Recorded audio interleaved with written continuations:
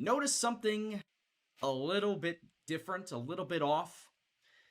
Yeah, it shows that I have three ticks in every single resource point generation. Now, obviously, this is a graphical glitch because, as you see, the resource points are still sit at 120 per week, which means that I have it set to level 2. As you can see, spec 2 is right there. Now, if I did actually have it set to level 3, resource point generation of 3, I would be getting 180 points per week. So this is just a graphical glitch. I did not add in a third tick to each one, powertrain, aerodynamics, or chassis, because of the fact that they cost $15 million each. I don't have $15 million. I have not had $15 million since the start of the season. So no, that is all wrong. It is just graphically a glitch, and probably happened because of the updates that came out today. So I'd say make sure that it's all good in your saves, in your My Team career, before you start freaking out. Because I started looking at this, I'm like, this doesn't look right. And sure enough, it wasn't. It's just a graphical glitch.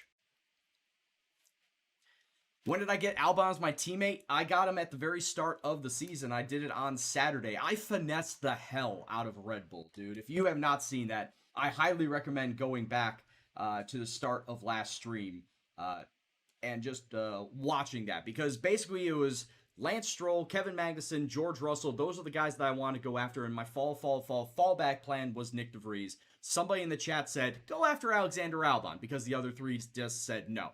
So I took a flyer on him, and he signed with me. But I'm not going to spoil how I got him. I want you to go see that for yourself. So like I said, go check out the start of last stream. It was pretty good. It was amazing that I was able to get him. What about the British Grand Prix? Of course, the quote-unquote 70th Grand Prix. I actually saw a good portion of the race this time. I actually woke up to watch this Grand Prix this time.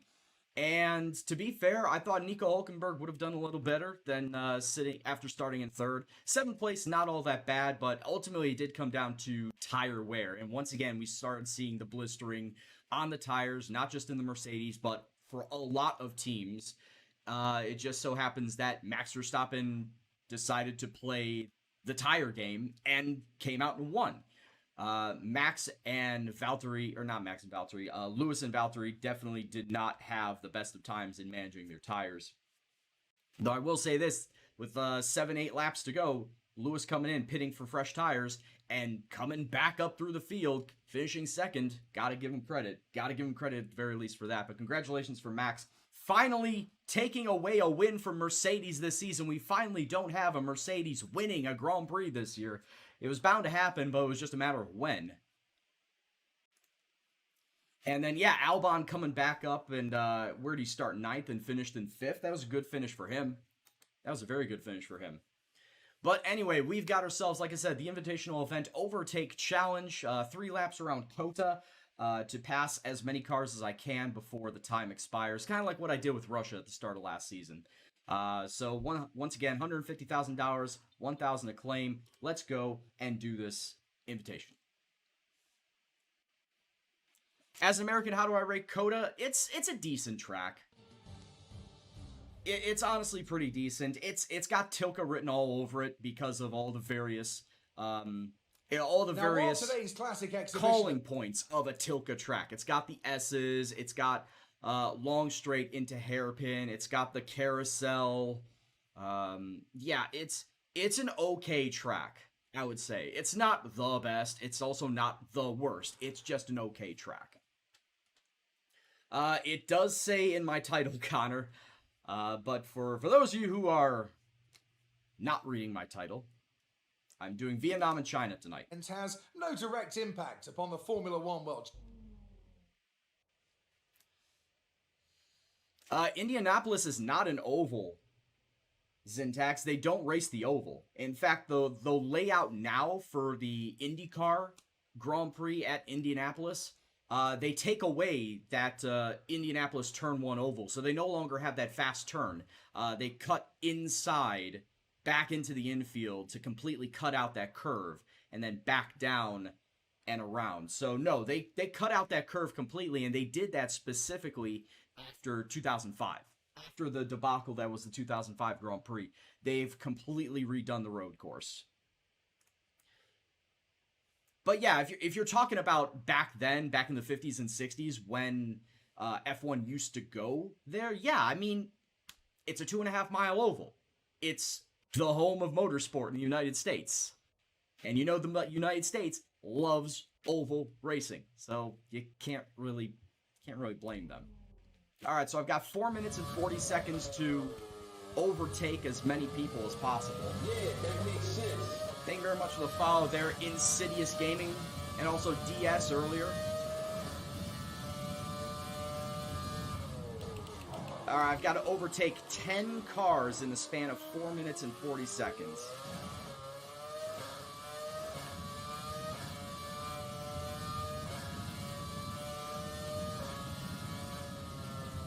And it said I was in a Ferrari. I didn't see what type of Ferrari it was.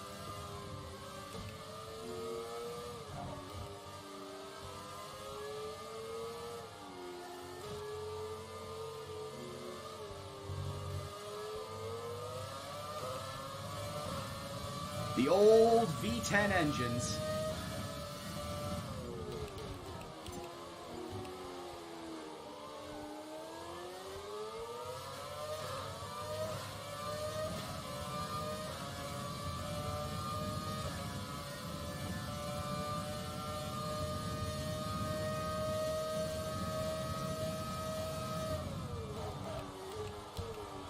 Oh, coming in hot.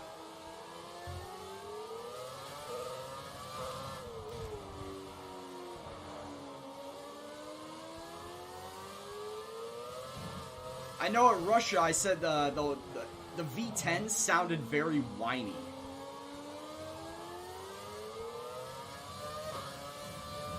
I know I made that comment that the V10 engine sounded very whiny. And I got lambasted in the comments for that, saying that's what F1 should sound like, not the V8s that we've got now. I very much got shat on in the comments by saying that.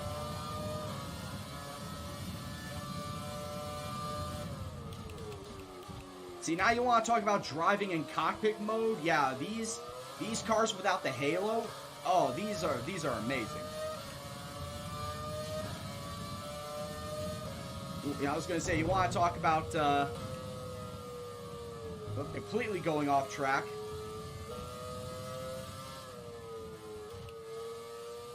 Fortunately, there are no stewards here at the track to give me a warning. To give me an off-track warning, I should say. I still have 3 overtakes to do by the end of the time limit. Time limit being with 2 minutes left to go.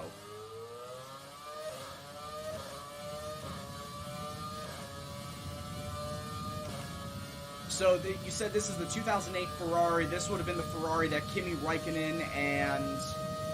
Oh, shit. Who was Kimi Räikkönen's teammate back in 2008?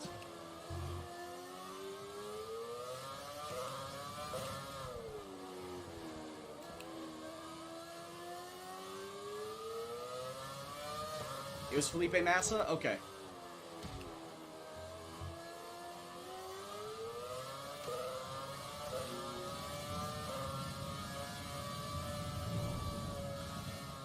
Come on, get back on track.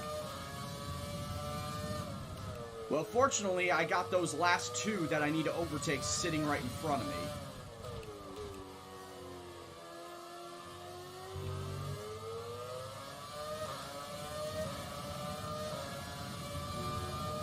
I was gonna say, when was Schumacher's last year? 2009? 2010? I want to say 2010.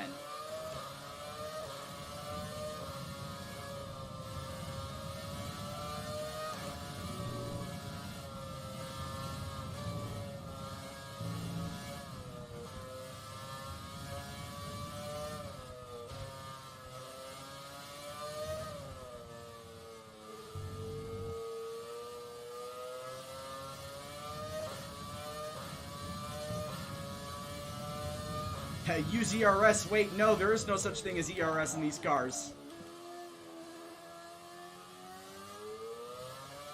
Now I pretty much have to stay ahead of all these cars behind me by the time runs out.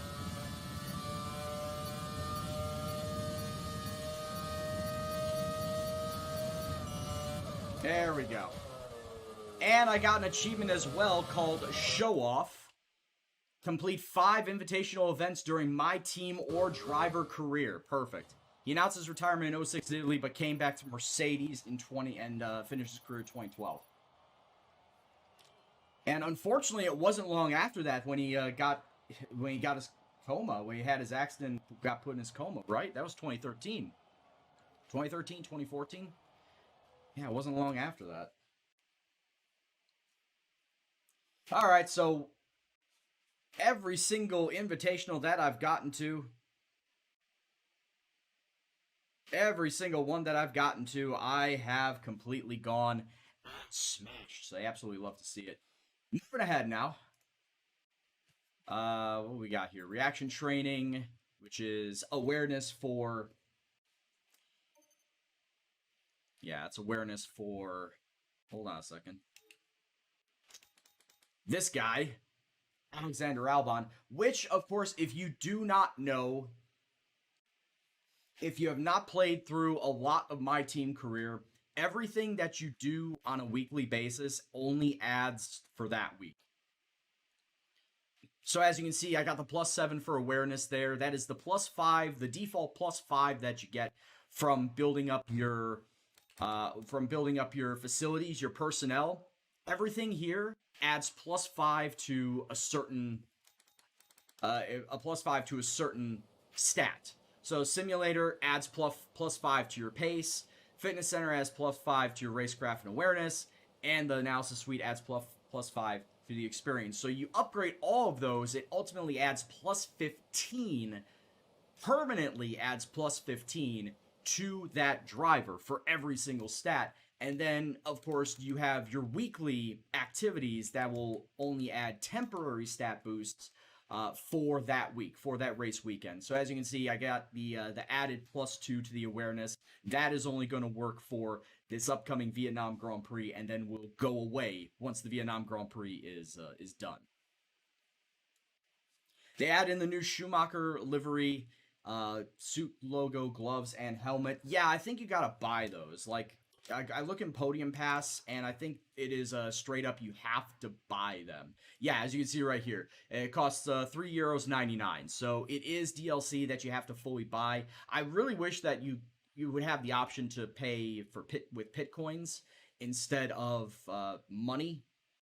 But to be fair, every bit of donation, every bit of money that goes into this DLC goes into the Keep Fighting Foundation. So I can understand that, and I can see why, and I agree with it. That's fine. Yeah, money goes to charity. Yeah. What's going on, Ninja? But yeah, Zintax, the weekly stuff like the team, the reaction time, the strength training that you see in the team activities for leading up to the race week, that's temporary, and it only adds that stat boost for that week. Whereas the facilities, upgrade of the personnel, that's permanent. That's all permanent. All right, so I'm trying to think, is there anything else that I need to do? R&D wise, no. Facilities wise, not spending any money right now. If I do spend any money, it will go to the marketing. Like, it will go to the marketing to up the sponsor relations, to improve team acclaim 10% faster. Like, that's going to be the next thing that I buy, for damn sure. And that's probably the last thing, honestly, that's probably the last thing that I'm going to buy up until re-upping Alexander Albon's contract, because I want to make sure that I have enough money for his contract, because in all honesty, his contract is going to be a lot higher than $7 million by the time contract negotiation comes back around. It's probably going to be upwards closer to $8.5 million based off of team acclaim. So that's why at this point in time, I'm going to use that money to build up that sponsor relations and marketing. And then once I'm done with that, I'm saving my money to make sure I have enough money to keep Albon for his contract. So we'll do that. And go to the race weekend. Just want to make sure that I have the difficulty set to 75. I do for practice. No, Zintex, I won't go for a new driver. No, absolutely I won't. But anyway, Ninja, how you doing, bud? Thanks for stopping by.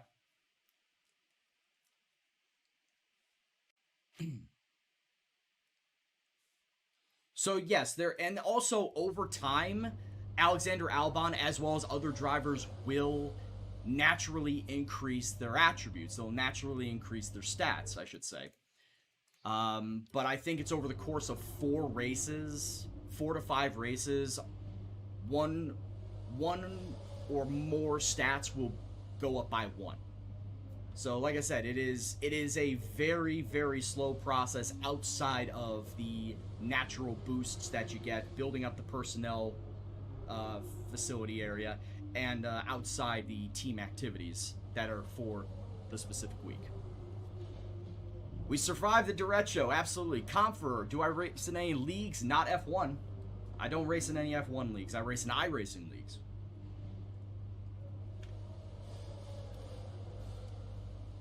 Oh, I'm having a great day. I survived a pretty strong storm here in the United States, or in the Chicago area, I should say. Specifically the Chicago area.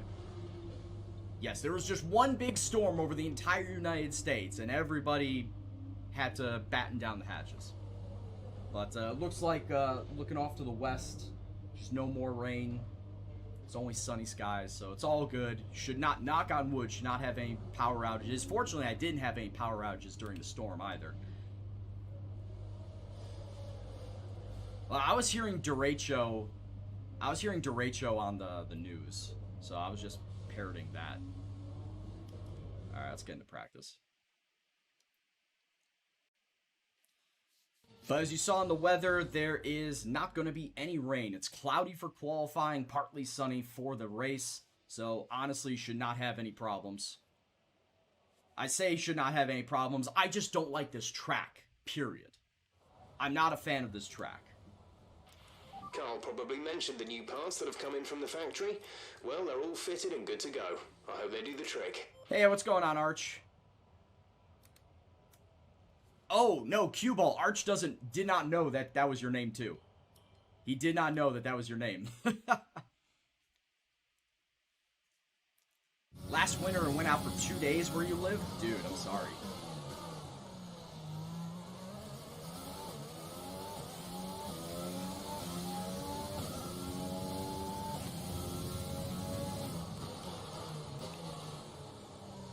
Oh, shit! Ah, fuck. Start it over. That's the joke.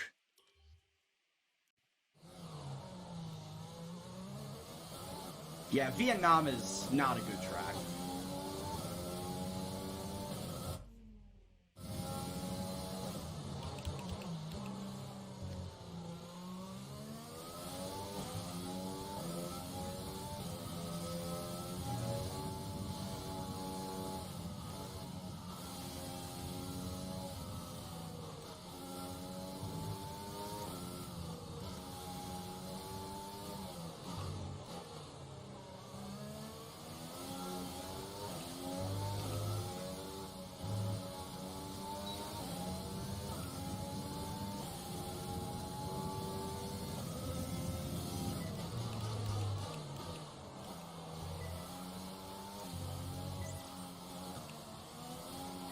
Fuck! I'm turning into Slidey McShithead over here. Oh yeah, Comfer, honestly, I agree with you. I agree with you on that. Any road course, or any narrow street course is better than Monaco. But I'm still not a big fan of the track.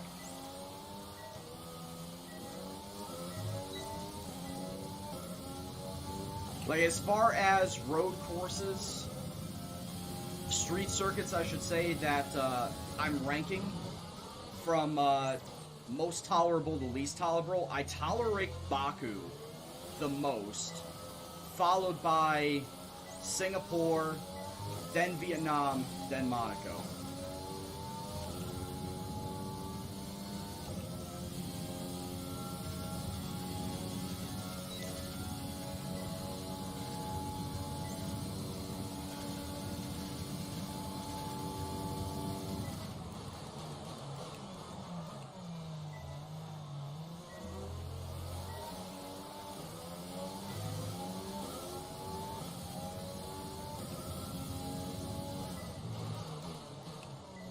Oh my god.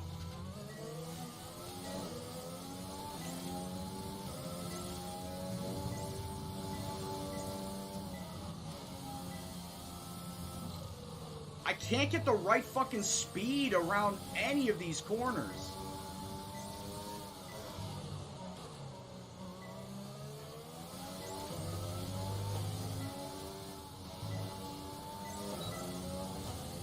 I know I didn't purple it. No, I need 685 to purple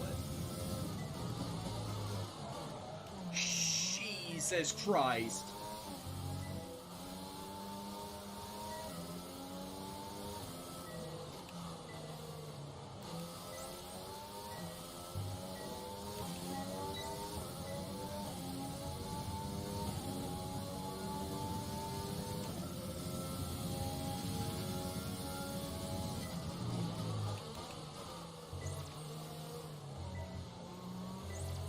Well, fortunately, the sponsor I got just says I need to complete the practice programs. I don't have to purple them. Oh my god, I'll be pulling what little remaining hair I have out of my head if I had to purple all of these.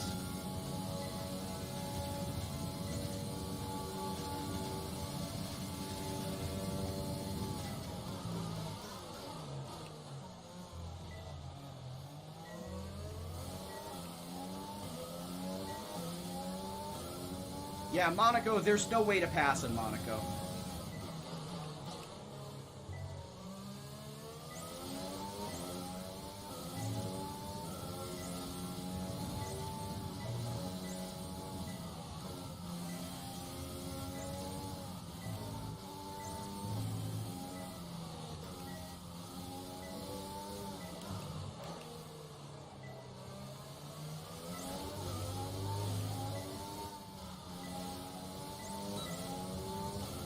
Did I get it this time? I did get it on the second lap. Alright, we'll do that.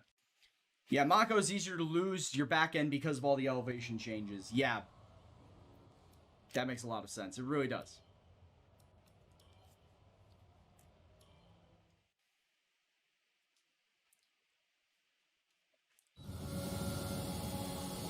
Because of the going up and going down, yeah, it's the weight distribution on the car.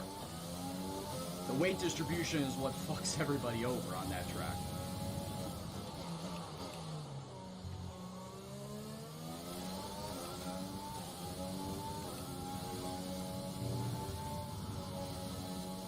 Now, on a track like this, actually getting the tire management is pretty easy on this,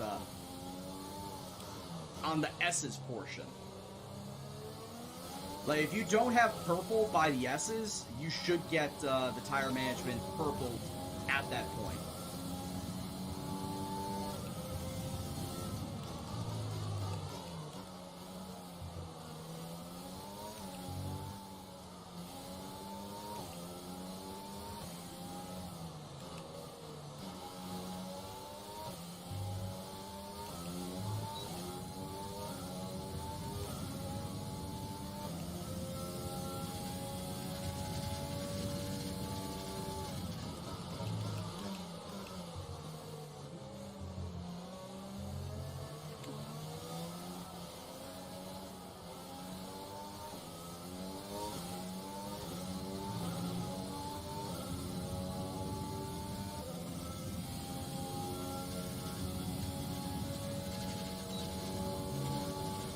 Yeah, Flesh, I'm not a fan of it. Just so happens that today is the day I gotta drive it.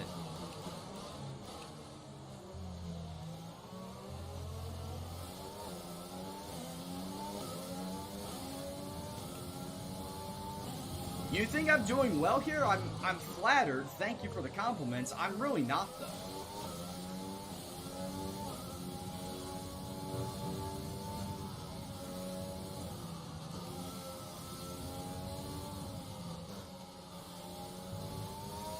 I'm kind of just hanging on for dear life at certain points.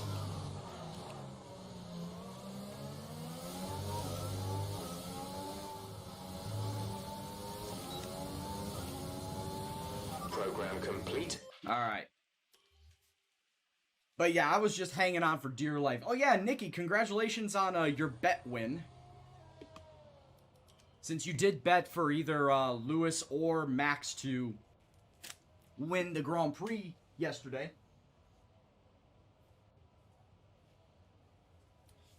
It's getting sun right in my eyes thanks to those curtains. Those curtains actually being open.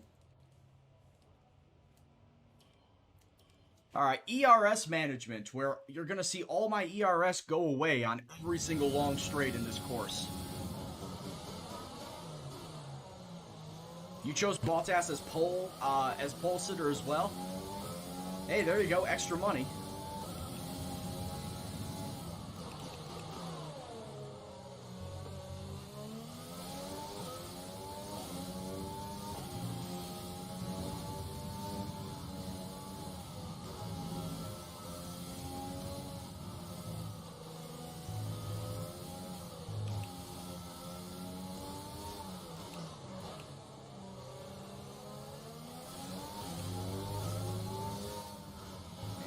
Just about done with these glasses.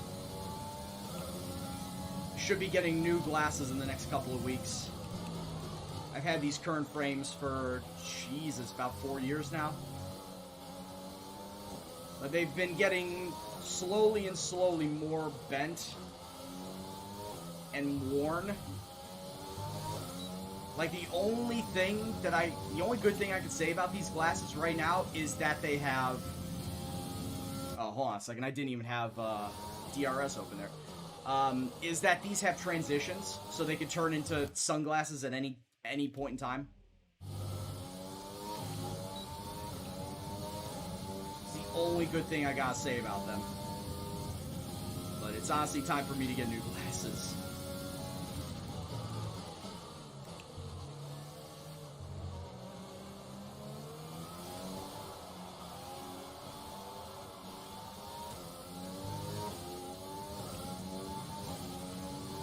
No, I didn't go to Costco. I didn't go to Walmart. I went shopped online at a place called Zenni, Z-E-N-N-I, where they have pretty cheap frames of stylish and affordable frames.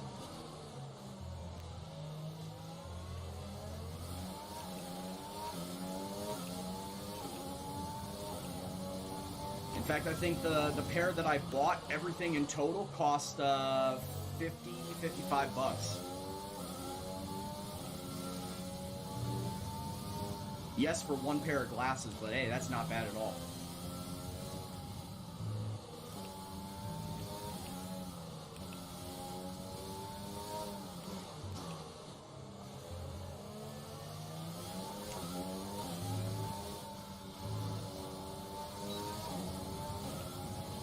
All they ask of you is, outside of choosing your frames, you just need to give them your updated prescription.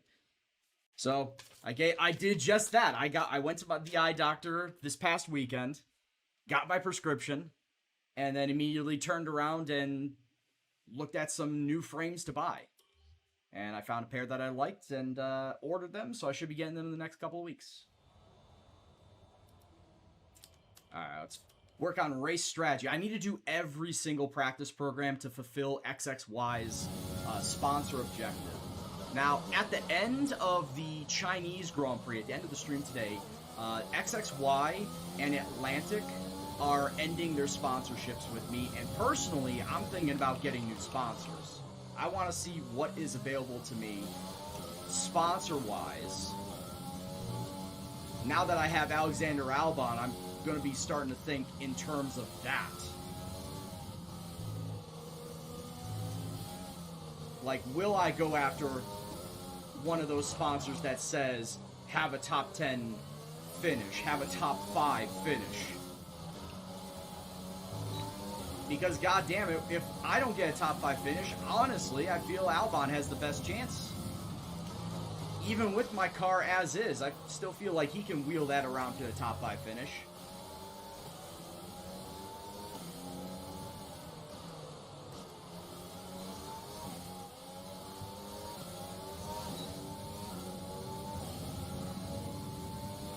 So like I said, at the end of the Chinese Grand Prix, I'll take a look and see what sponsors are available, and I'll make a decision as to what I'm going to sign on to. Because I feel like while XXY and Atlantic are safe options,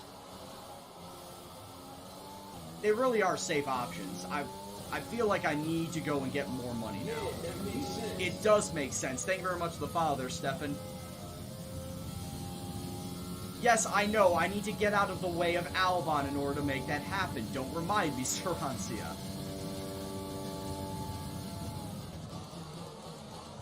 To be fair, it was his fault, alright?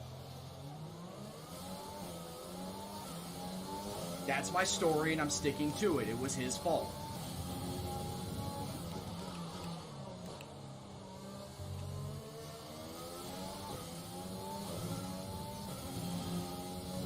Ah, shit. Well, then we can agree to disagree, Sarancia.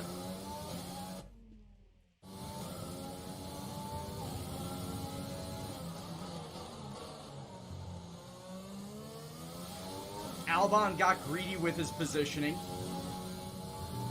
Tried to take it up on the inside when there wasn't any space.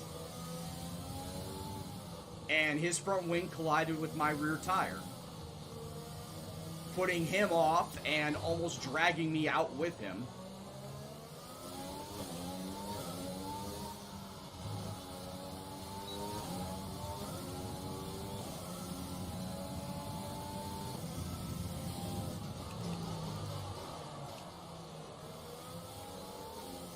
So yeah, I would like to maintain that it was definitely not my fault. I'm gonna turn into Snitsky over here. It wasn't my fault. It does make sense. Thank you very much, you boy 65. Hope you're doing well. Hope you enjoy the stream.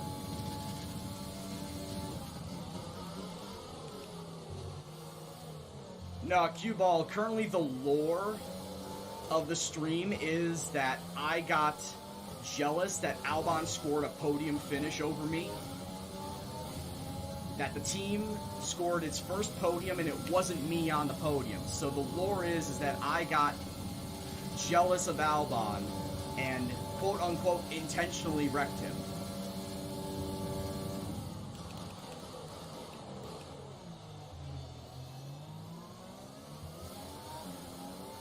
To teach him a lesson, apparently.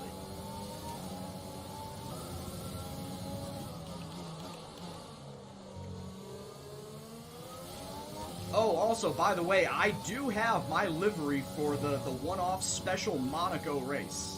I have that all painted and ready to go. You are just going to have to wait until Thursday when I do my Monaco race, though. I'm going to let you simmer on that.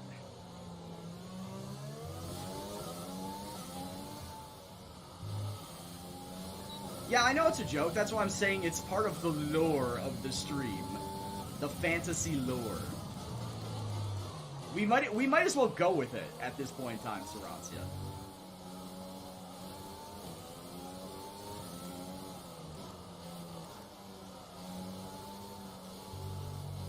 God damn it. First couple of turns suck major ass.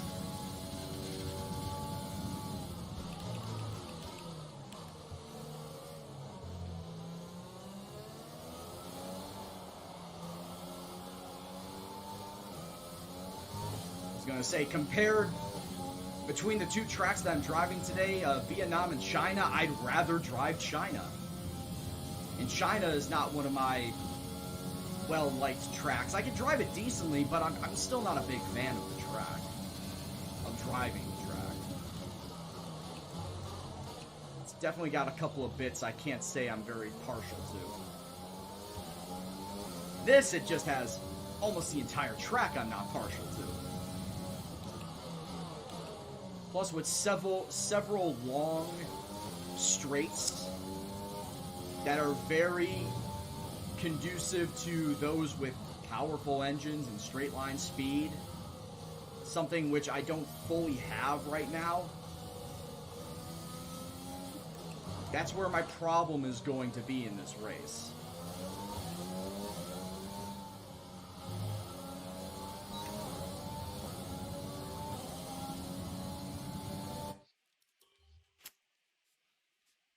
AI is strong there. See, I need to get a list of every single track that like AI is good, AI is bad at. Because I feel that's the only way I could start planning my seasons and what to do in each season.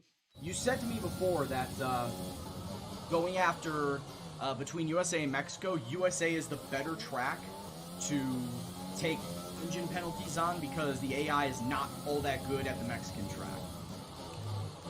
So that's like the one thing that I know of as far as AI strength of tracks as to what to build my my season around.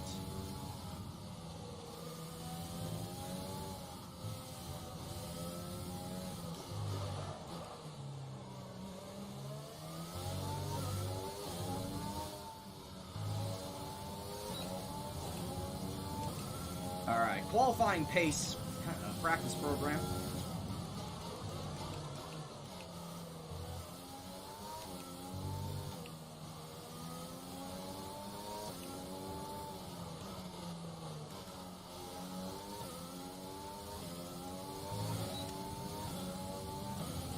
Then after this, got to finish up with the fuel program so that I can officially get all practice programs done.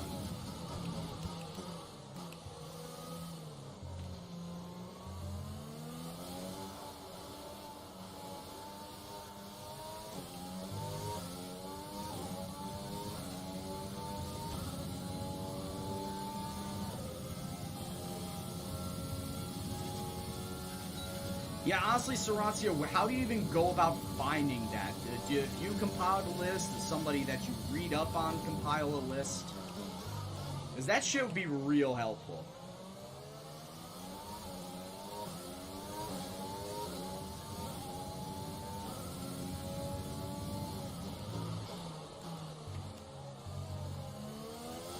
Wow, I lose a lot of time in the hairpin. I just noticed that I lost a lot of time getting through that hairpin right there.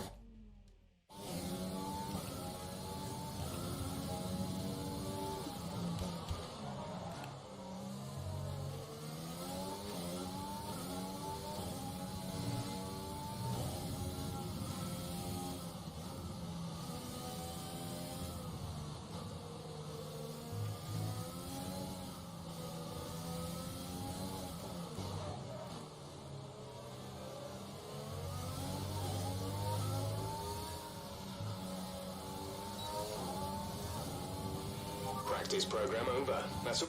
Alright, yeah, we got that then. For the F1 setup link, you got our first top 10 at Monza. The setup link has been updated. At this point in time, the setups that I use are all made by Sarantia. So currently the setup link is to his Discord. So if you want to check out his Discord on any and all updates that he makes to F1 setups, be my guest. It is there at your disposal. Exclamation point setups to check that out. I figure since I don't use the F1 setups forum anymore,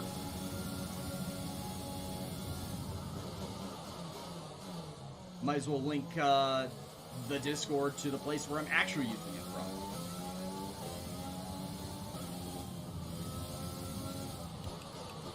Alright, this is fuel wear.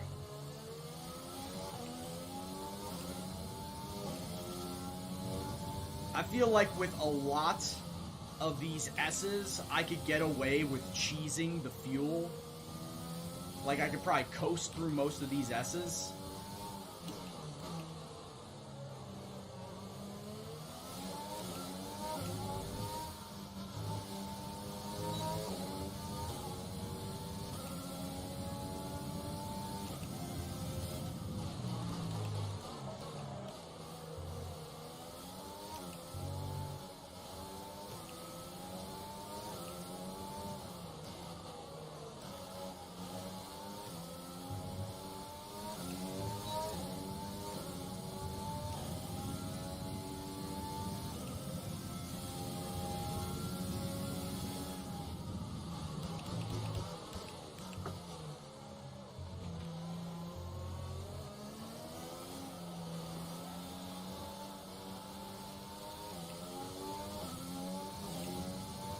Wow, it really does not look good for me on fuel. It is looking like it is going to be very hard to cheese.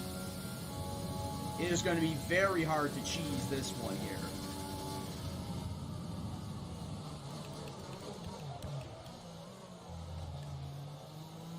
Come on.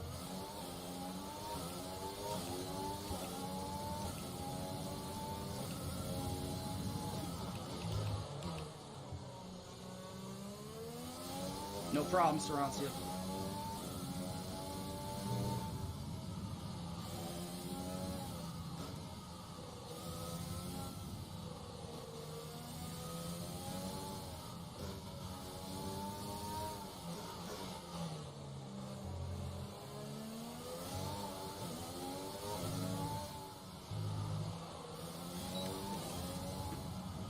Cheese it. Oh, I almost got the purple, but you know what? Practice program is done. It is all well and good. And I think I'll actually put together a few more laps. I was going to say I'll put together a few more laps just to get around the Vietnam circuit a little bit better. But at this point in time, I'm going to take this. We've got the best practice lap time and the best lap in the session, which is fulfilling the sponsor objective for Lugna, as well as then the XXY subscriptions, the sponsorship for finishing up all of these. So we'll just move on. I can't wait till the next season comes out to figure out what the next liveries and helmets and gloves and fire It's time suits to are. remind ourselves of our top three, who are O'Brien. Maybe, I don't know. Will they be good? Will they be shit? I don't know. I've actually given up going after the Chrome one, which is the series objective. Complete all 24 objectives across solo, career, multiplayer, and weekly events. I've only got half of them, and I've pretty much given up the quest to go after the Chrome, the almighty Chrome livery. So I'm just gonna say F it to that. Alright, let's bump this bad boy up to 94 and get ourselves into qualifying. I also want to make sure that I have my engine is all well and good.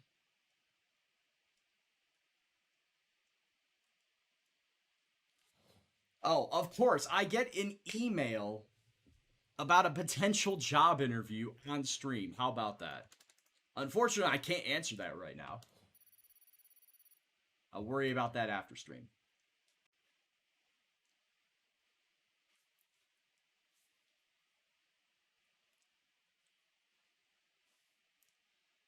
Alright, so qualifying here at Vietnam. Can I do well? Or, if I can't do well, will Albon do well with my car? That is the hope, is if I can't do well, I gotta hope that Albon does well in my car. Oh, my chassis got upgraded.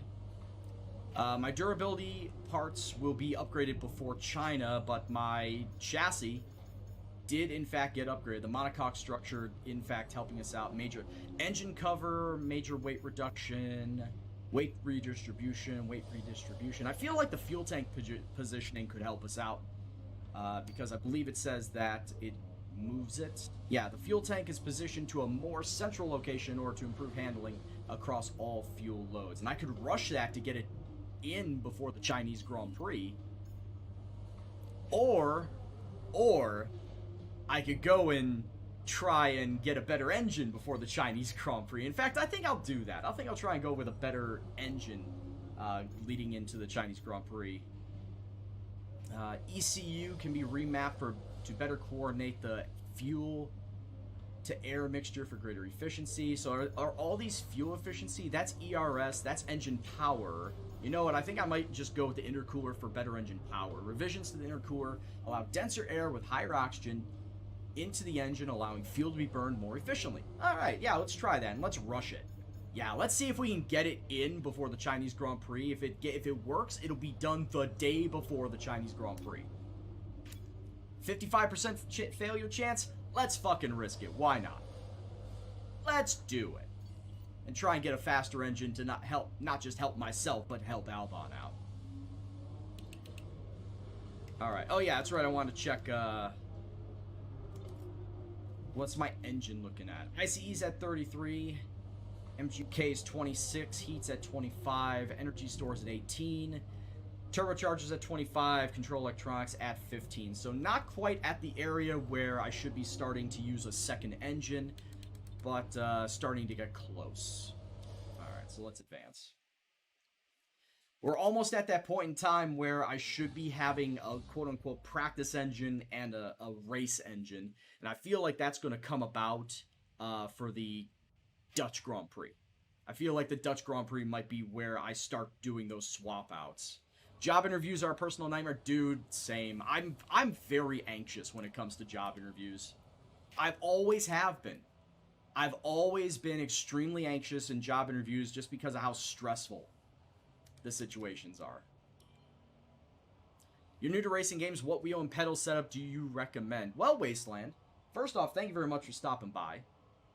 Secondly, there are a plethora of ones that you could go after. I personally am using the Logitech G29.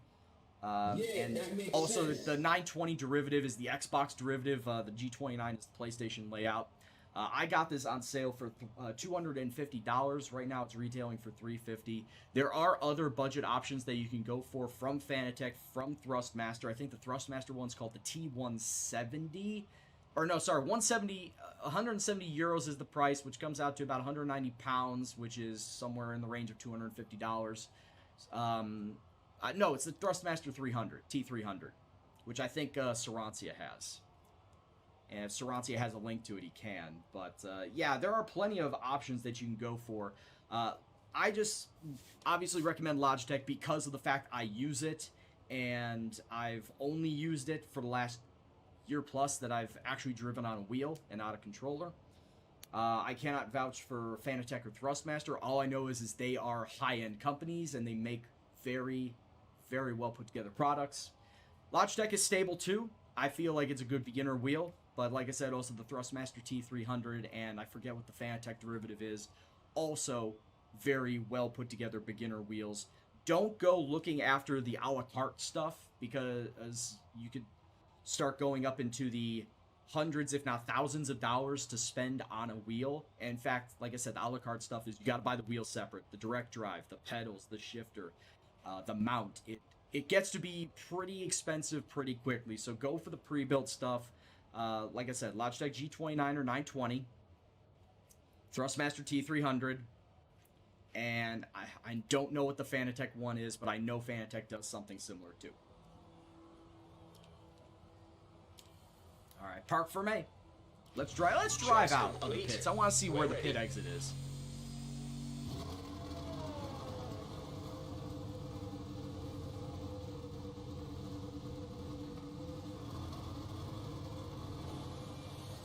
It's like talking to a duck and trying to explain how software engineering works.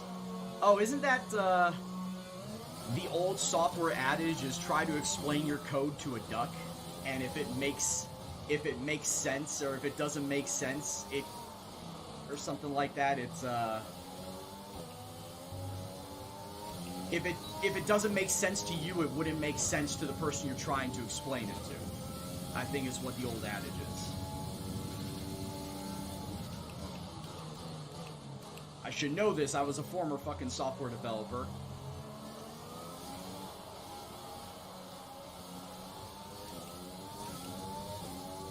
Before I chose a different career path of IT/web developer /DBA, I was a software developer coming out of college.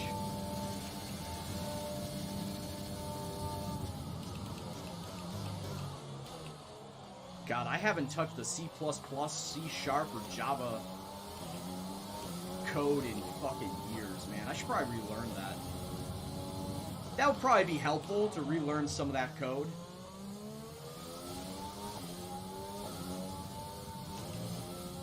You know, especially with me being out of a job and all.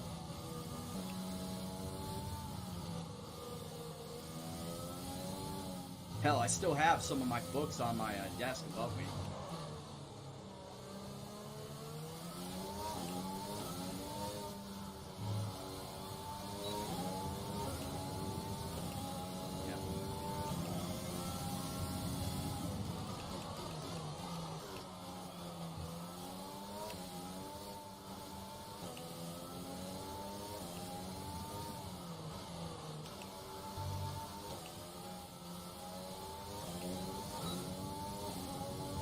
Oh, you know what I just realized? I'm on fucking soft tires, and I did not mean to be on soft tires.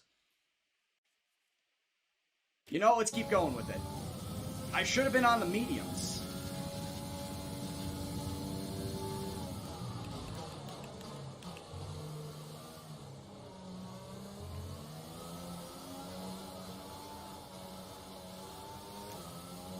Well, let's hope I make it into Q2 then. Yeah, I meant to originally go out in the fucking mediums.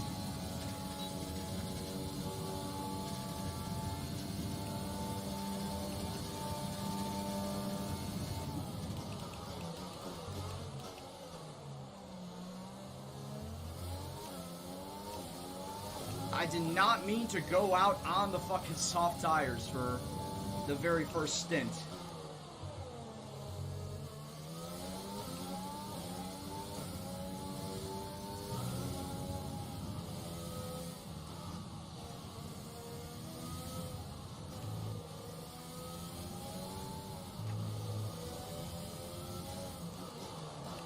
Well, the good thing is I will go out for another lap.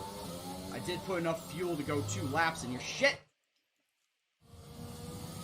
But yeah, that was a complete accident. I thought for sure I switched to the medium tires. I went onto that screen and everything. Ah, for fuck's sake.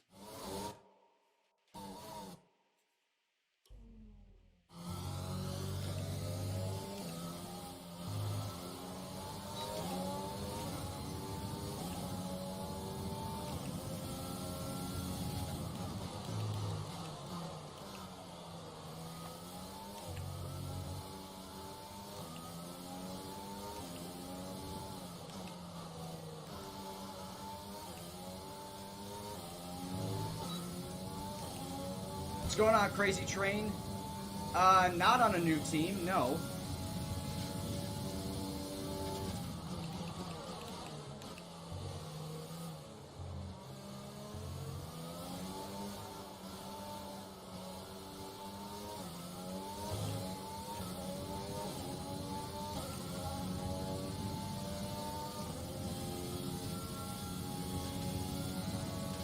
Yeah, Tykesman, I don't know what I was thinking of this time around. The tank is empty.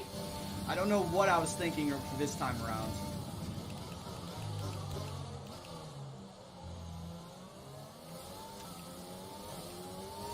Like I said, I usually go out on the mediums to set a baseline time.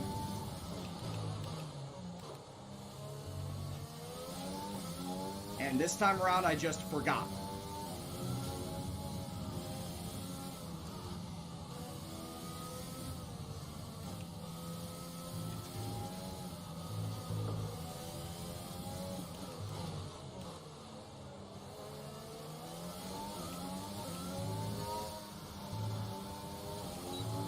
Honestly, oh, I got a second faster there. All right, I'll take that.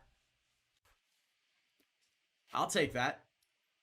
Because it looks like a Red Bull. Well, it is a darker blue. I do have a darker blue livery.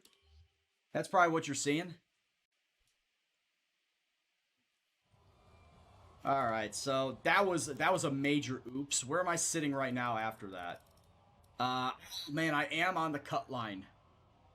I am sitting 16th after the shit that I just pulled, which is not good. I am on the cut line at 16th place. If I want to stay safe, I need to get technically into the 135s.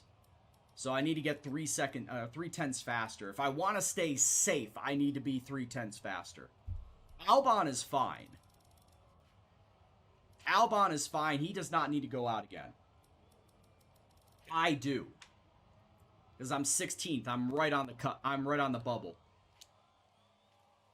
But yeah, like I said, if I want to be safe, I'm pretty sure I need to go and be 3 tenths faster.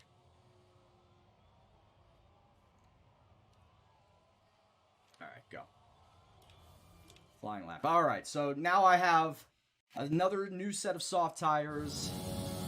Lowest fuel load. I should be good now. Also, Wasteland, thank you very much for the follow. I did not see that come on in.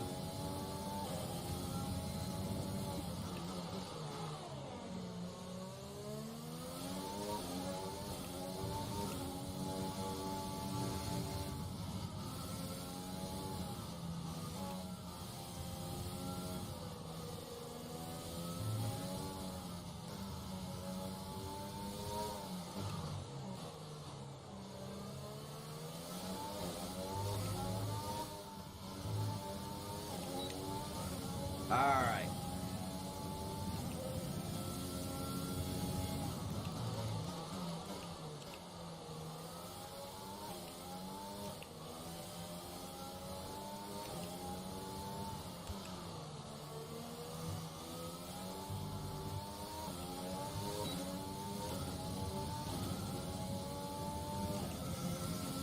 Yeah, that's the hope right now, is to stay. I am now 17th. I'm off the bubble.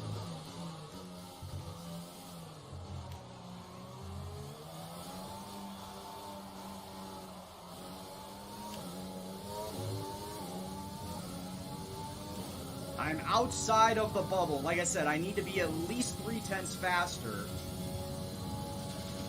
to be damn sure I'll be safe. And right now I'm 0.6 faster.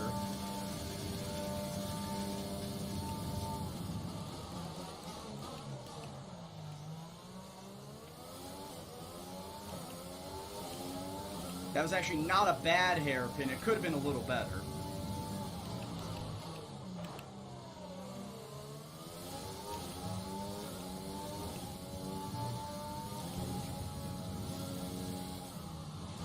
Okay, there's 2 minutes left in this session and we're in the drop zone. We need a quick lap, or that's qualifying over for us.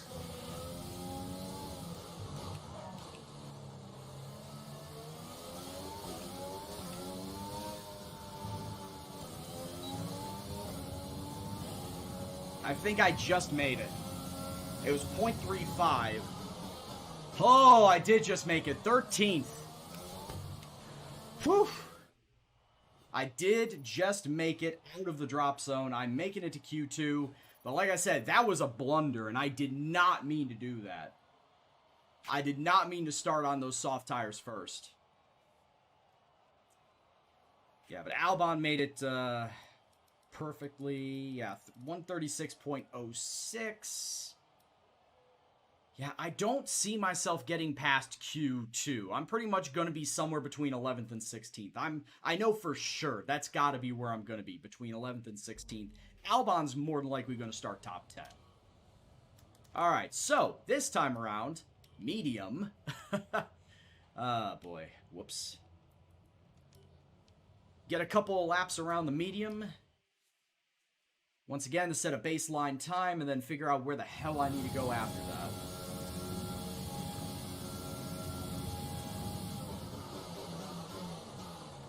But yeah, no, like I said, Crazy Train, same team, just a darker, newer livery. And speaking of liveries, I have my special one-off Monaco livery all painted and ready to go. But you're just going to have to wait until Thursday when I do my Monaco race. But you don't know what my schedule is going to be like for this week race-wise. I did post it in the Discord. If you're not a part of the Discord, go ahead and do that. Hit that follow button in the Discord, or hit that Discord follow button down below in the info boxes. Like I said, it was going to be Vietnam and China today, Netherlands and Spain tomorrow, Monaco, and the practice/qualifying sessions for Canada, because remember, Canada is one of those 100% races that I had randomly selected. And because of the fact that it's going up against the iRacing League race on Thursday, there's no way I could do the Canada race on Thursday. So the Canada 100% race plus normal 50% France, that is what's going to be on Saturday. Meaning that the 100% Austria race will be next Monday.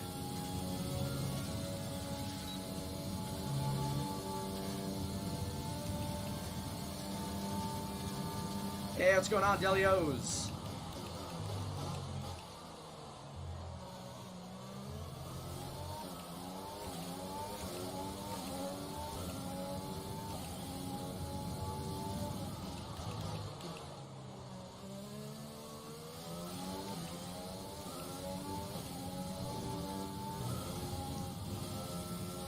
Are the storms that just hit here going to hit you, or is that going to pass up?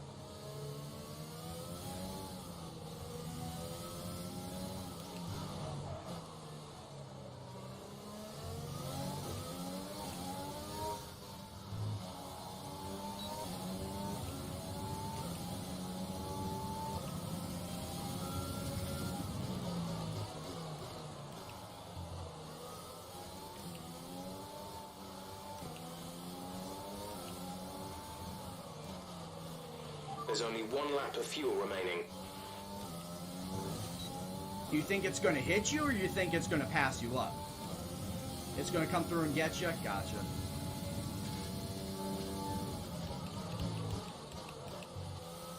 Hope you stay safe over there, dude.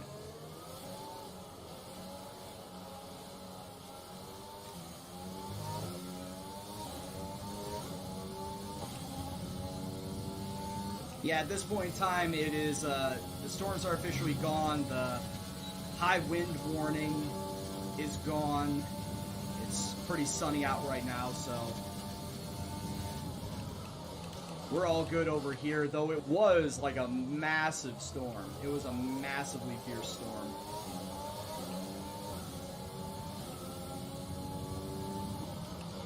Lasted for a good hour.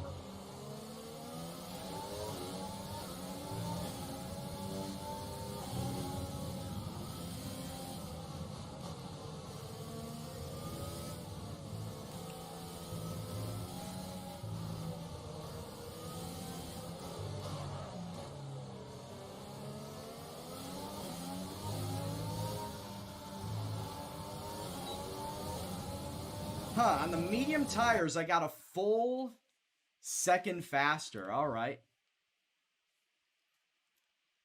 Now, will I see a full second faster on the softs? I would hope so. Will it happen? Probably not. Let's got that. Car setup. Make sure I've got fuel dropped. All right, so with that medium tire stint, where'd that put me? Obviously all the way down in last. If I want to make it to Q3, I need to go a second and a half faster. Can it be done? I think if I stretch it very, very, very, very close, I could probably get into Q3. Question is, though, is what is Albon going to do? He is outside of the drop zone. He's in the drop zone right now. Do I think that he'll get it? Yes. Do I think I'll get it? I don't know. That is a good question. Will I get it? I need to go at least a second faster. I probably would say safe zone would be 1.3, 1.4. Just qualifying for Vietnam, Argo.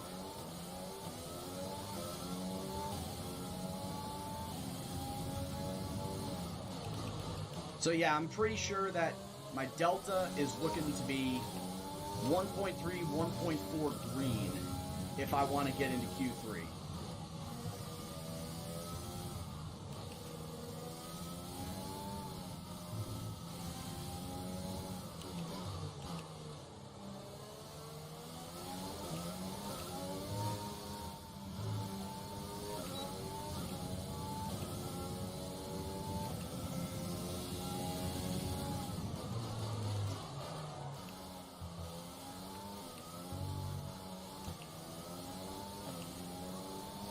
Oh, shit.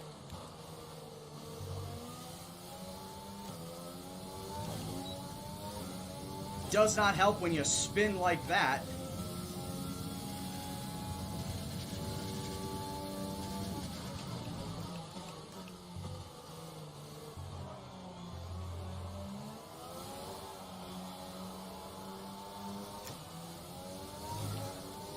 After what I would have considered a very solid turn 2, a turn 2 carousel, I go and spin right there.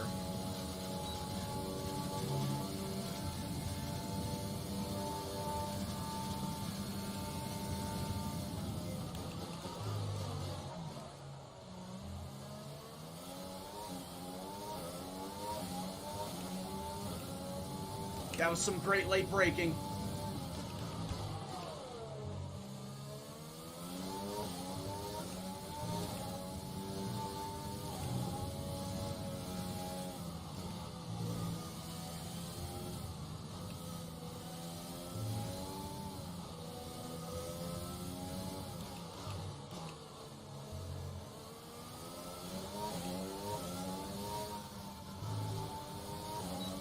I've got to be in Q3 after that. I've got to be in Q3 after that. That was 2 whole seconds faster. Let's go. Let's go. 3rd place. And that is going to put me into Q3.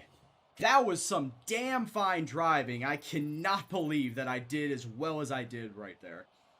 Oh, a great drive to get into Q3. And now the question is, wow, Albon didn't make it. Huh? Albon did not make it into Q3. He's going to start in 11th. But now I've got everything to go for. I've got everything to play for now. As now I've got the drive, the potential drive, to start top 5. Alright, so get on those mediums. Car setup. Once again, set a couple laps on medium tires. And then get that one final good lap on the soft. And see where exactly it puts me. Yeah, 2 whole fucking seconds faster. That was some damn good driving. Yeah, and that even accounted the spin that I had. Coming out of, shit, what turn would that have been? 5? The other big carousel section.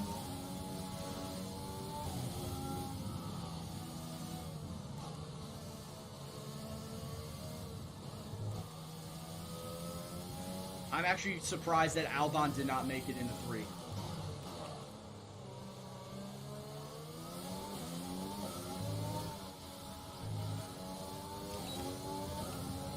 But actually, by virtue of myself getting into Q3, it bumped Albon out.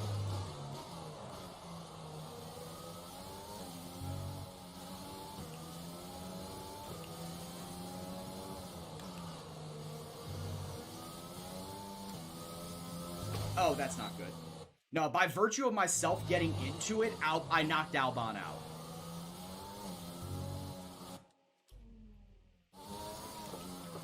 Shit! Ah, damn it.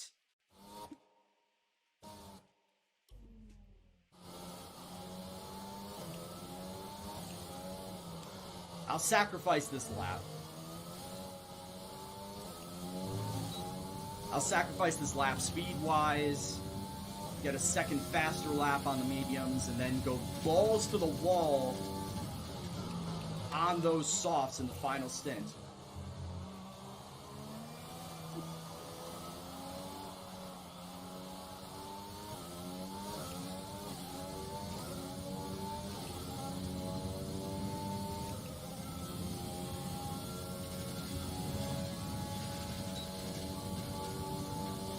Hey, he did get me a podium for Gendo Racing at Australia.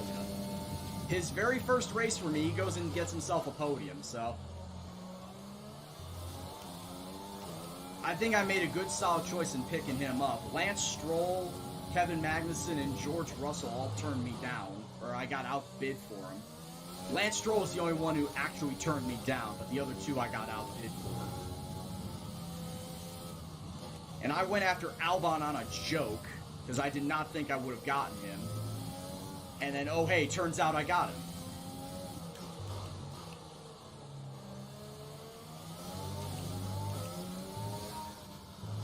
Oh, for fuck's sake, man.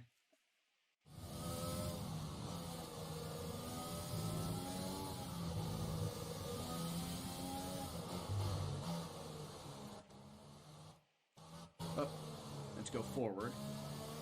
Coming out of that. See, I really hate that I'm moving ahead, moving backwards, and it's going and using the side mirrors. That's a bit disorienting.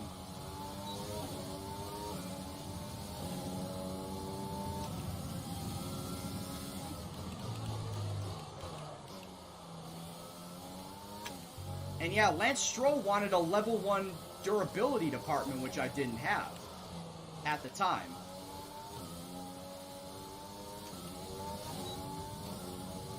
He wanted a level 1 durability department, which I did not have at the time.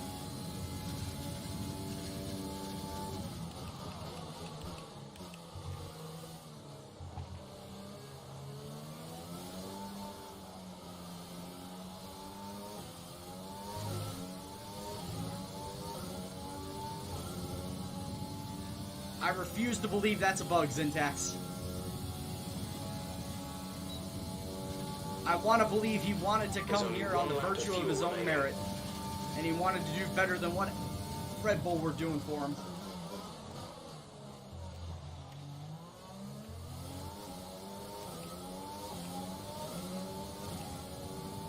Actually, because I fucked my wing up, I'd rather just return to the garage right now.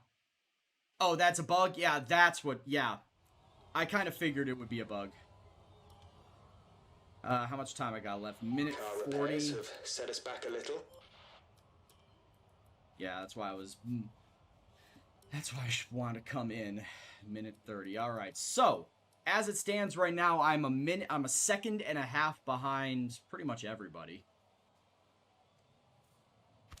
I'm a second and a half behind pretty much everybody, so... if I get 2 seconds better, I may put myself up into, like, 6th or 7th place, but...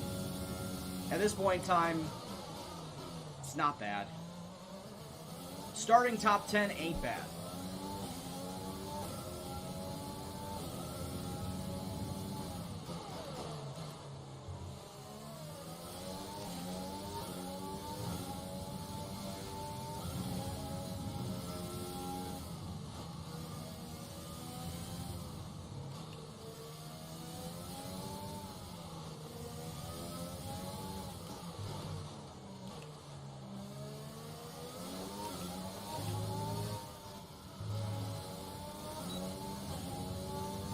Alright, one final lap here in qualifying at Vietnam.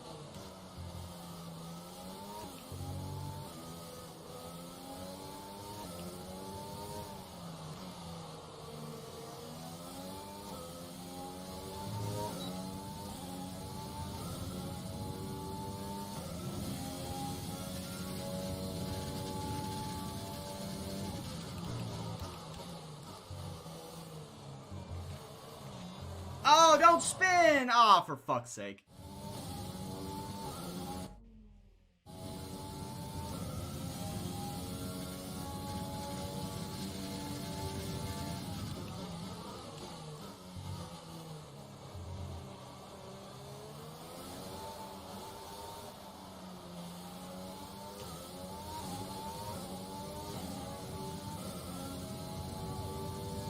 Use the power of Vettel. I mean, I just did, Syntax.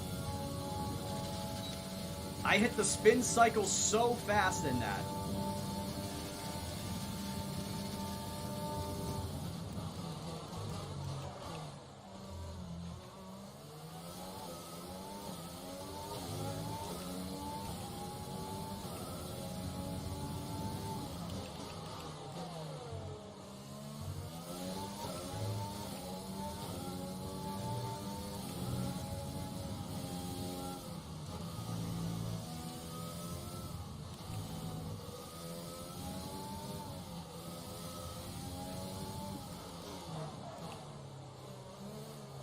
No! God damn it. I was actually doing so well here at the S's, too.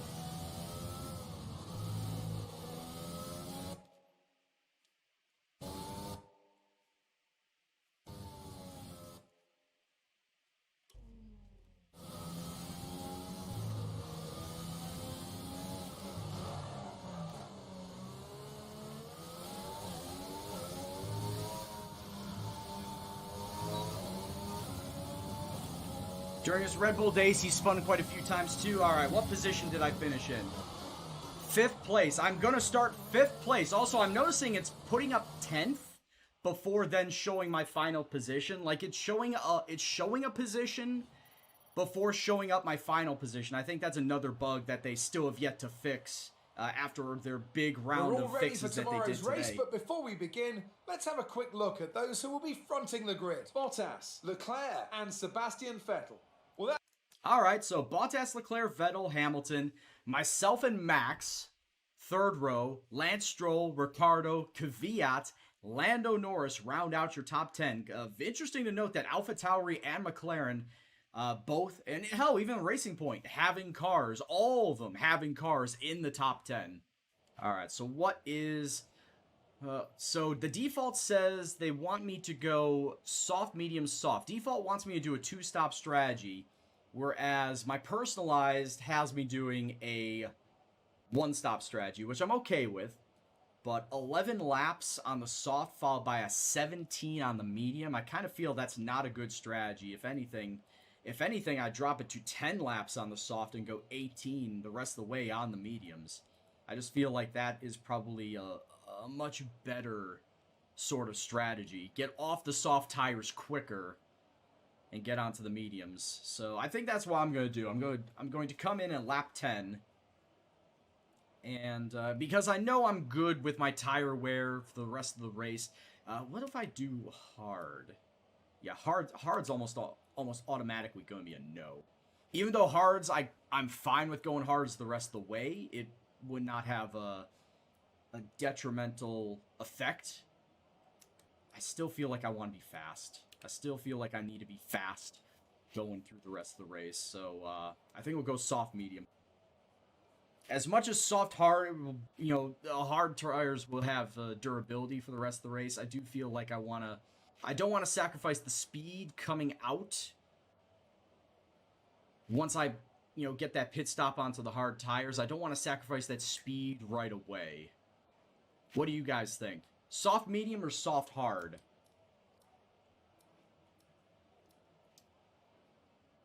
Because like I said, hard tires, I know for a fact they won't be used up as much. I know that for a fact. It'll be fine. But like I said, I don't really want to sacrifice the speed aspect. If I do that. If I go on the hard tires, then I would only last 9 laps on the soft tires before then coming in for the hards. Plus, you also gotta remember the hard tires, with how narrow the track is, there are not going to be a lot of places to overtake. What track is it's Vietnam, Yoda? There's not going to be a lot of places to overtake except for the long DRS straights. So maybe I could start stacking people up in that area if I'm on the hard tires. So if I do go for the hard tires, yeah, I would start on the soft, obviously, because of qualified top 10. Go 9 laps, pit for hards, go the rest of the way on the hards. So I think that's probably for the best. So we'll do that. All right, mediums won't last. Yeah, I was looking at that. It definitely looked like it was going to dip above 50%. Down above the 50% usage. So yeah, I feel like that's probably for the better to go soft hard. 2-stop is fastest online. See, that was the default strategy. Like that's the default strategy that pops up here is soft. It says soft, medium, soft, or you can go soft, soft, medium if I really wanted to, but it does not say that it's the faster strategy in the game. If anything, the faster strategy is the 1-stop. By 8 seconds, it says it's the faster strategy, but I'd rather go 1-stop. In fact, I'm almost certain that the AI is going to go 1-stop. I'm almost certain that everybody in the top 10 is going to go soft hard. So I think that I am going to follow suit. I will go soft hard. 1-stop strategy is going to be the way to go. Yeah, you say that, but honestly, I don't feel like taking an extra 20 seconds to pit, Yoda. On a track like this, I don't really want to take another 20 seconds out of my race to come back in and pit again.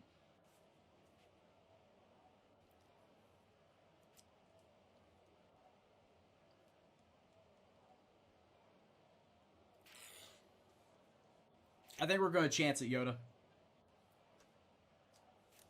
I'm also trying to remember what the AI did last season. And I think it was a mix of what the AI did. Some of the AI did soft hard. Some of them further back did medium hard. Others did 2-stops. There's no one set strategy that the AI did. Soft hard is safe, and I'm kind of feeling like I want to go the safe route, Yoda. Starting in 5th, I don't think by the time I come into the pits, I'll drop lower than 10th. So I feel like that I should have a top 10 wrapped up. So I'll go with this. I'll go soft hard. So anyway, get your predictions in the chat. I'm starting in 5th. Where do you think I'm going to go?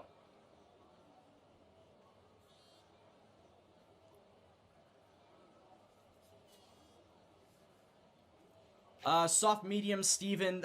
Medium tires wear out 15 laps in. And if I'm using up softs after 11 laps, I'd still have 17 to go. So I think soft hard is the better way.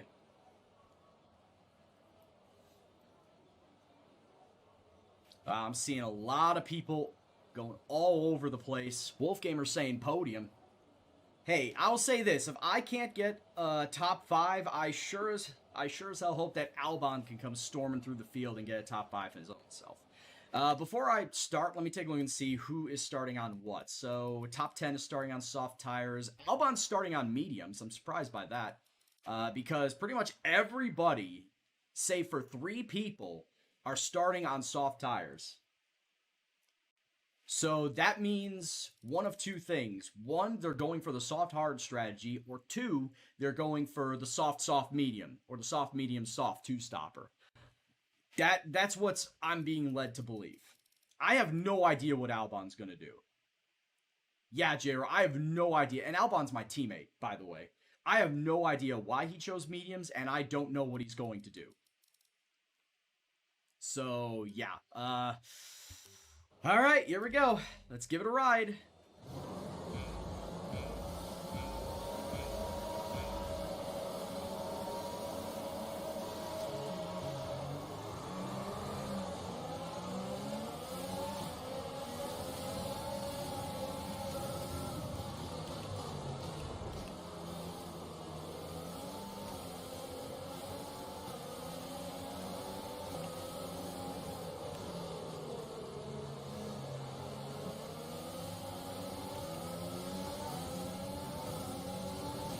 Strong start.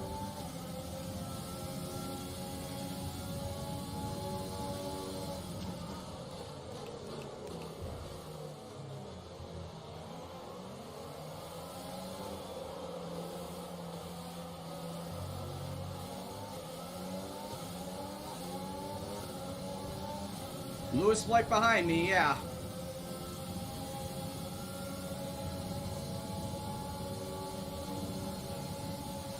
Yeah, it's just Lewis. It's not gonna hurt me. I got the Ferrari squabbling in front of me.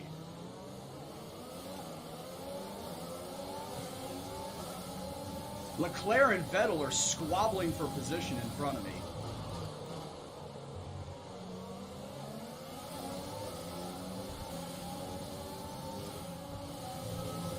Oh, Hamilton, don't do it!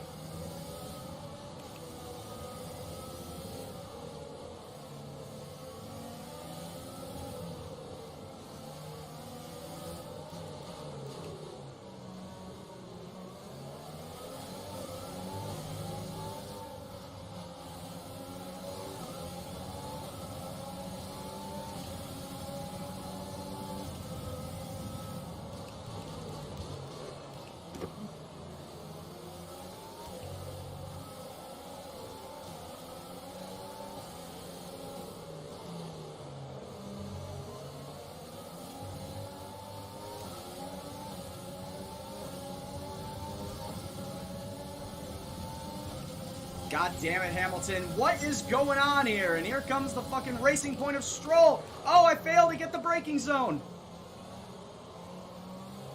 No, we're not taking that 10-second penalty. I was paying attention to my rear view mirror. I was looking in my rear view mirror.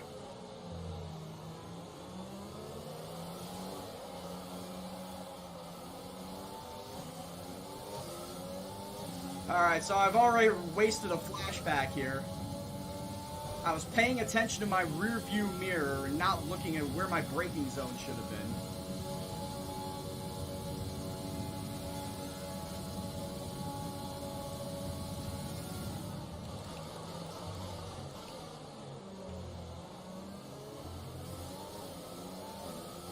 Yeah, Truly Train is in fact happening. I am at the forefront of it. I am the conductor of said train.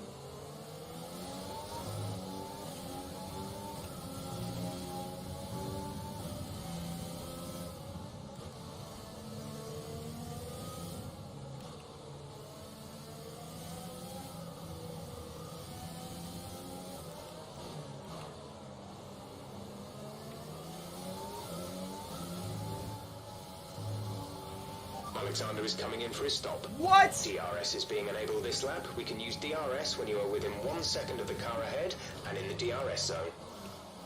Albon, what happened?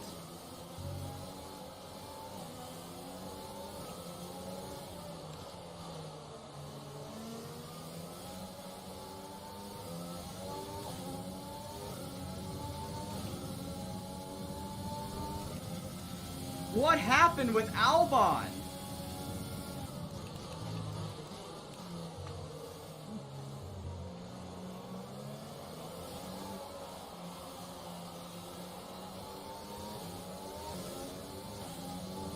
I don't know, man. I have no idea.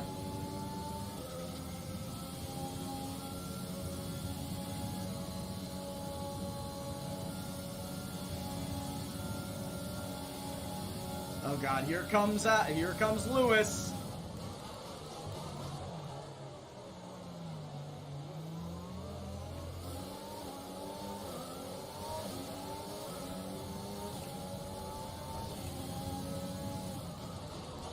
Yeah, more than likely it's wing damage, Hansen.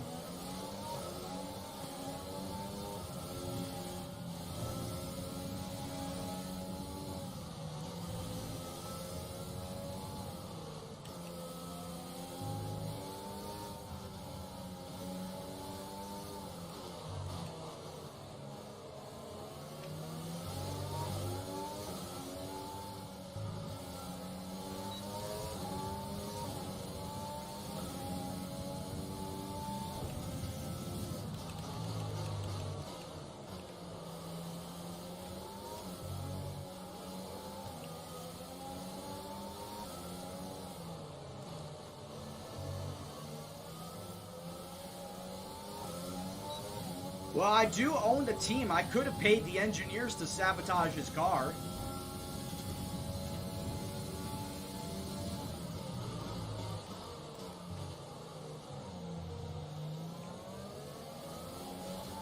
I very easily could have paid the engineers to sabotage his car.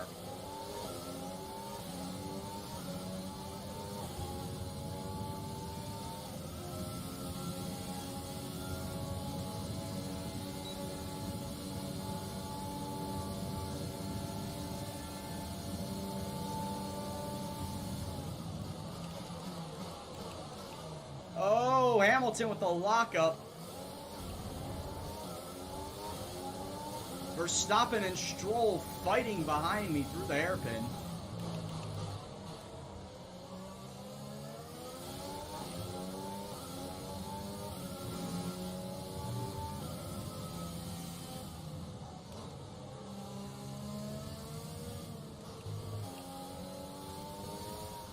And you know what? I think they're in their fighting. They hit each other's wings because now they're falling back.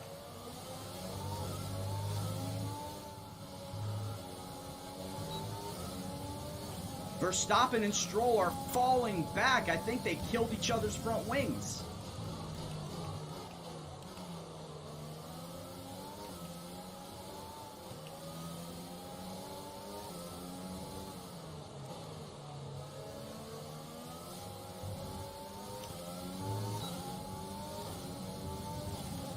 I'm still staying within DRS range of Hamilton. It's about all I can do right now.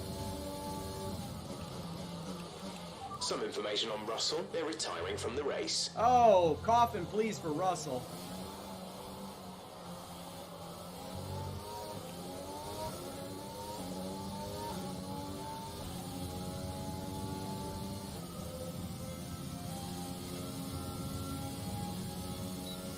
A new strategy is available on the MFD.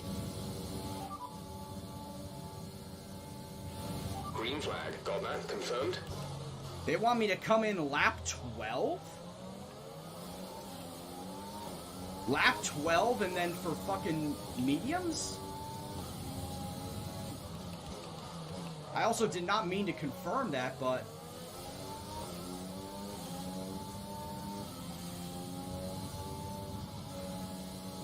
Kvyat is out of the session.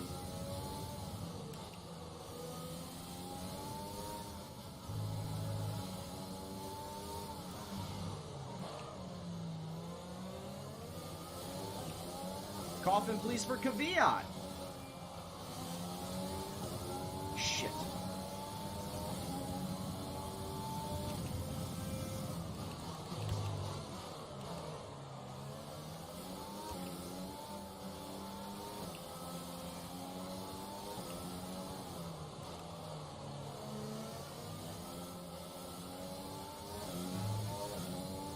Oh yeah, if there was a safety car coming out, I would have pit for fresh mediums.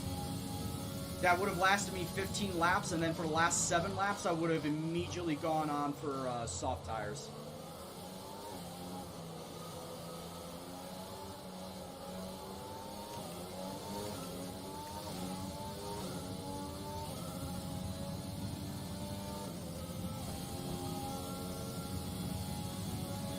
So here's the question, do I pit on lap 9 and do my original strategy of go on the hards, or do what Jeff said, and Jeff said come in lap 12 and go mediums for 16. I don't think mediums would last the entire way. I think 15 is stretching it. Hell, 16 might be stretching it.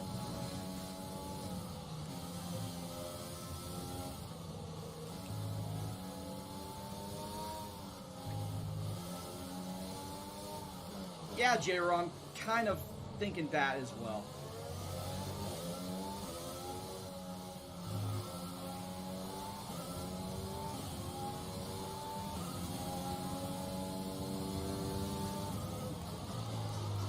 I mean, that was the whole reason why I chose that strategy in the first place. So I think I'm gonna stick with my gut on this one and come in lap 9, pit for hard tires.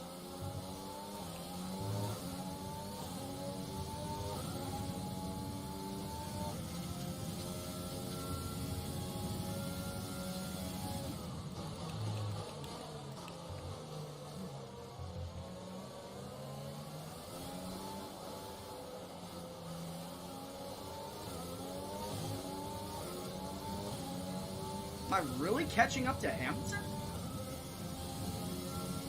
I mean, I was catching up to him without the overtake, too.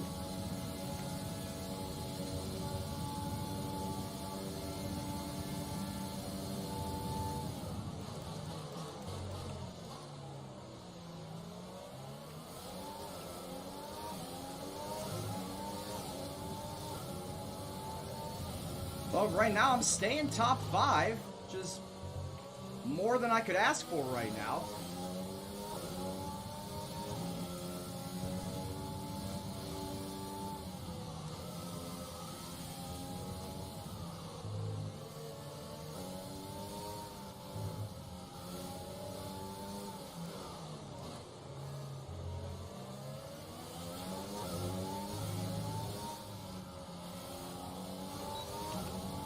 Alright, so 2 more laps, then come into pit. Whatever gives me the most clean air.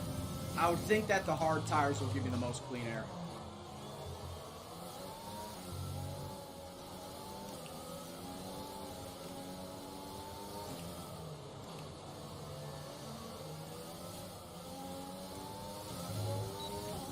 Yeah, spinning will also give me clean air too, but in the wrong direction. I now have Verstappen and Ricciardo behind me, both in a Red Bull car.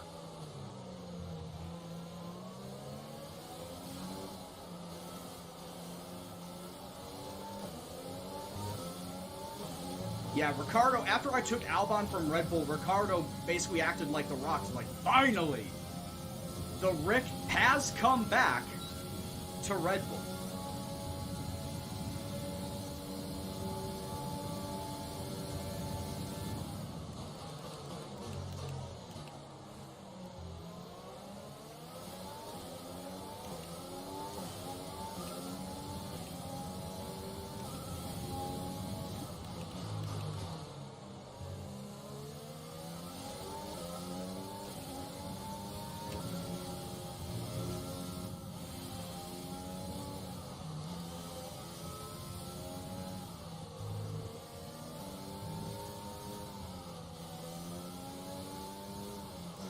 Hamilton pitting a lap early.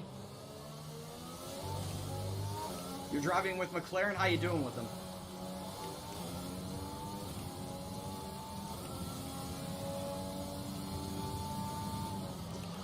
Be aware we expect the grip levels to start falling away soon. Box this lap. Right, come in at the end of this lap.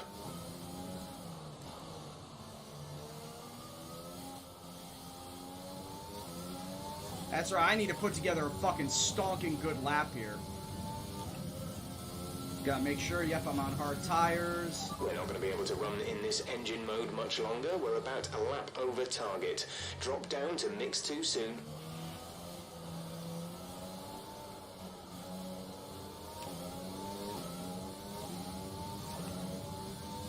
Well, that's good to hear, Hane. Or Hane. Is it Hane or Hane? Change tire choice? Like I said, I already made sure I'm on hard tires. Yeah. I'm on hard tires.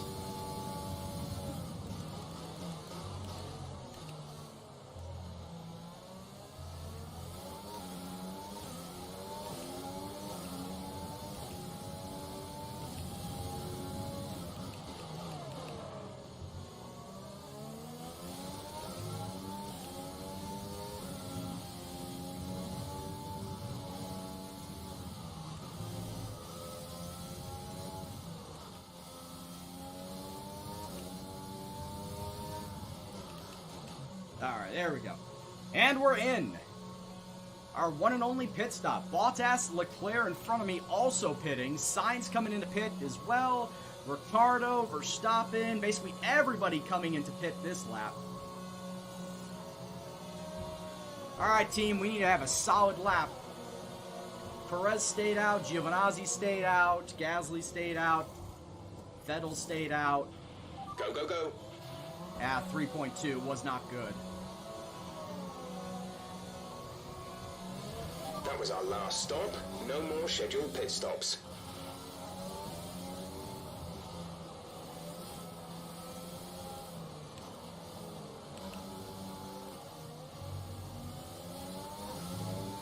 Damn, coming out right into the back of Verstappen. Disrespecting Verstappen.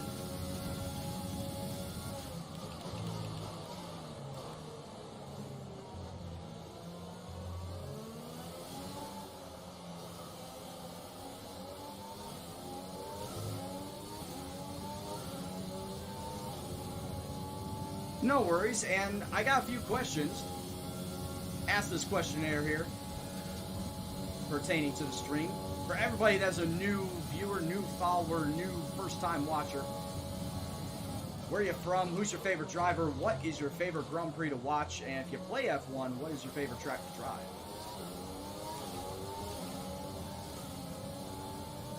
Hamilton on mediums, meaning that Hamilton is going to make a two-stop strategy. He's going to go finish on the softs. Hane, thank you very much. Or Hane, thank you very much for the follow.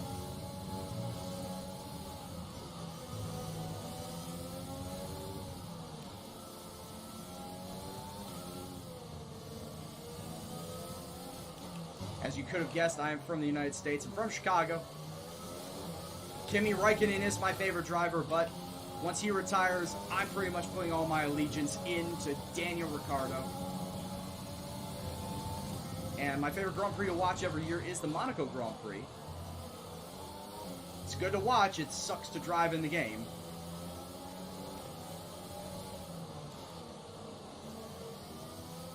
That's why my favorite track to drive in the game is Canada, actually.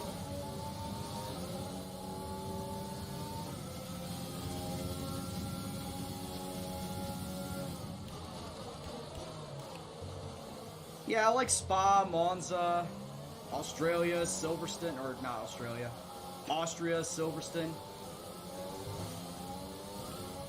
But Canada is my favorite to drive in this game.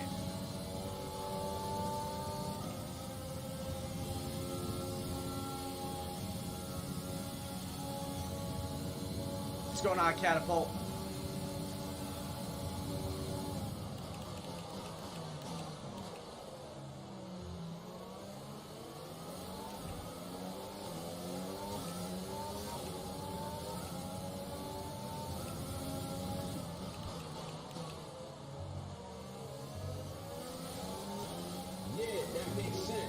Thanks for the follow. I'll get you on a straightaway.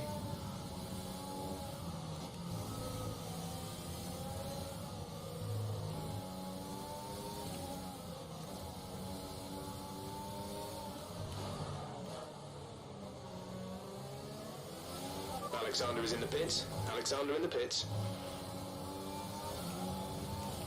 J-Ro. Once again, thank you very much for the follow, dude. Hope you're doing well. Hope you are enjoying the stream tonight.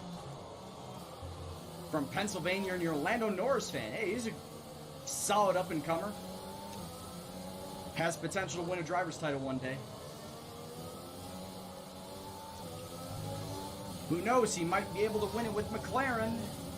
McLaren never get their shit together. I would think with signing Daniel Ricciardo, they are getting their shit together.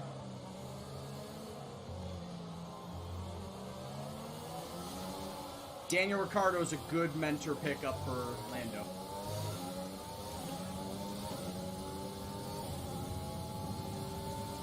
How we doing? Well, I qualified 5th catapult. Albon qualified 11th, and I think he may have had some wing damage in the back. He's already pit twice. I've already made my one and only pit stop going from soft to hard. Most everybody around me has either pit once and went on to another set of softs or has not pit yet. In fact, with it being lap 12, if they're going to do that soft medium strategy, they should be pitting now.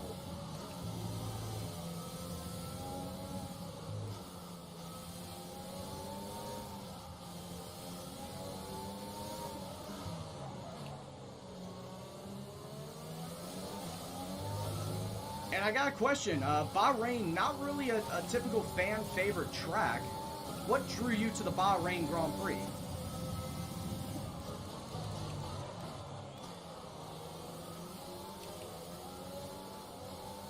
Catapult, I finessed Red Bull for Albon. Like, yeah, he would have been default $9 million, $3 million signing bonus, $6 million for the contract. With the contracts, it all comes down to an auction-based system. So I put in a bid, Red Bull either ups it or walks away. Started at $6 million. Red Bull upped it to 605. I then went to 6.1. And then Red Bull said, nah, you can take him. Red Bull backed out that early from signing one of their guys. I'm really surprised that they let him go for $9.1 million.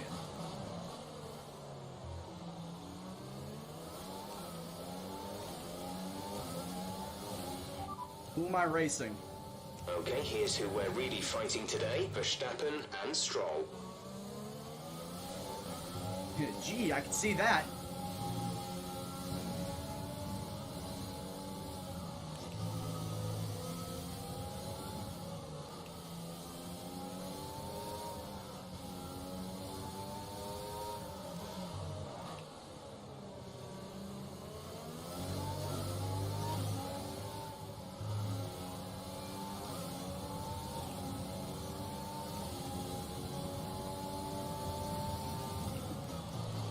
Honestly, Tabatter, I was surprised by that because I was going after Stroll, Magnussen, and George Russell, and would have accepted going for Nick DeVries as my backup plan. But then someone in the chat said to me on Saturday, go see what Albon says.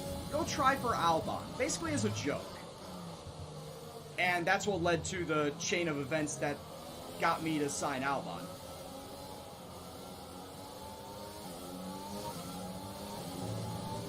And like I said, he got me a podium in his very first race with me in Australia. But since that time, it's been a little bit disappointing.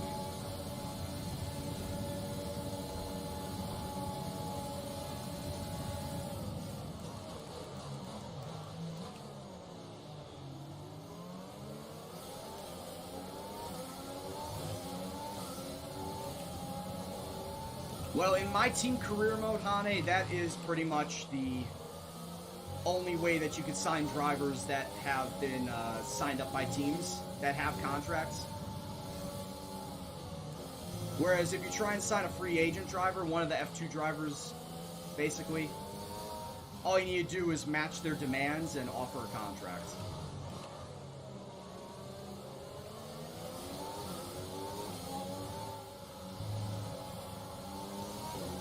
Got signs breathing down my neck here. Just crossed the halfway point, 14 laps to go.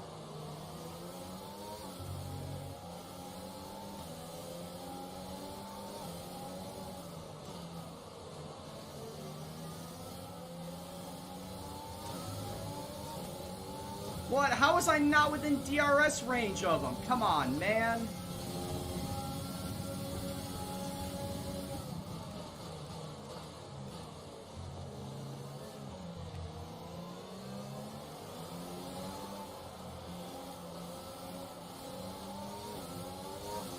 I know he's on soft tires, but come on now.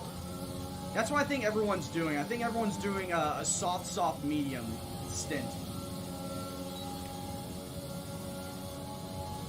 I'm starting to believe that they're going to do soft, medium as the pit stop strategy. Oh, God.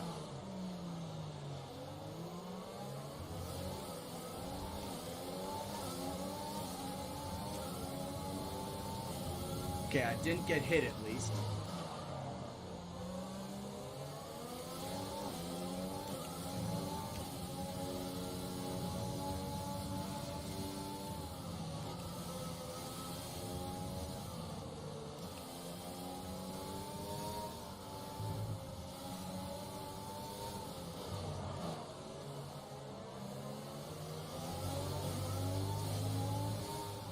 It's difficult to change car settings or other stuff. In what way? In what way do you mean? I might as well just call you Kin then.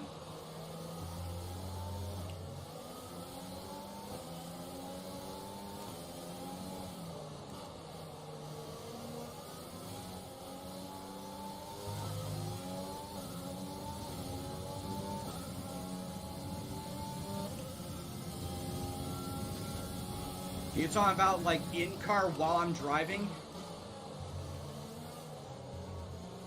Like pit stops, the front brake bias, and the differential that you see?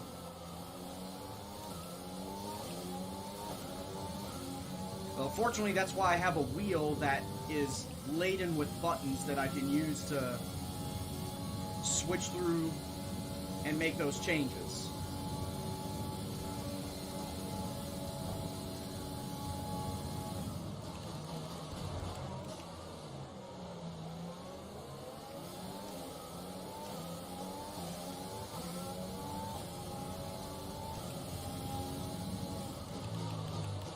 But I have not had to change the front brake bias or differential. I've not needed to, nor have I wanted to. It's either changing fuel load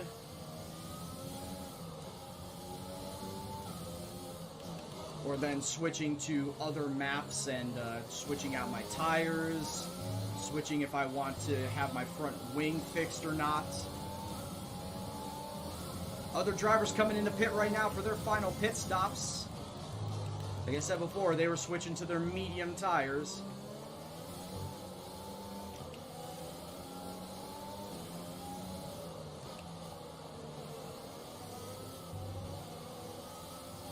Since they were going soft, medium strategy, Vettel just shot out of the pits.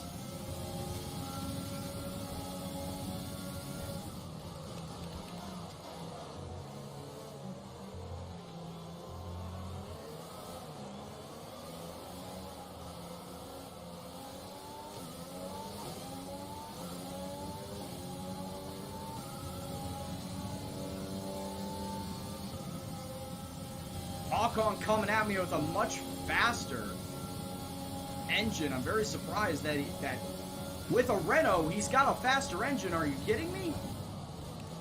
I've got a Mercedes. I've got technically the best engine on the grid. Got the best engine supplier.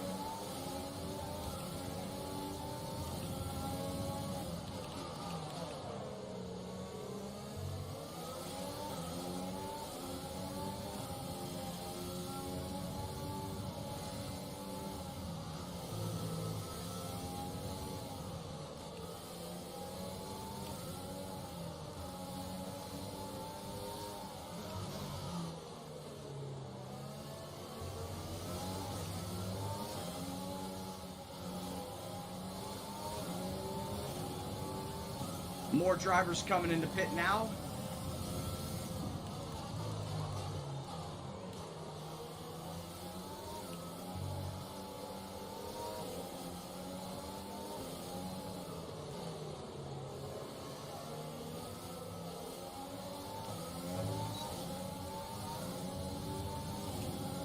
What's going on, Game Over Man? How do I like this track? I'm not a big fan of it.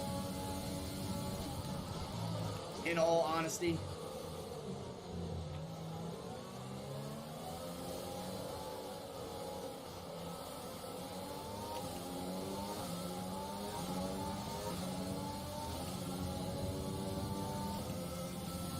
Get back here, you bitch! I want to get your DRS. Thank you.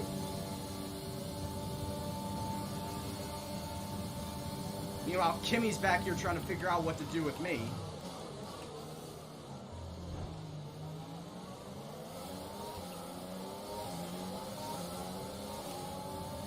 Oh my god. Kimmy on the soft tires. You gotta pit sometime soon, my man. There's no way in hell that those are gonna be your final stint tires.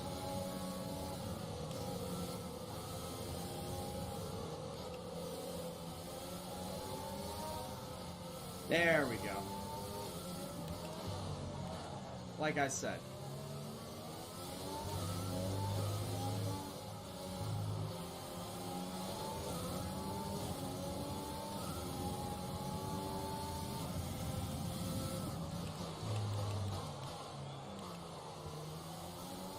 Albon's in 7th, my boy!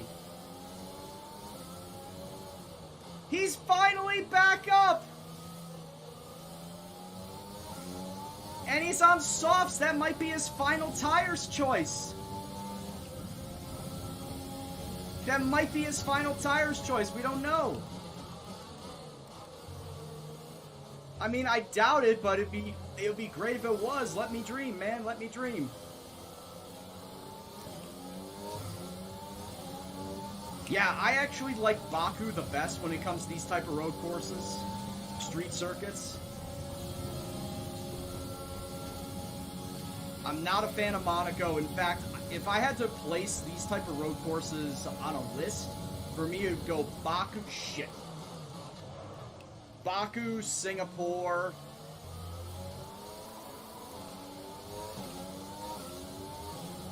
Vietnam, and Spain. Sorry, I was panicking. I wanted to see what my front wing was like.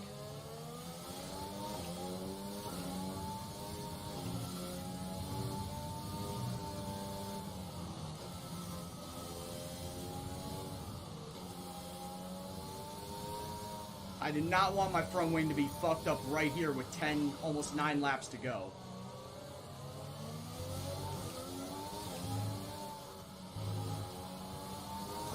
But yeah, my boy. Also, Hamilton has come into pit. He's probably pitting for the soft tires. Memory serves me correctly. He went soft, and he's probably going to the mediums now.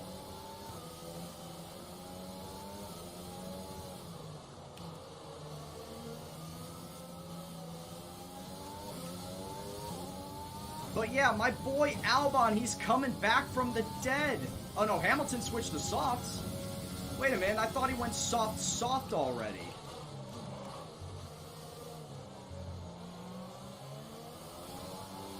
Unless he did go to the medium and I just forgot. He probably went to the medium and I just forgot. Yeah, that's probably what it is.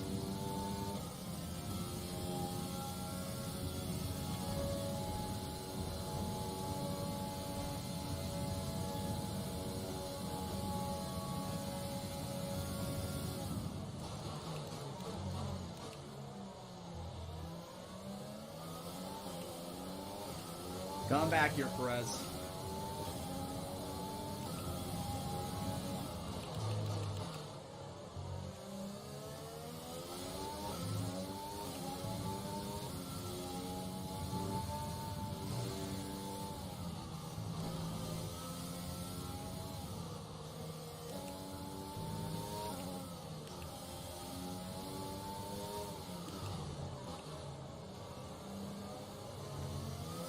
Alexander's coming in for his stop.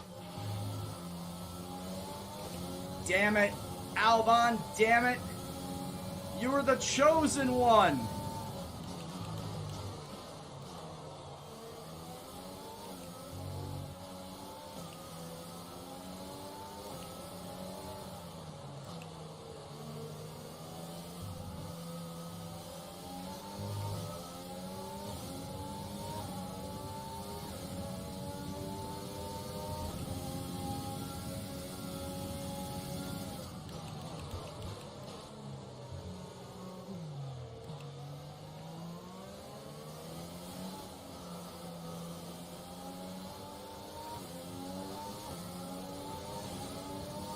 I'm not saying that just yet, Nikki.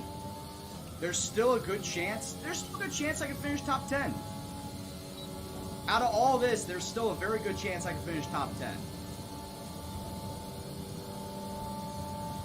Oh yeah, Lewis is not dealing with my shit. Lewis doesn't deal with anybody's shit in this game.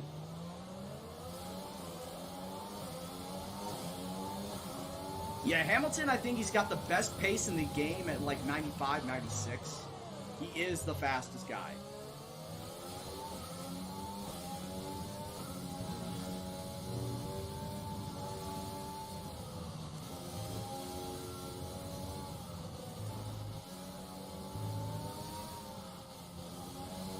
Oh, Hamilton coming into pit? What? Did he fuck his wing up somewhere along the way? Did he hit me? Did he hit me? He may have hit me. He may have booped me coming out of one of these turns.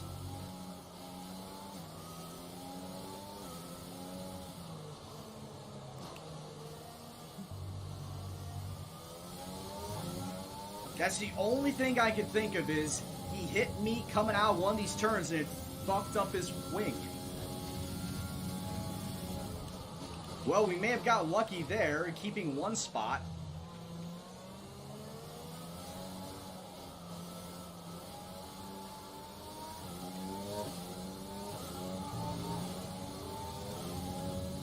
I've got Perez in front of me by 3.5 seconds. Verstappen's closing the gap behind me at 2. Giovinazzi's kind of holding tight at about 5.8, 5.7.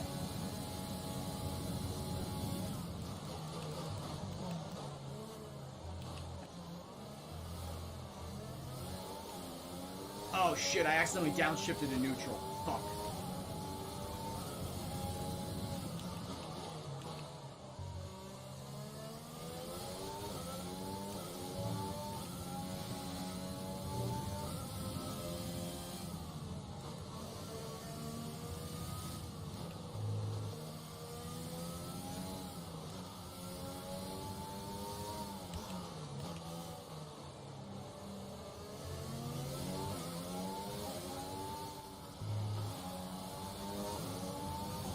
Alright, we got 6 laps to go. Mix 2, fuel to mix 2.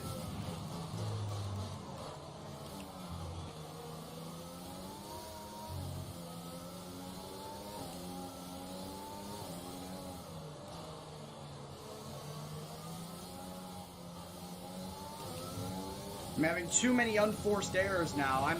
I'm inside my own head. And right now, that's my problem. That's my downfall right now. I'm in 5th place, but I got Verstappen right behind me. He's looking like he's going to take that spot away. And he very much will.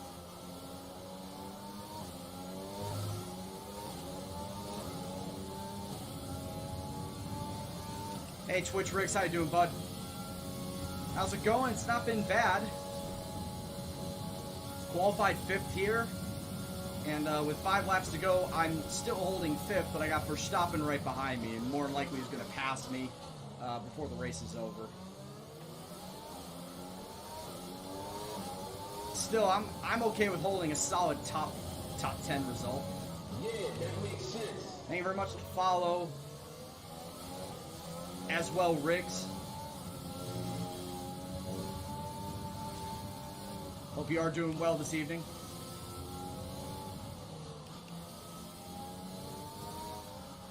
I practice on 75, but for qualifying the race, I'm on 94.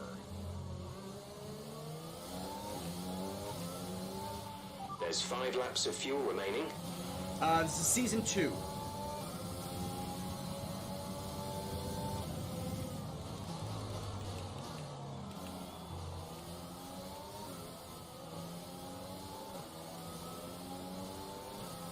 And currently my second driver is Albon.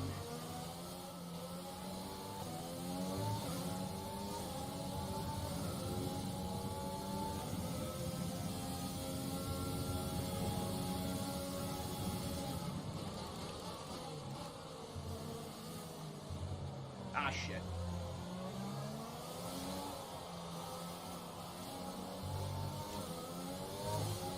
Like I said, I'm getting in my own damn head.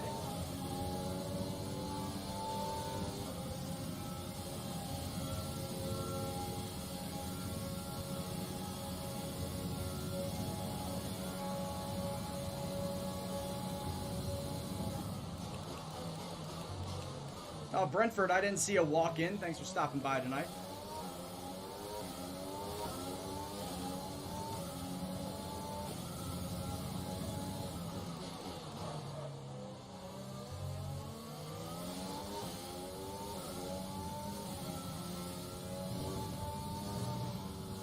Whoa, I'm having a rough time now.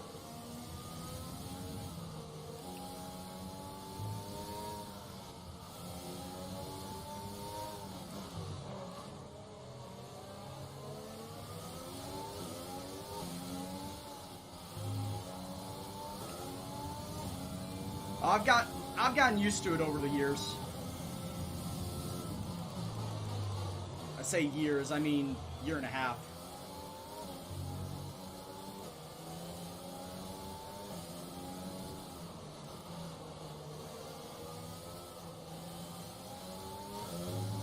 I'm also not actively looking down the middle. I'm looking out to the side, seeing where the turns are, seeing where the drivers are, seeing where the walls are.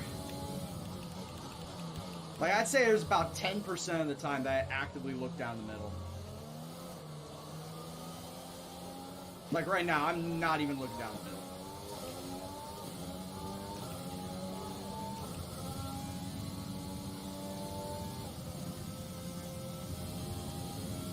Much like with what Indy drivers, real Indy drivers, and real F1 drivers say, they look past the halo pillar. They look to a point past the halo pillar, and it effectively makes it disappear.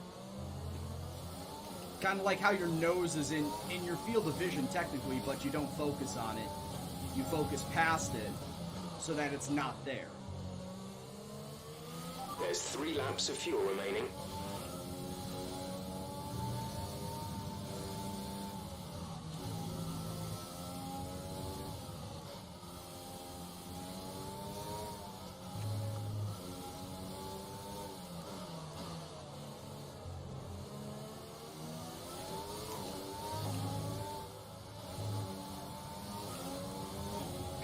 Damn it, looks like Lance Stroll might be catching me by the end of the race, too.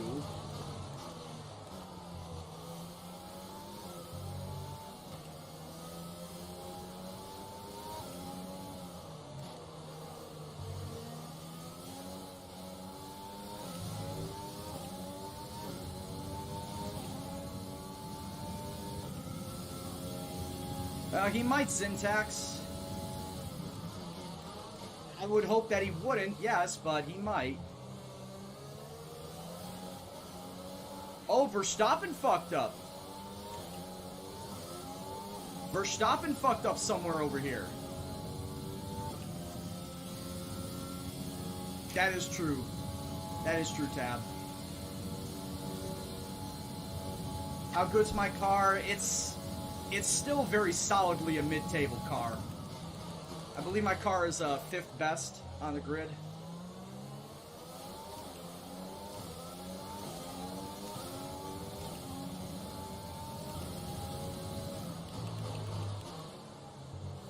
We'll take a look, of course, after I'm done with the race.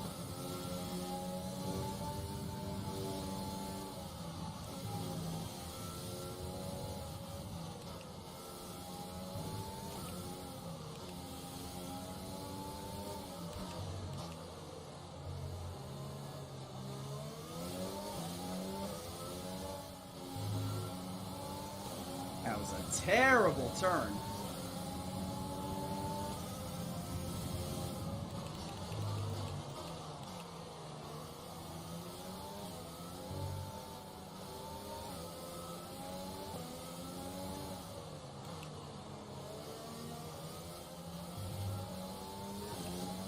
And yes, this game is fully capable of 3D play, but I've tried 3D driving before in iRacing, and I get motion sick after like 3 laps. So that is not an option for me.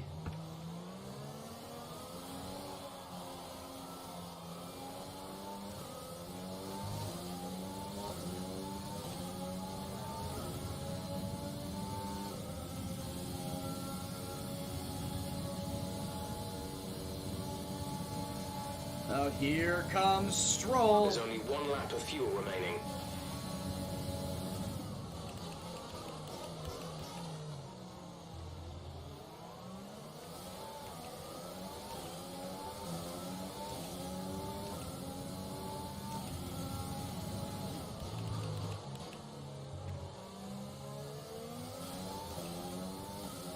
And I am using the Mercedes engine too.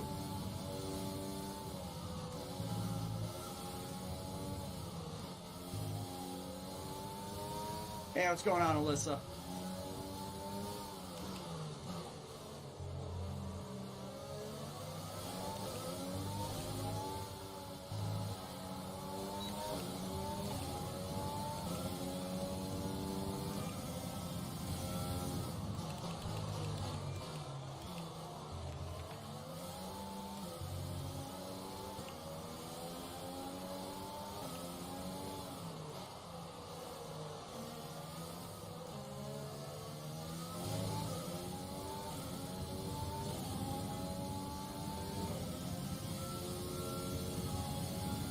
Well, we still need to finish up this lap, but it looks like that 7th place is, in fact, going to be where I'll end up. I know somebody said 7th place.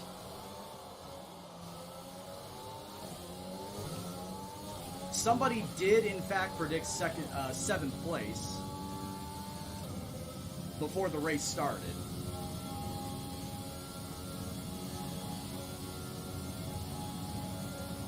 Ricardo and Sainz piggybacking DRS off of each other, trying to catch up to me.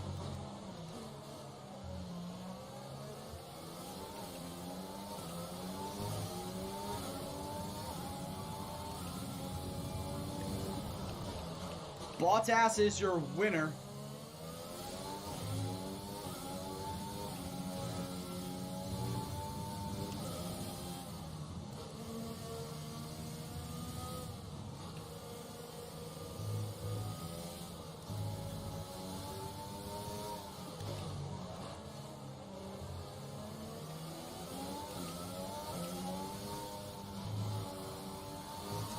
And crossed the line in 7th place.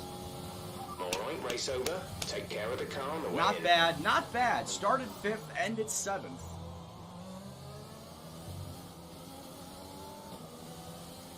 Honestly, could have been better, but oh boy, could have been a lot worse too.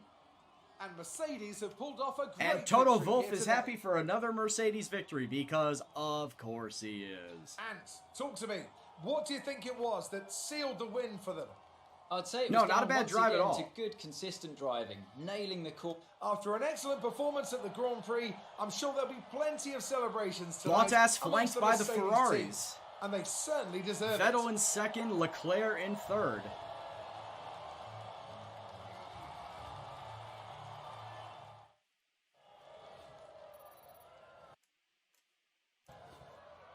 Let's Alright, see so how many the points did driver I get? standings have Albon changed. got points After at the today's end of it. performance, Let's fucking Valtteri go. Bottas secures the championship lead. Now, let's discuss, Ant. Who would you say is a contender Albon for still driver of got the day? points Well, out you of can't all fault of anything that Sergio Perez did out on the track today. He drove flawlessly, making him an easy pick. It's time to check out the constructors' standings. And constructors Ferrari wise, we are continue currently to sitting extend in the 5th gap place, at the top 1 of point the ahead of table. Red. 1 Meanwhile, point ahead of strong Red weekend Bull.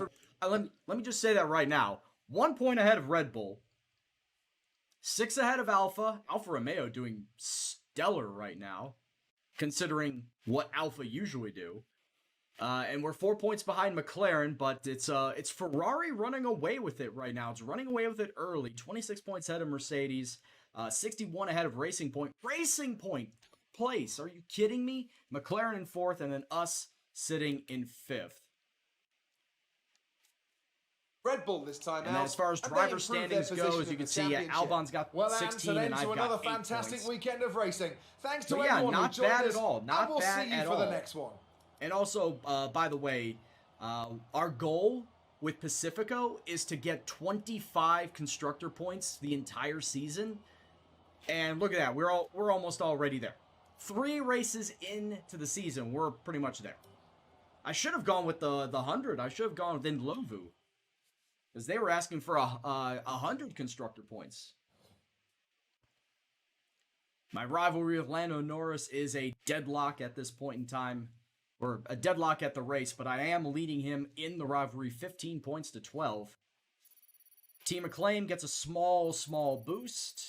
It's okay. Money-wise, 767,000 due to all my sponsors, and 90,000 extra added on due to minimal damage to the car. Love to see it. You'll love to see it. So at this point in time, with the money that I have, I'm going to boost up that Morning, boss. that marketing one. This week's income from the sponsors has cleared, and we're making good profit against our running costs.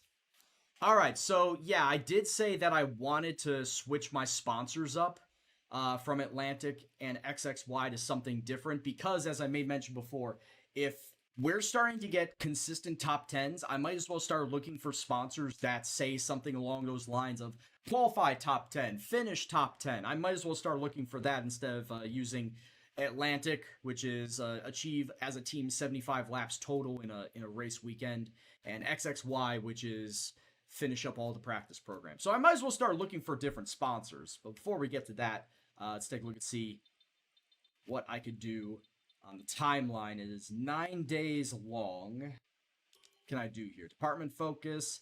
Funded team event. Everybody gets morale. For a cost of $10,000, everybody gets morale. That might be worth it. Sponsor event. Weight training. What do we got? China. China with pace. Yes, we need to give him... We do need to give him some pace. Sponsor advertisement vehicle, $37,000 and 750 team points. We'll do that. And then the funded team event. We'll do that. In that order. Now, like I said, as far as this goes, marketing, we will go sponsor relations improve. Team Acclaim to the speed of 10% faster. We are going to go with that. R&D at this point in time, I don't feel like can do anything. Or should I do something? I lost Team Acclaim, yeah, because of that syntax. I see how it is. I don't think I could do anything, yeah, with the arrow. I can't do anything with the chassis right now. I can't do anything with that. However, I could do something with the durability. Do I want to build up the durability of my engine right now? I'm very, very wary about continuing to build up the durability. Yes, it is important, but is it important right now? I don't think it is important right now. And if we're talking about, as I said before, all the lights just blinked in my place. Continuing on, I don't think right now working on the durability is probably in my better interest. I should work on the engine and the chassis. Aero is fine. Aero is probably the best on the grid, but engine and chassis I probably need to work on. As you can see, my car is actually 4th best on the grid. If we take a look at performance, it's right up there with Red Bull. McLaren, Alpha, Racing Point, Renault, Alfa Romeo, all kind of bunched together. Haas and Williams is just, running in their own class. Mercedes, Ferrari, and Red Bull are like right there in terms of total performance. They are just right all there together. Pro Dragonfire, thank you very much for the raid, sir. Hope you had yourself a wonderful stream. What's going on, Stewie? Thanks for stopping on by. Hope you're doing well. Hope you enjoy the stream. As far as my engine wear goes, the ICE is the most. Looks like the MGUK is second. And then MGUH turbocharger. Yeah, MGUK, MGUH turbocharger all wear the same. Energy Store's got 24, and as you can see, the CE control electronics are at 19. Yeah, I will, pro. I started 5th at Vietnam, and I finished in 7th, so it wasn't all that bad. I've got Alexander Albon as my second driver for my team. But yeah, my ICE, it always is. My ICE wears out the most and wears out the fastest. Now, when it comes to durability of the ICE, I've already built one up right there for ICE durability, but the next one is right here, and I need to get my factory spec up to 2 in order to open that section up. And right now, I can't do that. So yeah, as far as level 1 durability for everything, the only thing I don't have level 1 durability for is Energy Store and Control Electronics. As you can see, MGUK is still being worked on. But I pretty much have level 1 for just about everything as far as durability goes.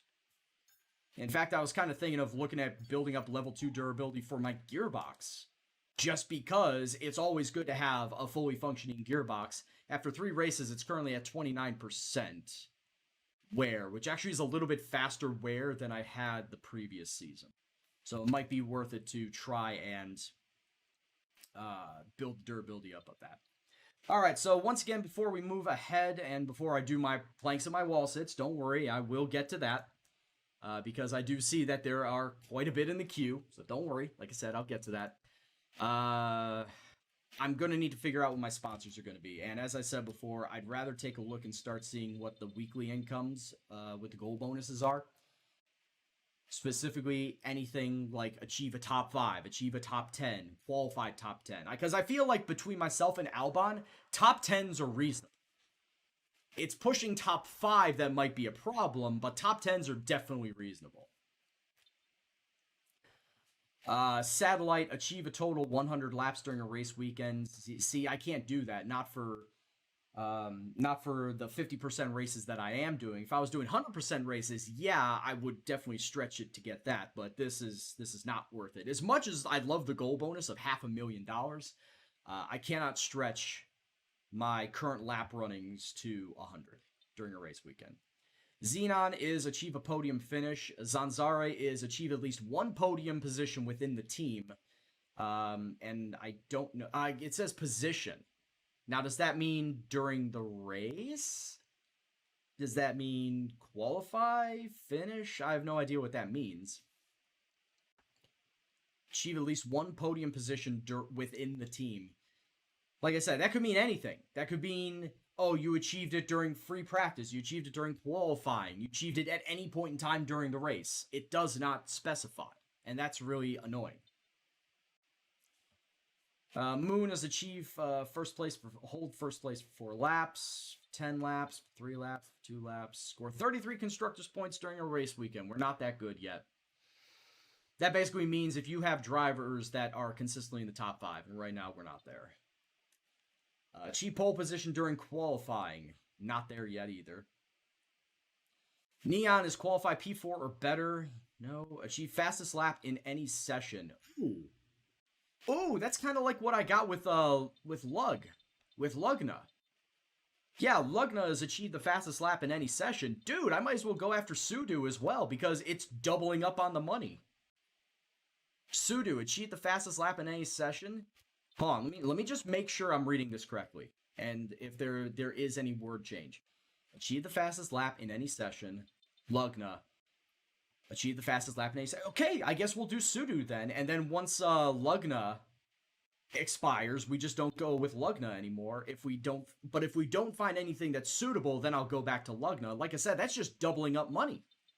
We might as well do that. Hell yeah. Sudo. Achieve the fastest lap in any session. Boom. Sudo. Gotcha. Alright, so after that, there's... Did Lugna pay out the money for the fastest lap? Yes, they did. Yeah, it did. At the very end of the race weekend, it showed exactly the dollar amount breakdown, and it did pay out. But yeah, fuck. Absolutely. If they're gonna double up that money, let's double up that money. That's what, $737,000 per race weekend just by achieving the fastest lap in FP1. Fuck yeah, bud. Let's do it. We might also stay with Atlantic, but I want to see what some of these other ones are. Alkena's Energy, which is don't hit anybody during a weekend. That'll never happen. that is a pipe dream for me. That will never happen. Cassandra, achieve a top 4 during the race. I don't see that happening. Paynite, achieve a top 12 during the race. Oh, we could do that. Paynite, achieve top 12s? Dude, we're doing that right now. There was only one race where we didn't finish top 12 so far, and that was Bahrain. So I think Paynite might be the other one that we do. Let's take a look at some of these other ones. DSB Optics is achieve a top 10. All right. Both Paynite and DSB pay the same weekly, but as far as gold bonus, it's just an extra 15,000. Actually, it probably would be better for Paynite because if I don't finish the top 10, I miss out on only 15,000 more. So I think Paynite would be better just between the two. ANF is qualify P10 or better. I think we could do that. It's the same goal bonus, but Paynite has the better weekly income. And right now I am looking at the better weekly incomes rather than prioritizing by goal bonus. Ah, man. What's Asiatic? Asiatic Dynamics is top 20 constructor points in a weekend. We're not that good yet. I don't know. I might go with Paynite. Achieve a top 12 during the race. Between myself and Albon, we could definitely achieve that. Because it basically goes by how your team does. If your team finishes top 12 during a race, boom, you get the goal bonus. I don't know if we're consistently top 10 good. I mean, I feel like we should be. And I should go with DSB, but it's only 15,000 more. I want to go for the sure thing, so we're going to go with Paynite. I want to go with the sure thing. Top 12, I feel like, is more achievable than top 10. Which sounds weird because it's only 2 places, but then again, that's the thing. It's 2 places. Who do you think is going to be ahead of you at that point in time? Obviously, the Mercedes, the Ferraris, the Red Bulls. But then outside of that, McLarens are getting better. The Renaults are driving fast. It's crazy how fast they are. And then you got to also look at how are the Alpha Tauris, the Alfa Romeos, the Racing Point's going to do. I feel like it's better to go after the top 12 spot than the top 10 spot. And yeah, look at that. Lewis Hamilton, he's the fastest guy. He's the fastest kid alive at 96 pace. Nobody is matching him right now. 90. Oh, wait, hold on. My bad. Verstappen has a 97 pace. So Verstappen is the fastest kid alive. Yeah, no one else.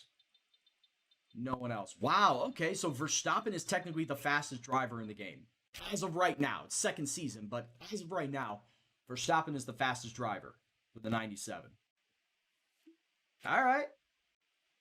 Good on you. All right, let's go after these liveries. Whoop. Let's add some decals. Yeah, we're going to stick with Pacifico there. What goes here? And that's Sudo. Where else does Sudo show up? Sudo shows up on the side. I'm fine with that. I guess then here we put Paynite. Oh, Paynite actually looks pretty sharp right there. So if I put Paynite there, where else does Paynite show up? On the side. Oh, that actually looks pretty good as far as sponsors go. So we'll do that. Did I enjoy the race yesterday? Actually, it was a pretty entertaining race, Alyssa. I actually finally sat down and watched a race. Minus the first 10 laps, I sat down and watched the entire race. I actually woke up, put on a pot of coffee, and watched the race. All right, so I think that is going to be good for our livery sponsors. Yep, I think we're good with that. And, we got nothing going on right now. And like I said, as far as my facilities go, my marketing is going to be built up very, very shortly. Thank you very much for the follow. Mr. Andy NR11, much appreciated, sir. Hope you're doing well. Hope you enjoy the stream. So yeah, like I said, this is what I've got going on. Please bear no mind at the durability being resource point generation of 2 and aero chassis and powertrain generation of 3. That is a graphical glitch. Because otherwise it would say spec 3 for these and spec 2 for durability. But this is just a graphical glitch. Probably due to the updates that just came out today. Oh, Wolfgamer, I know you have a plethora of points to sit on, and you said yourself that you, at any point in time, could just dump them on me. Well, that is good to hear. That is good to hear that there are people doing this with me. Good on you, boys. Joining the fitness goal with me, I totally appreciate it. I hope that you guys are having fun, because that's all that matters too, is you're having fun with it. I know we were expecting something something broke. through, but some of them have failed the quality control. Make sure you indicate what you'd like redeveloped via the R&D screen. All right, so the MGUK durability failed, so this will get done after the Chinese Grand Prix. I'm just trying to take a look and see what else I could do. I mean, I could build up the energy store. Yeah, there really isn't anything that I could build up right now. So you know what? I'll build up the durability of the energy store. And we'll work on that. Yeah, you work out 5 times a week. I used to go 5 times a week before the gyms closed down. Then I started doing 30-day body weight challenges of push-ups, sit-ups, and squats before I fucked my knee up. So squats were out of the question. Now that the gyms have opened back up again, I'm kind of going every other day. So at most 4 days a week. I want to try and get back to the 5 days a week gym type deal that I had been doing, where it's basically every day except Wednesday and Saturday. Wednesday and Saturday were my designated off days back at the beginning of the year when I was going to the gym more frequently than now. So I'm looking to try and build back up to that 5 day a week plan. I did not go today. I went yesterday. Like I said, I'm following the every other day rule right now. I went yesterday. I didn't go today. I'll go tomorrow. Like I said, just trying to get my body back to going to a gym and also working out in a mask, because I go to Planet Fitness and Planet Fitness requires everybody in the building to wear a mask. And for some people, that is just not an option. I've tried to work with it. It is a bit of a challenge, but I have been able to get my cardio workouts done, my biking, my walking / jogging with the mask on. So I've been making do.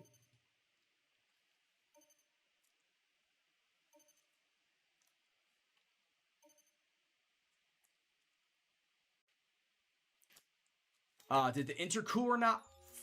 Okay, I was about to say, did the intercooler not get built? But with a 55% chance of failing, the intercooler actually went and worked. So right now we do have the best engine on the grid.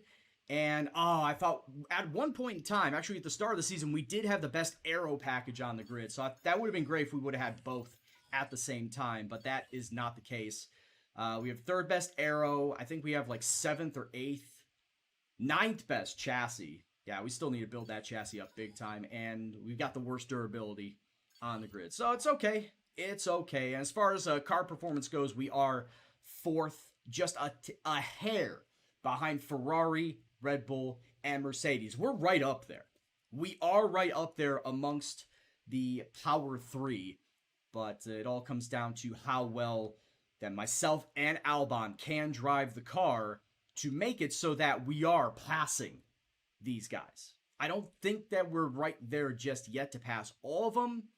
We might pip the Ferrari, we might pip the Red Bull, but Mercedes is going to be proving a challenge, as it should. All right, let's go to the race weekend, and let's get ourselves some good Chinese runs.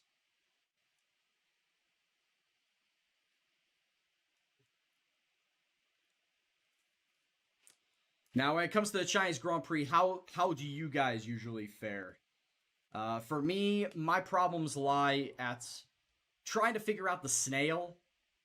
Like, it really is hard when you take it too wide and you let everybody in on your inside. It just screws up your whole first lap. And then the hard left-hander leading into the sweeping right that goes to the back stretch, the long DRS stretch. Those are my two problem areas for China. I already am noticing some badness. Ladies and gentlemen, there's going to be rain at China for both qualifying and the race. I mean, we don't even need to have a fucking weather forecast. We just see it right here. Wet qualifying, or not wet, but just light rain qualifying for pretty much all of qualifying, and then light rain for the race. We don't know how much of the race, but it is there. There is going to be rain during the race. Shit. I'm not happy. I am not happy. All right, let's just get our practice in then.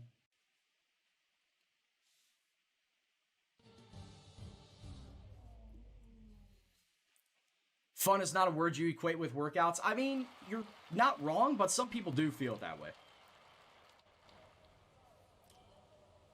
All right, so before I even extra data during this session, nothing you need to worry about. But as we have some new parts, we'll just confirm they're performing to spec. All right, so before I even go into practice, I want to see what the weather is like for qualifying. It is going to be light rain the entire time at qualifying, and then rain for half of the race. So it is supposed to dissipate halfway through the race. So figure it's a 28 lap race. Figure by lap 14 it should be dry enough to go out the rest of the way.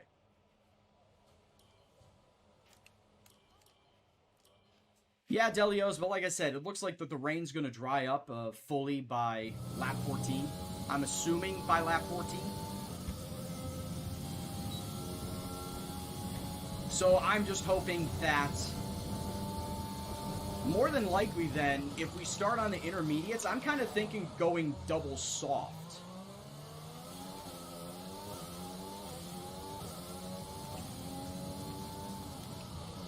Like, starting on the intermediates and then 2 pit stops, yes, but double soft.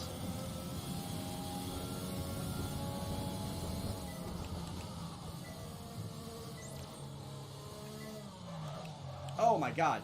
Like I said, the snail.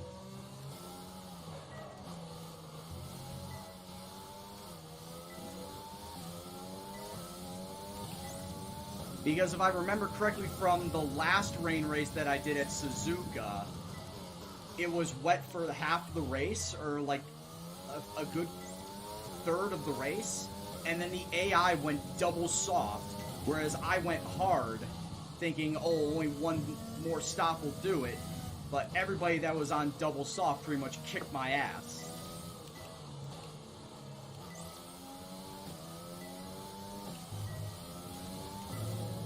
So I might honestly go with that strategy.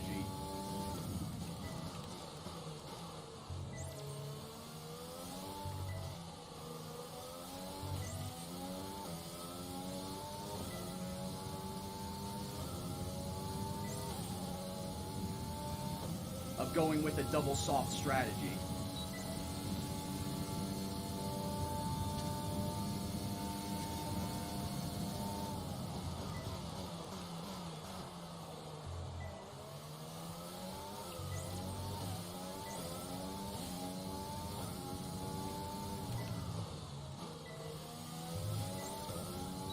Of course, it all comes down to how late the rain will stay out on track. Because, oh geez, how do tires wear out at China? Because I'm thinking that medium tires for 14 laps, 13, 14 laps is probably the best bet instead of 2 softs. Well, like I said, it is depending on when the rain goes away to then switch to the slick tires. I would say that if the rain officially does go away before lap 14, I would say like that is the cutoff point. Lap 14 is the cutoff point. If it goes away before lap 14, double soft, the way to go. Whereas if it's lap 14 and later, medium tires. One stop, come in for the medium tires, go out the rest of the way then.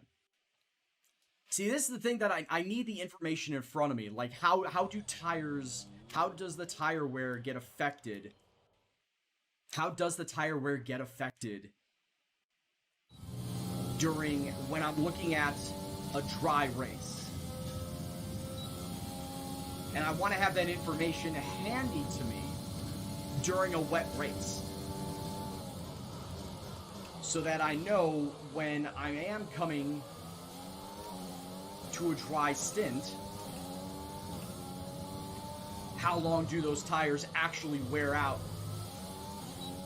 in dry settings? Because I will not have that information readily to me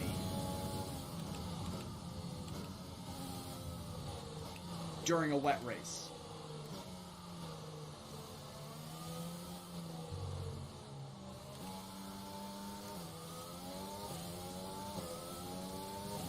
And I will have no option to choose dry tires if the weather starts on the wet.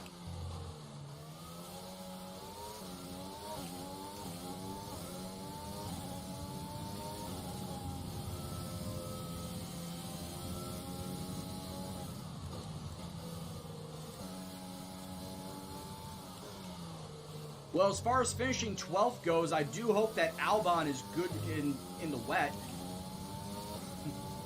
That's my only hope right now, is I hope that Albon is good in the wet. Because I've driven in the wet here in China, and, well, let me just say, I was much better when it dried up than when the rain was falling.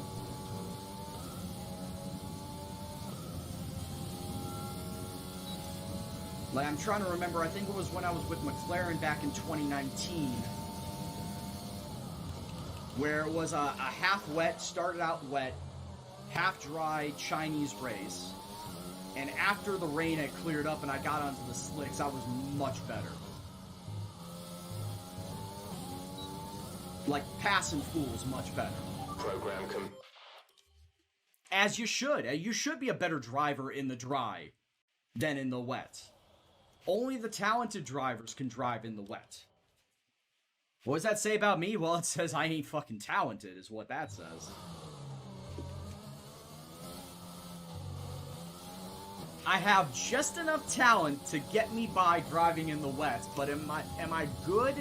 In no way, shape, or form would I say that I am good.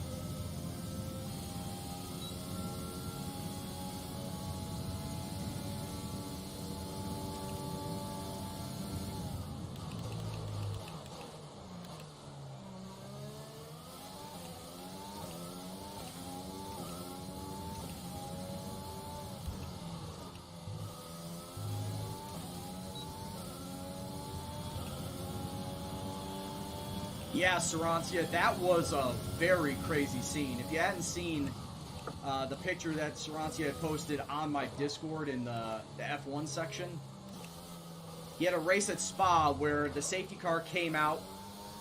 Pretty much it stayed out because the track was completely flooded. Like, it was probably the worst in terms of a wet race I've ever seen in an F1 game.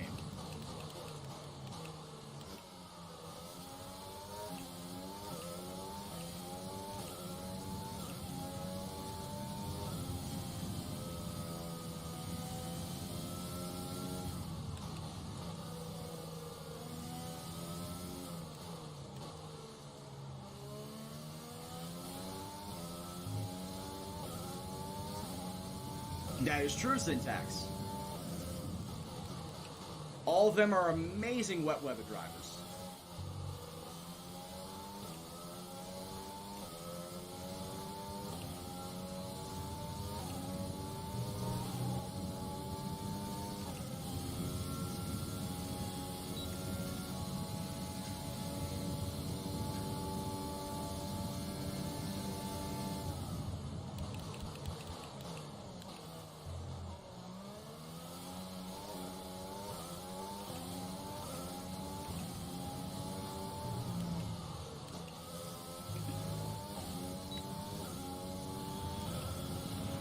Done there, moving on.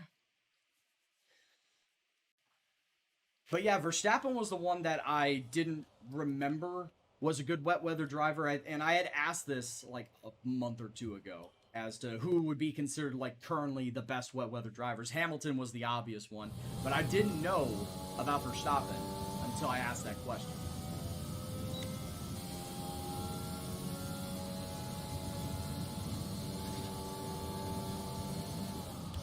But then it just dawned on me that, yeah, all you need to do is take a look at Hockenheim last year.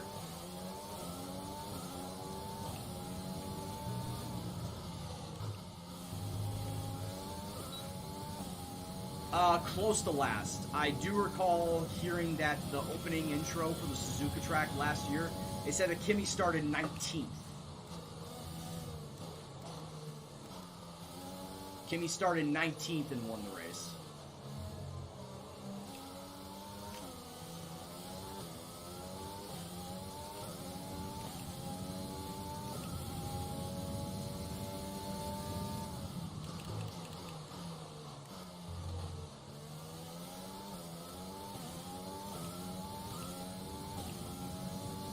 Also, I'm pretty much done with this engine after practice. I'm swapping out the ICE.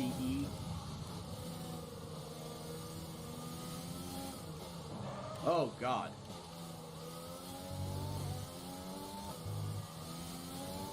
I'm swapping out the ICE to a second one.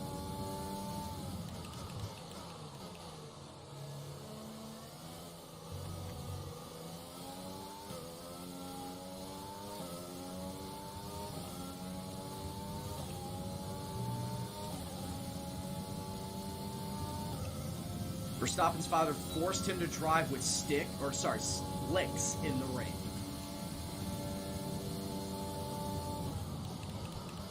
Well, that's a very dangerous way to teach somebody how to drive an F1 car in the rain.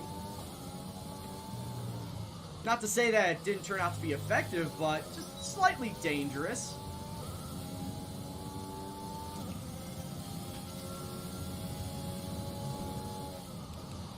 Find the dry line, he says.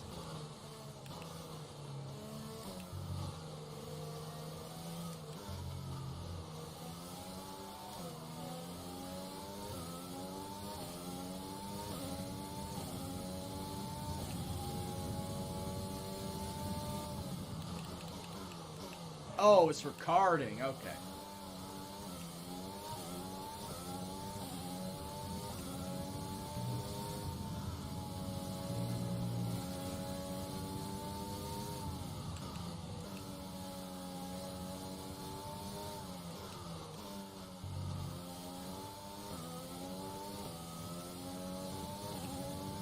Is that really the way to go? Is that the preferred way to get into or to start a racing career, is to start out with karting?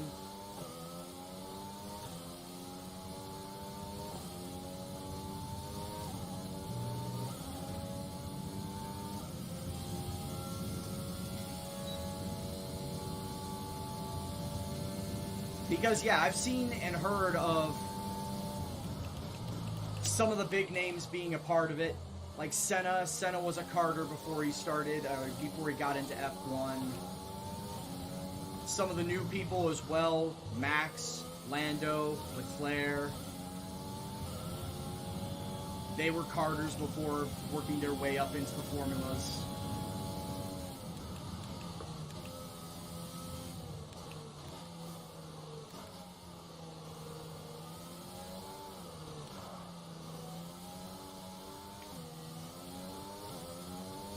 Well, all modern day F1.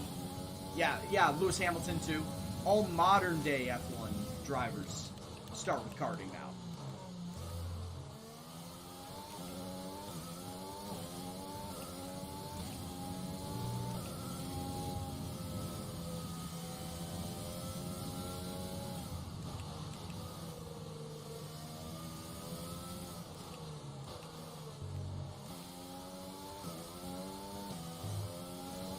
Lando had a poster of Albon. Albon's only like 2 years older than Lando.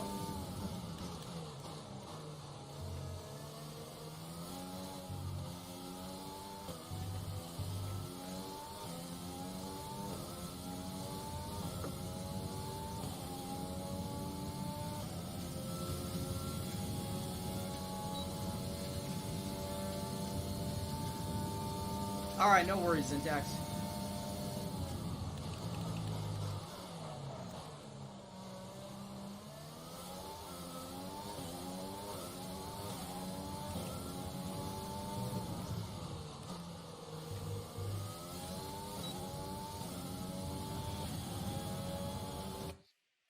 Alright, done with that. But yeah, it's like I said, with Sudo and Lugna giving me money for the same thing, achieve fastest time at any point in time. Hell yeah, I'm gonna take it. Like I said, doubling up that money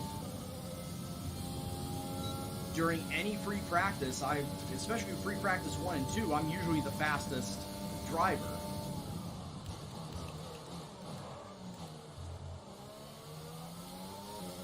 So this is essentially saying here's a free amount of $787,000. Here's $787,000 for free. Just for doing what you normally do. I wouldn't say no to that. And actually with picking Pay Night over DSV Optic in a race such as this, where it's going to be rainy for the first half of it, I think that may have been a good choice. Because I don't think that AI Albon is good in the rain.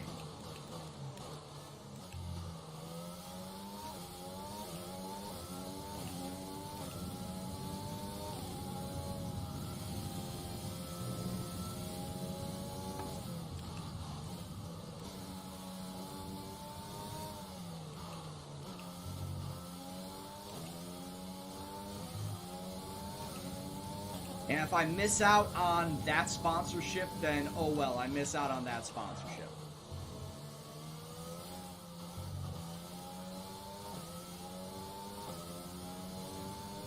Though admittedly, that would be the first sponsorship money I will have ever missed out on. The Pay Night money.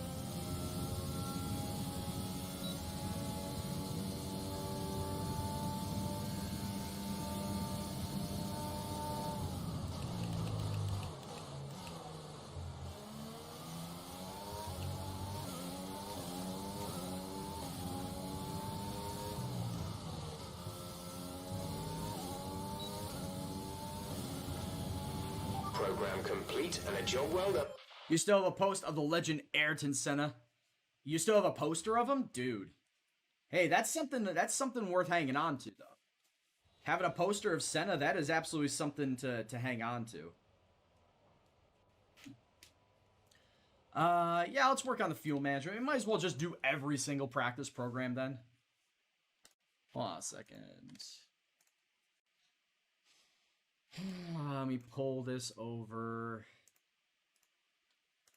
Who is talking to me? Oh, okay. Somebody from LinkedIn and somebody from a completely different company on LinkedIn. So over the span of the last 3 hours on stream, I apparently have had 2 people reach out to me in terms of job interviews. Obviously, it was after hours, so I can send them a message and they'll get it back tomorrow. But hey, things might be looking up. Things might be looking up.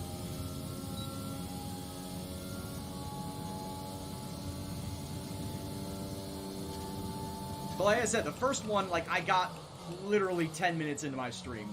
And I'm like, this is after hours. There's no way I'm gonna respond right now.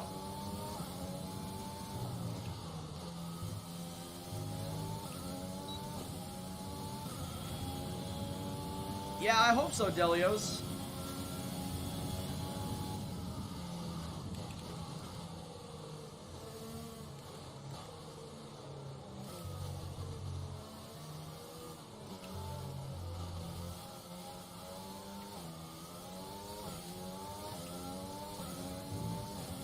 So what am I doing? Well, right now I'm racing. That job interview request can wait. We got more important things to do. Nah, seriously though. It would be more than likely one of the web development / databasing type of roles that I applied for.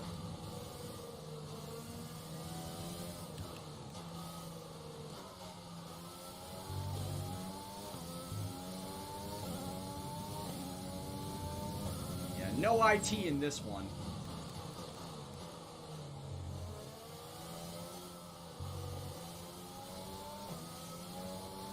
Which, as much as I love IT, and as much as IT is needed around a lot of places, there are just some jobs where you cannot deal with stupid people for too long.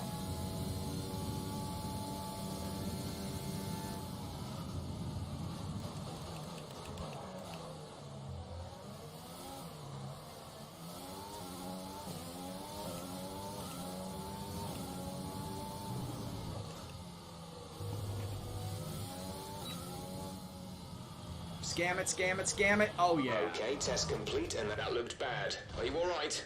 Let me know you're alright. Test complete, and that looked bad.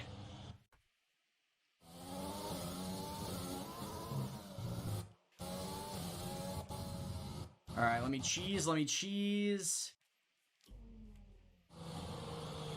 Program complete. Yeah, I got done with cheesing the program, and then I immediately sent it into the wall. Oh my god. Alright, so all the practice programs officially done, and purpled as well, so that's even better. So let's move ahead. It's from the 1988 Grand Prix. Now, was that at Silverstone, or was that at Donington? Because I know Donington was one of the tracks in rotation. It was in one of the tracks in rotation, I think, in the 80s and 90s. Brands Hatch ended in 82. 82, 84, I think, was the last one for Brands Hatch. And then I think Donington started to go back and forth between Silverstone. So I don't know if that was Silverstone or Donington that year. Let's see our top three again. O'Brien. All right. Hey, I got top of free practice, $787,000. It was Silverstone and you were there. Okay. That's cool. I would assume it was one that he won.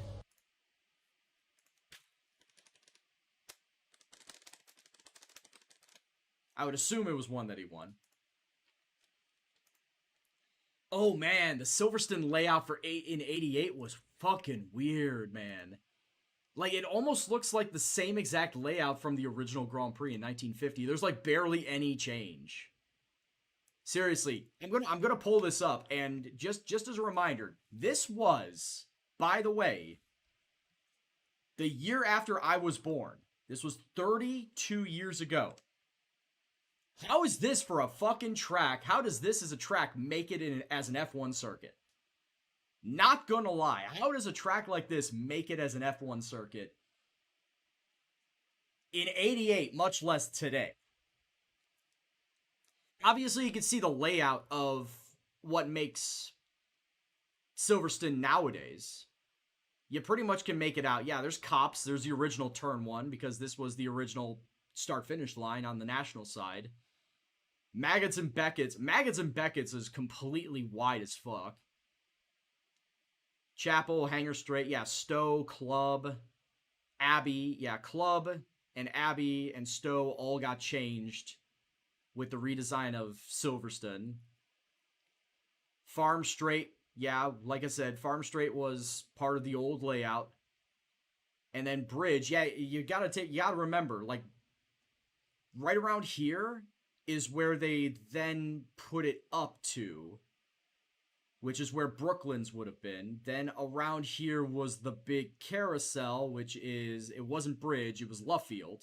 So you had Brooklands, Luffield, then Woodcott, and then, of course, the start-finish line. But yeah, this is fucking 32 years ago, and it is not difficult. Like, from a technical standpoint, it is not a difficult track. 2, 3, 4, 5, 6, 7, 8, 9, 10. 10 turns. 10 turns. You were by Copse? Oh, yeah, okay. Yeah, so, like, either the grandstands over here leading into Copse, or the grandstands that would have been over here after Copse. Gotcha. But yeah, that is not a circuit that would get by at all today.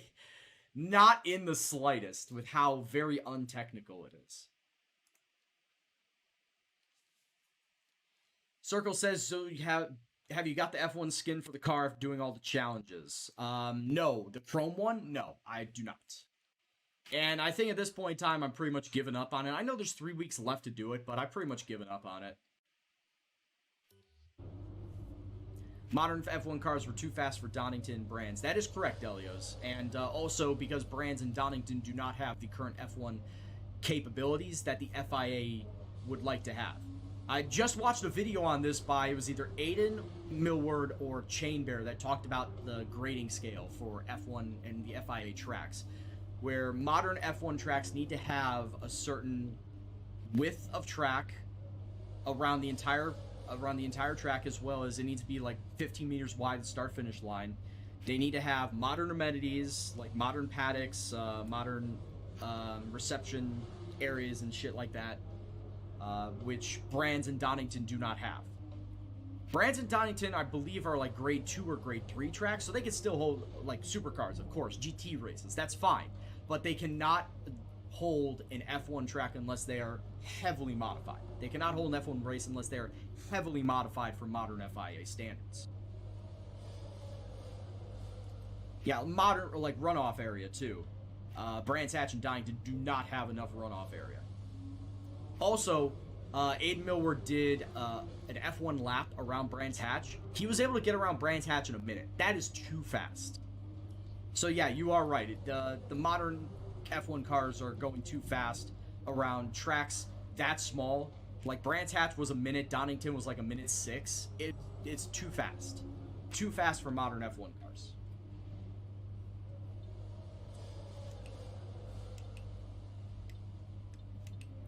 Alright, so yeah, like I said, I'm going to have to go with the second ICE. I think everything else is fine, but yeah, I need to have the second ICE going into practice. Sim the other 2 practices. Austria's a minute... Austria's a minute 6 or a minute 7. It's not sub 1 minute, though. Is the fact that I'm trying to get. And yeah, Brands, if you give Lewis Hamilton enough time, he could get around Brands in less than a minute, easily.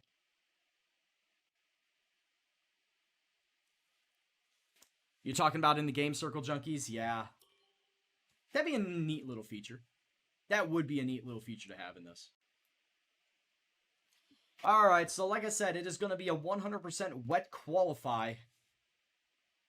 Going to be wet the entire qualifying through, which is not going to be a fun time for me.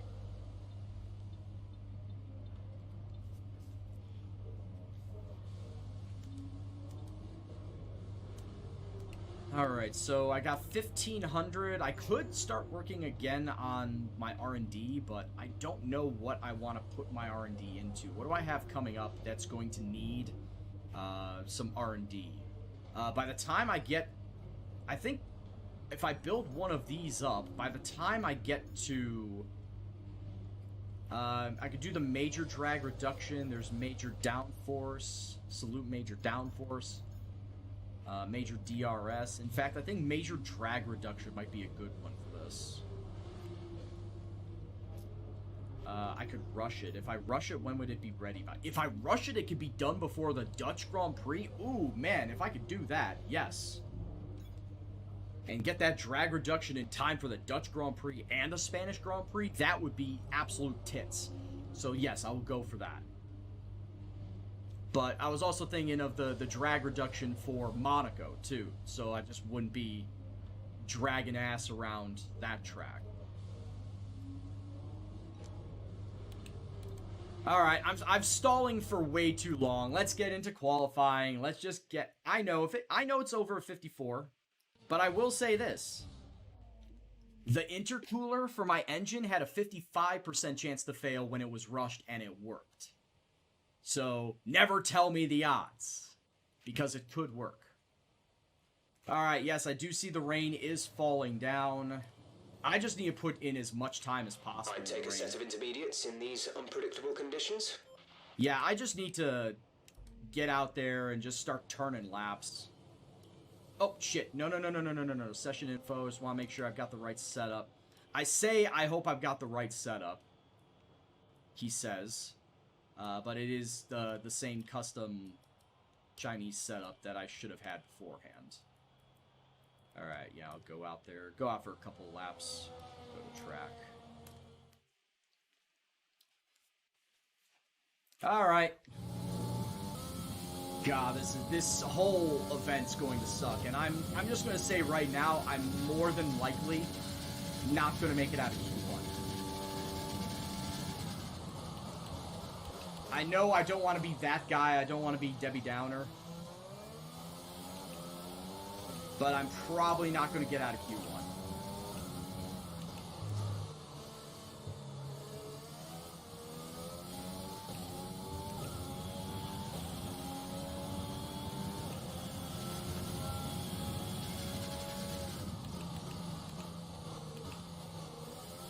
Oh, God. Oh, Girifto, and I actually made it stick.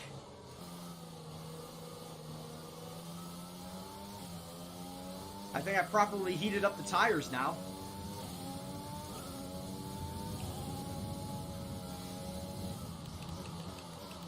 Yes, I did see the new G923. It doesn't really look all that different from the 29 or the 920.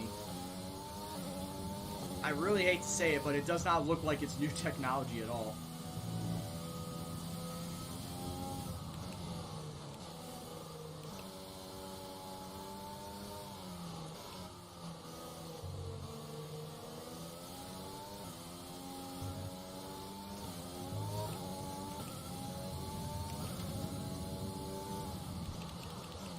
Oh, shit. Well, this lap is a throwaway. I'm gonna bank on that. I'm gonna bank on the second lap.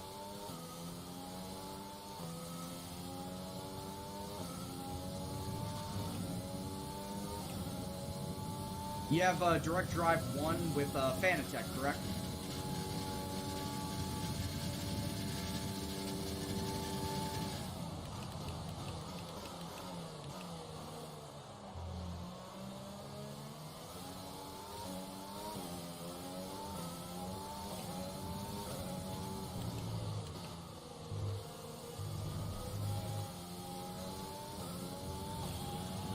Alright, like I said, that was a throwaway lap.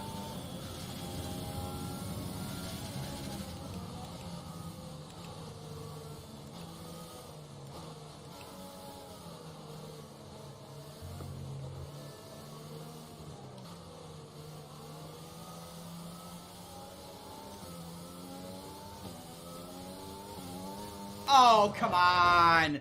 Of course. Any little time that I come off of a turn and then try to slowly accelerate back up to speed, of fucking course, I hit a fucking wet patch and it just immediately shoots me off into the wall. Of course it does. Another reason why I hate wet racing.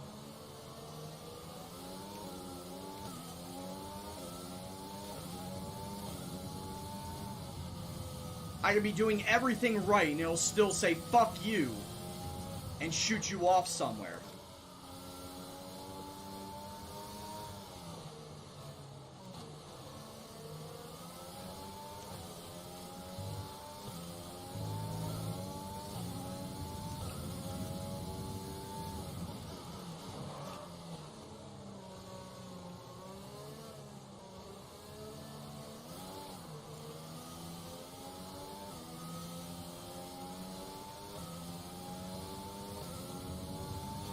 There's only one lap of fuel remaining.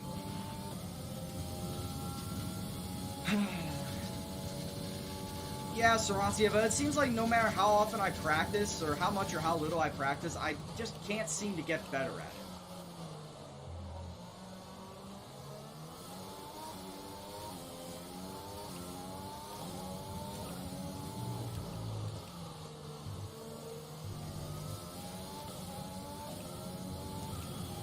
Alright, I got a second faster there. Let me return to the garage. Like I said, I just want to get 2 laps in. In fact, if I... Intermediate tyres are your best bet in the current conditions. What if I drop the fuel load down to 3.8.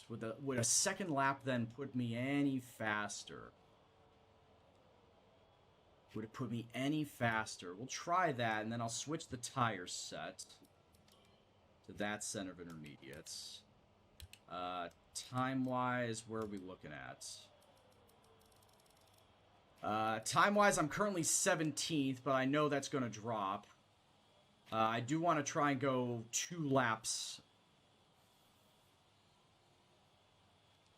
I do want to try and go 2 laps. So I'll go now. Go to track, flying lap. I'll try to save as much fuel as I can the first lap. Not try to push super hard. And then just go all out the second lap.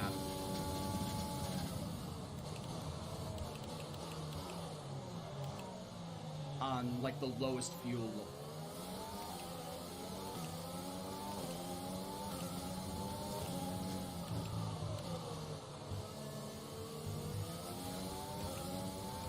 I was gonna say, fuel mix on max, I think, is what, 1.5 per lap?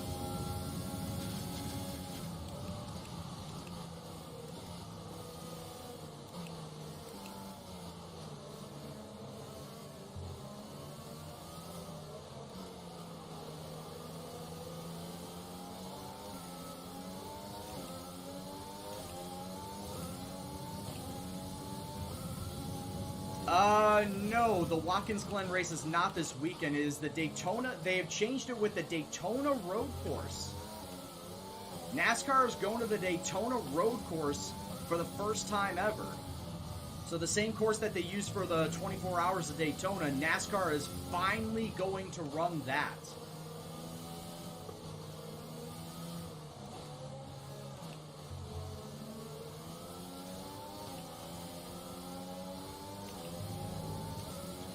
Just 30 seconds left in the session.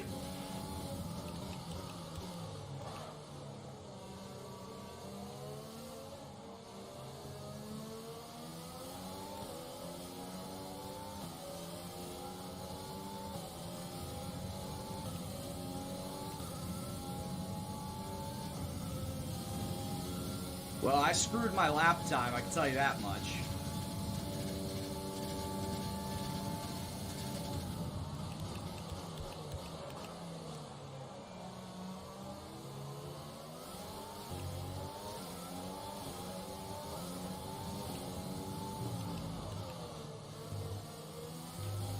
No! Fuck you!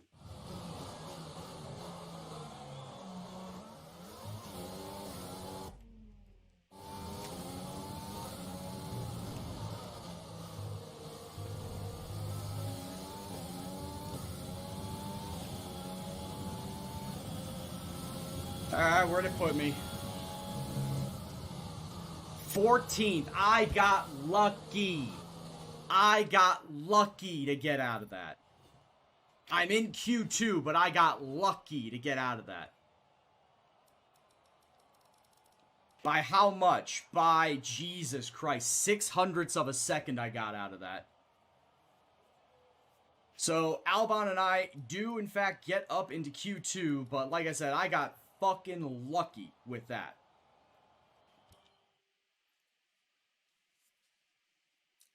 And I already used up two sets of inters. So I'm gonna have to go on an old set of inters for 2 laps around here, and then go out on a fresh set. In these unpredictable conditions. Car setup. What do I have in my car set? Yeah, we'll go with that for 2 laps. There, flying lap.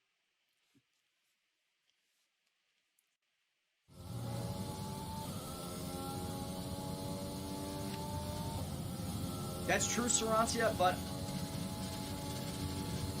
I think it was finish the race top 10, top 12. If I recall correctly, it was finish the race top 12. So that's the hope, really, is that he can finish the race top 12.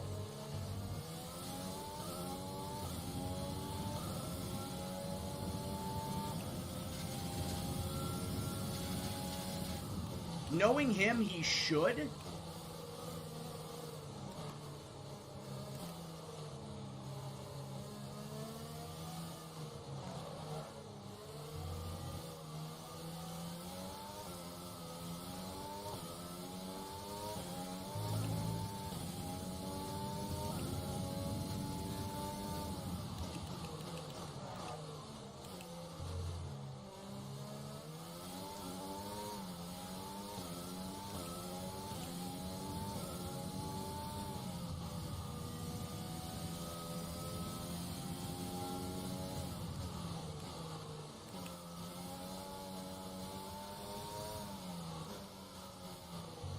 Come on.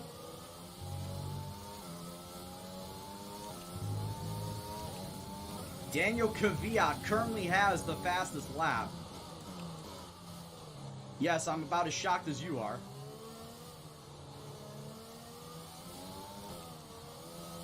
Come on!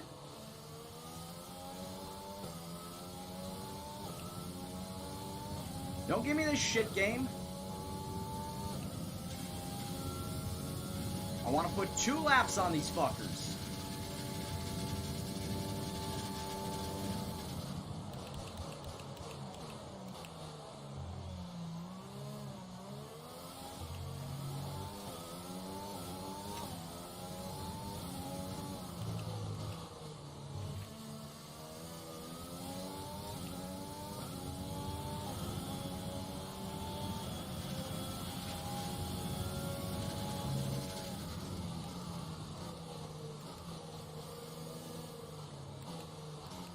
Turn, turn, turn, turn.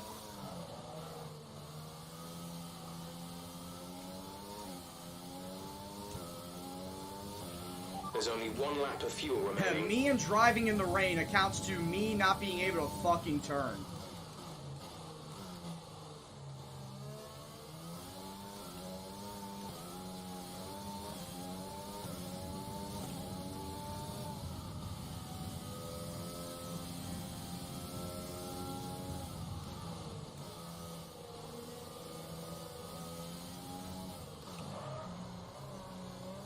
Nah, I'm not going to take that one.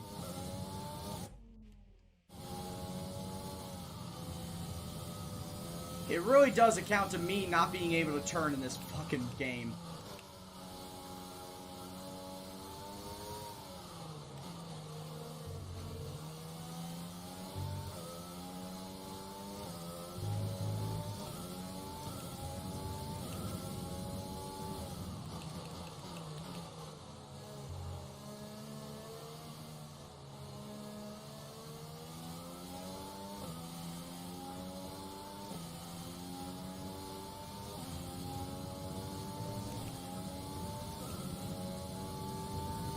Alright, here we go. Can we make this work?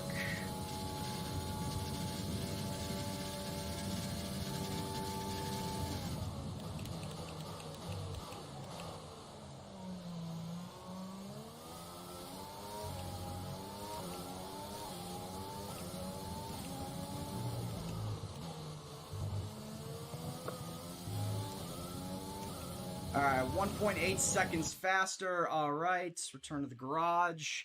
Immediately get a fresh set of intermediates on just to go back out there and drive a couple more laps. Intermediate tires are your best Thank bet you, in the Jeff. current I know. conditions. Where am I sitting right now? I'm sitting in 13th, and I need to go 2/10 faster to at least get into Q3. I need to go 2/10 faster. Alright, go to track, flying lap. Like I said, fresh set of inners. Let's go out and, well, let's hope that I can somehow get 2/10 faster somewhere.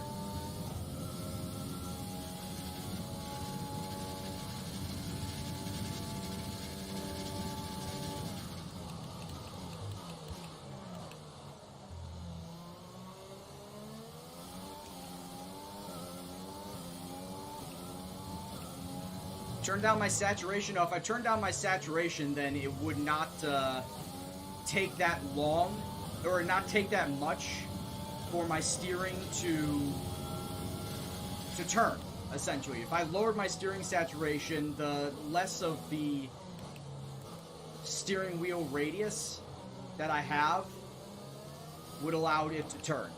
So if I turned it just a little bit less, it would go up as much as I did if I went full way.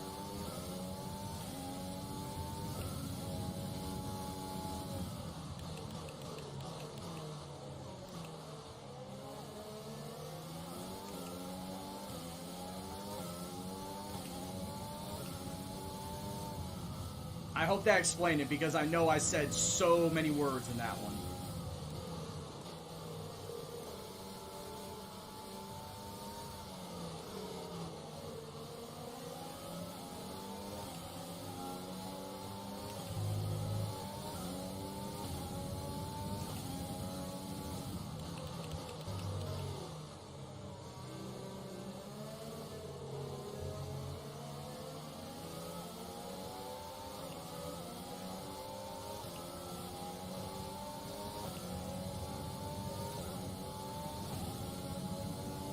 Alright, I've got Vettel in front of me, and I think I've got a Red Bull behind me. So qualifying is going to be a bit tricky.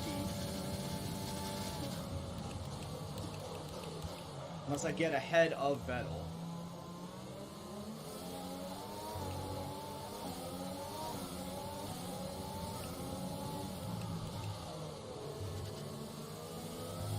Alright, Vettel, I'm going to kindly ask you to eat shit while I set a qualifying lap here.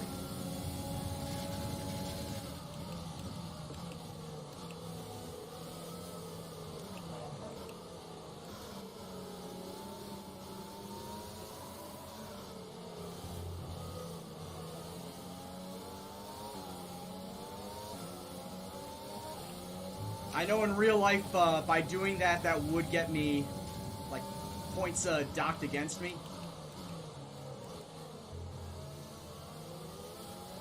Impeding a qualifying lap is what we saw in the 70th Grand Prix.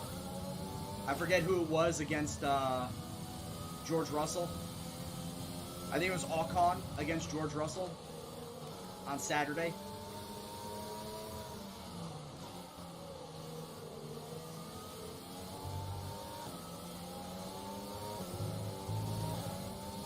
But yeah, legitimately, I need 3/10 faster at the very least to get into Q3.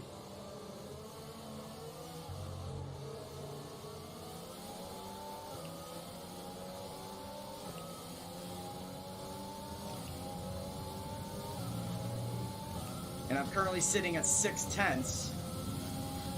Qualifying is going to end when I cross the line. But of course, there's a lot of other people behind me that are looking to get their shit in.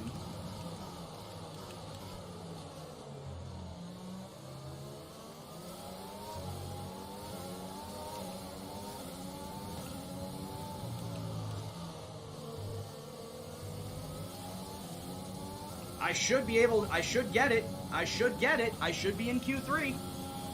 Because I held off Vettel, I should be in Q3. 5th place. We are officially into Q3, boys. Once again, I don't know how I'm doing it, but I'm doing it. It's kind of like with what it was with Singapore. Like, how the hell did I start 5th at Singapore? When I know Singapore ain't a good track. For me. Let me explicitly clarify that. It's not a good track for me. Oh, I popped Albon off again. Oh my god. Oh my god. I kicked Albon out of Q3 again. How? Albon, you're supposed to be better than this.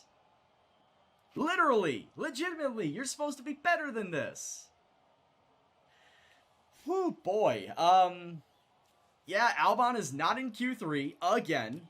I don't know how I'm doing it, Sarancia. I don't know how or why. He should be making Q3 regardless. Alright? It ain't me.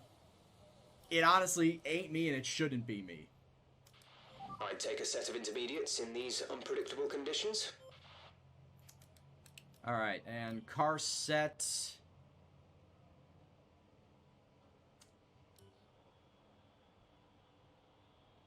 Yeah. I don't think I can do 4 laps. I'll definitely be able to do 3. So I'll do 2 laps on this set, and then 1 lap on the faster set. How am I doing qualifying? I'm going with more worn out intermediates. During my opening start of qualifying runs, and then I'm going out with the fresher set during my secondary run.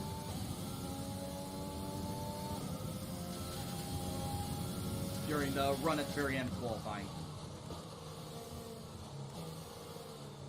It's almost what I'm trying to do with my dry set of opening up with mediums just to get a baseline time. And then ending qualifying on the softer set once everything is gripped up.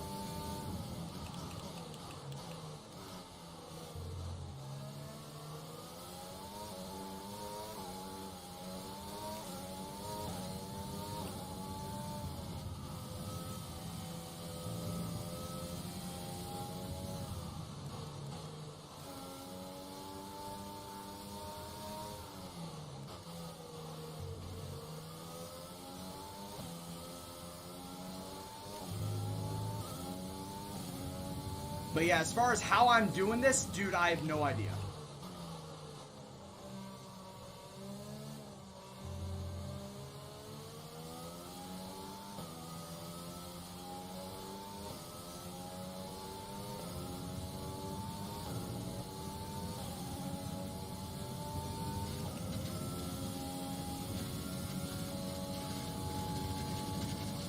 Oh, are you doing 3 sets of qualifying? Are you doing a 3-stage qualifying? Or are you doing a single run qualifying?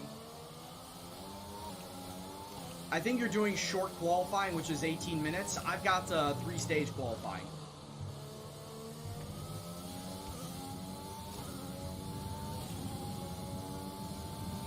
But yeah, I did use short qualifying back in 2019, and then 2020 I said I was going to run this type of qualifying.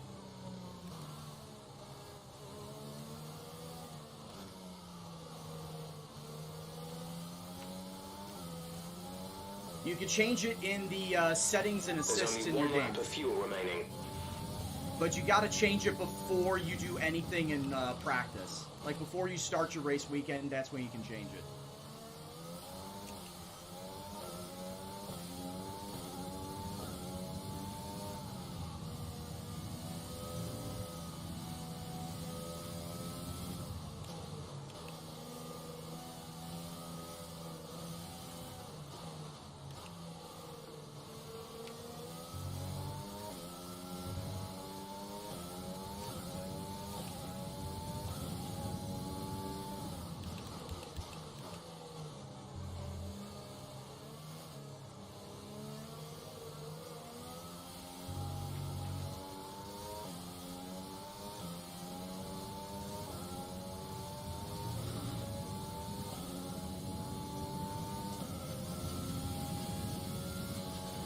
You're welcome, Circle.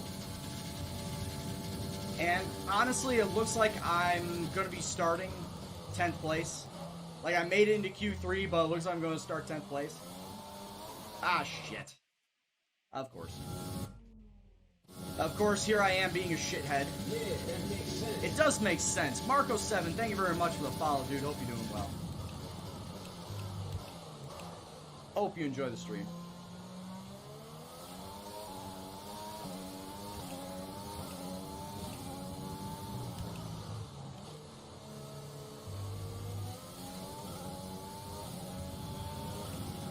I got 0.04 of a second faster. That was not good. And right now I am sitting down in 10th. I don't think I'm going to get any faster. I think I have hit my Intermediate tyres are your best bet in the current conditions. I think I have hit my peak. I'm 3/10 of a second behind Carlos Sainz. I could scooch. I'm more than likely could scooch up to 9th, maybe even 8th place, but that's about as high as I'll go. You finally got the storms, man? You finally got everything that came through Chicago?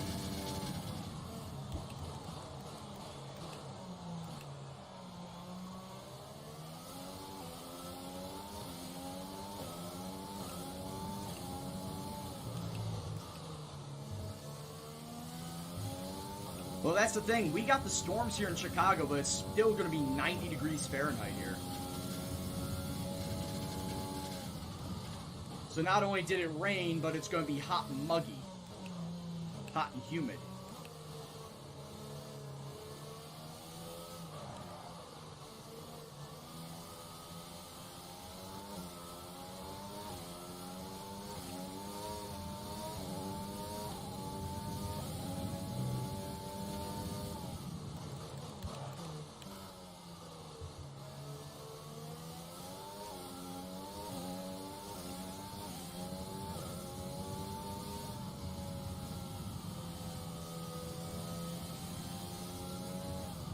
How's Vietnam? Started 5th, ended 7th.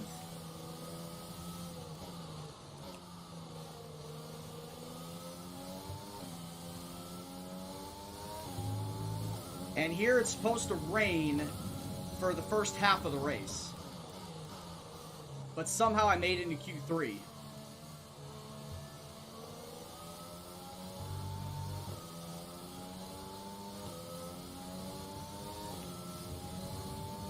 On wet qualifying, I somehow made it into Q3. I beat out Albon.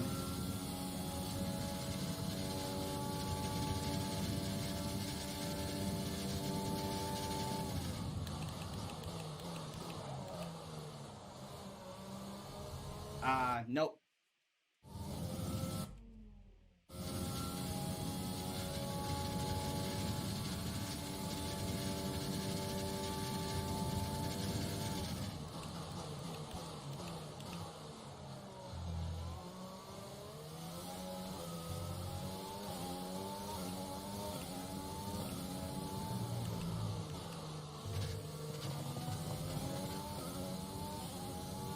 Kick up that baller 9/10 faster. Did it pop me out of 10th, or am I still down there? 8th place. Alright, so I'm not back row of the front guys. I'm 8th place. It's not a bad start. Albon is starting in 11th. Now, my new sponsors, one of us has to finish top 12 in order to get money. And with qualifying complete, let's review our top 3 today. Hamilton, Vettel, and Max Verstappen. With Oh man, look at how close I was to Perez. I was 5 thousandths of a second behind him. I could have pipped up into 7th if I didn't have a bad last hairpin. Sarancia, I stand by that statement, okay? I'm coping. I'm coping with it. Fine wraps up, we now have our grid line. I'm coping with the copious amounts of rain. Alright, so it says that they want me to go 15 laps on the initial set of intermediates. They do say they want me to go 15 laps on the initial set of intermediates. I kind of want to go 14 and then come in. But I'll just run this out. I'll run out the 15 laps, see what the weather is like. Because, yeah, like I said, it shows that the weather will go further than that. But, like I said, weather forecasts are finicky. We don't really know if it'll go earlier or later. So figure 15 laps, come in, pit for a fresh set of intermediates, and then wait for the weather. Wait for the weather and see what's up, I guess. So starting in 8th place, where do you think I'm going to finish? And conversely, do you think Albon will get a top 10? Let me know in the chat. Do you think I'll get a top 10? Do you think Albon will get a top 10?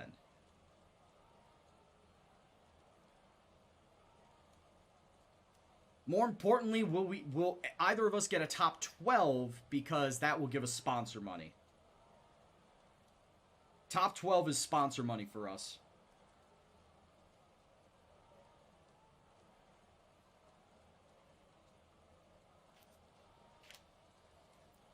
P8 and P9. Hey, double points work.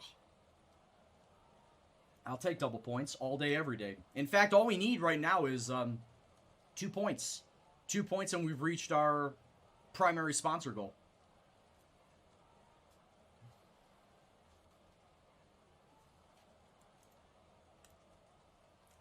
Front row lockout on the podium. Man, Red 4 coming in with the big boy plays. Alright, let's start this race.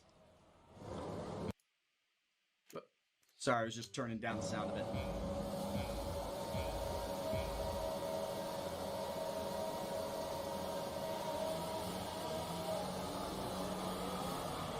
Oh no!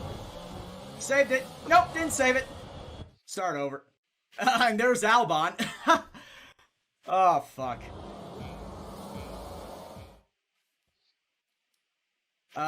Restart session.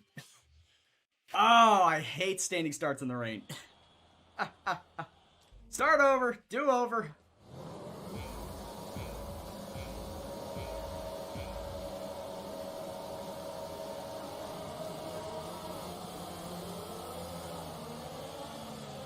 Why?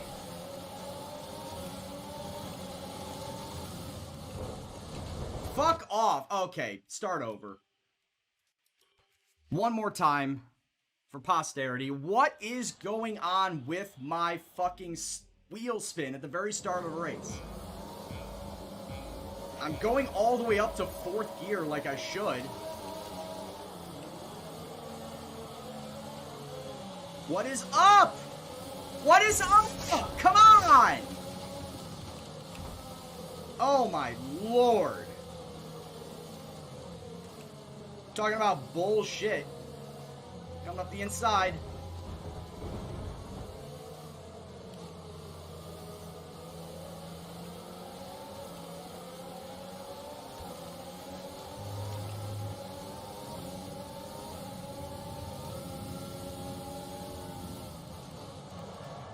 Oh, I can't stop in time.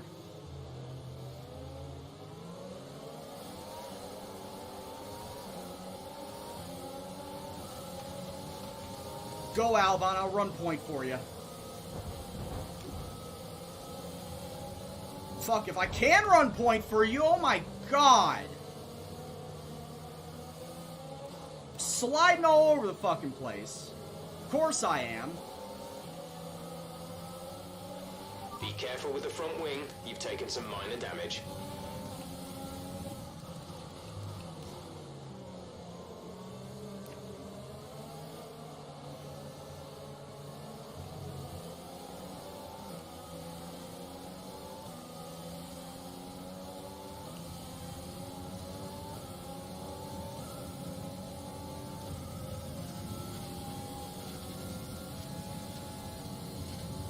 Typical of how my wet races go.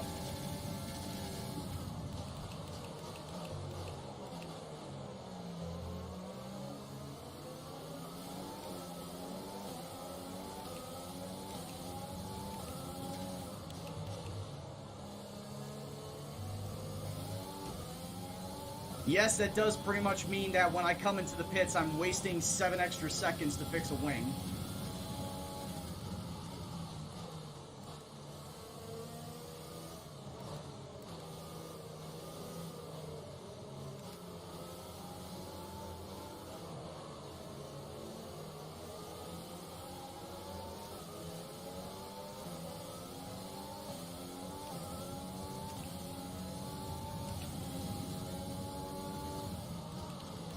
Well, what this means right now is once the weather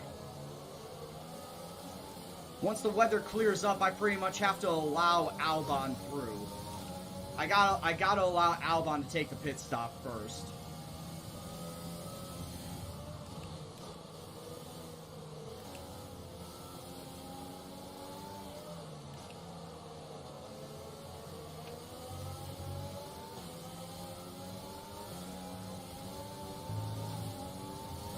My race is pretty much done.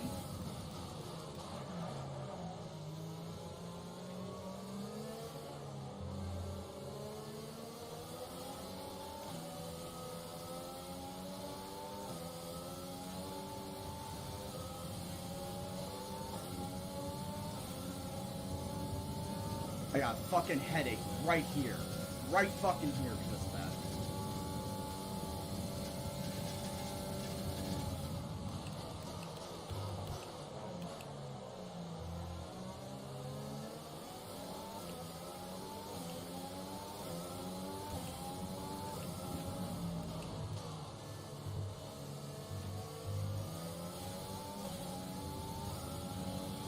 Could have gone so much better. Could have gone so much better.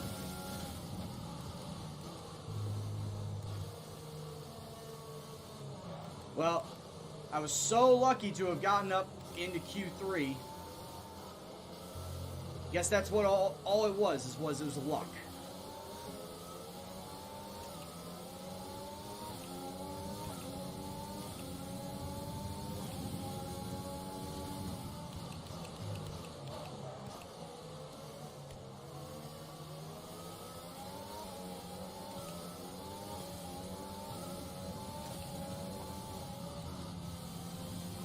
It is so fucking hard to turn right here because of my wing.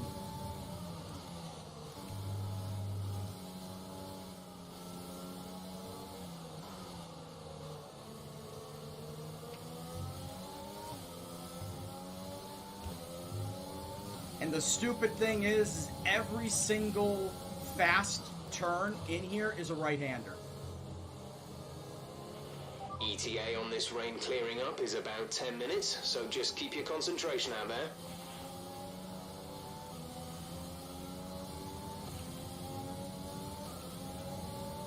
Alright, so he says the rain will clear up in 10 minutes. As far as the track drying off, that'll probably be like another 3 laps add on top of that. So I'm figuring lap 10, lap 11.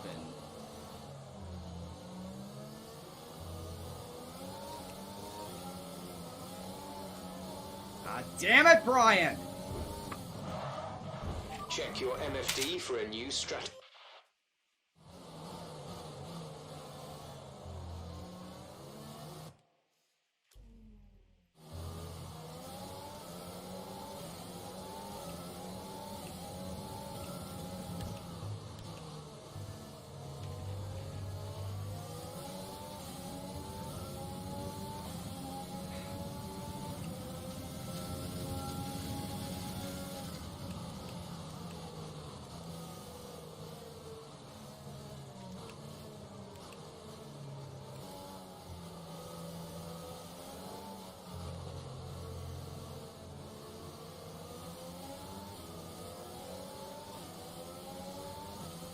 So if that's the case, I might risk it and do a double set of 9 laps on softs. Like, if it's 18 laps, I might do 9 and 9 on soft.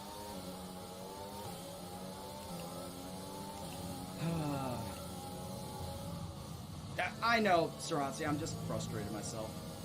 What's going on, Marcus?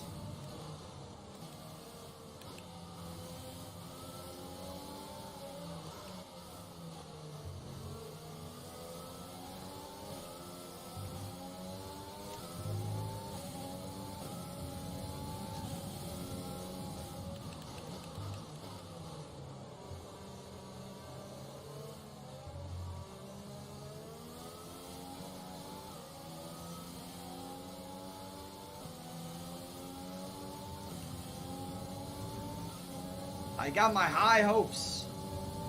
I got my hopes up high. All because of fucking Q3. Qualifying it in the Q3 and starting 8th.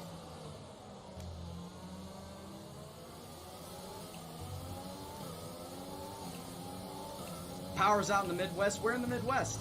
I'm from Chicago area, and around my area, yes, had some trees down, power lines down, power outages, yes, but I did not. Luckily, I did not.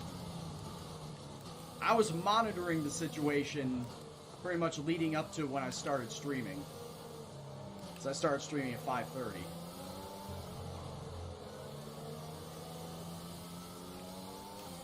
And 5:30 was right about the time that the storm fully passed my area.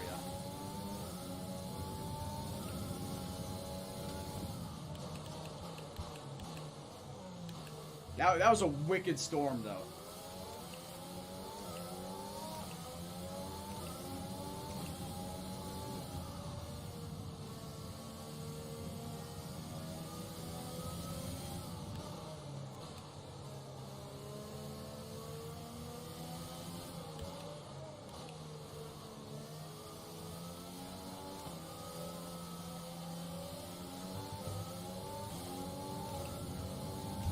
Well, at least I'm running point for Ocon. The top 10 is pretty much pulling away from myself and everybody else behind me.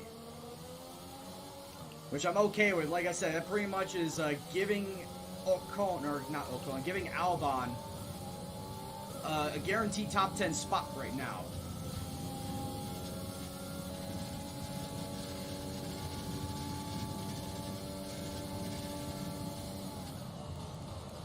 That many people? Shit.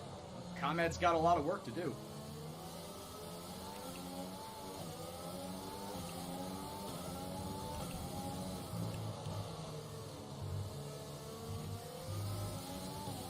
ComEd's got their hands full, Marcus, that's for sure.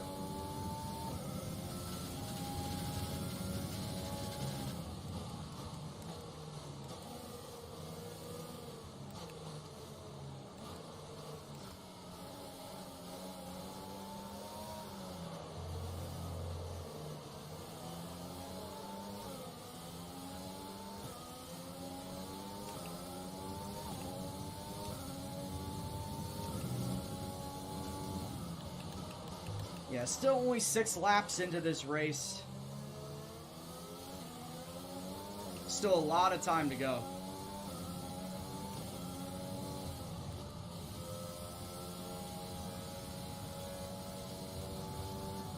Well, now that the weather's cleared up, hopefully you get it back soon.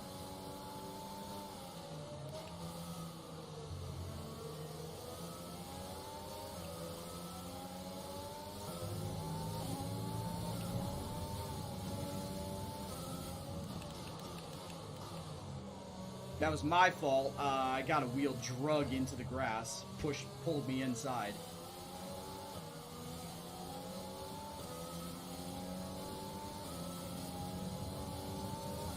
But yeah, 4:30 was when, like, the biggest of it was hitting us.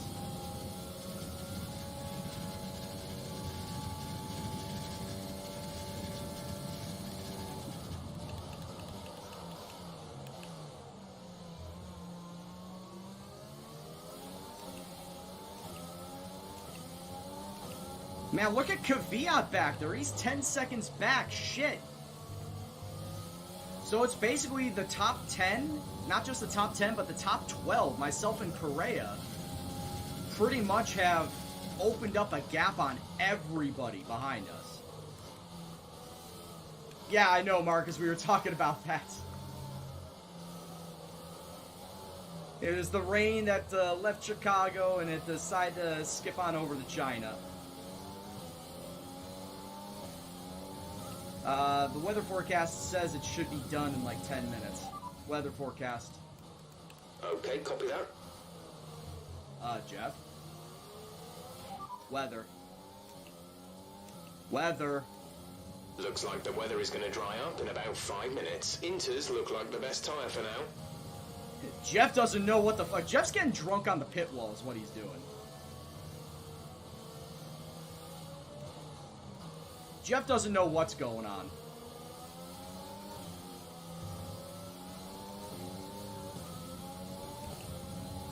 But yeah, Correa behind me is Juan Manuel Correa, who was a former teammate of mine in my first season of career mode. And then I ditched him for Alexander Albon.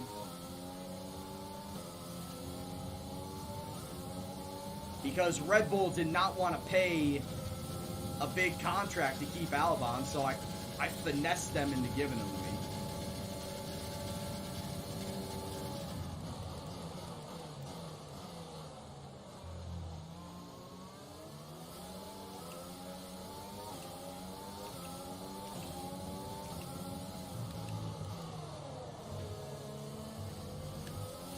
But yeah, this is only my second season. This is fourth race of the season.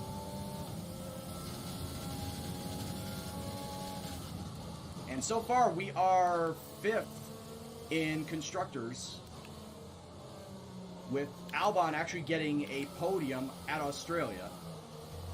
That so far has been his only highlight with me. That so far has been the only highlight of my team right now, is him getting a podium. The rest of the time has been me trying to scrape a top 10.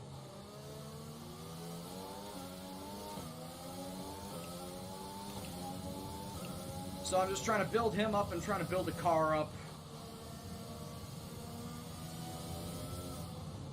So that I can be competitive, that the team could be competitive, and that Albon could win me some points.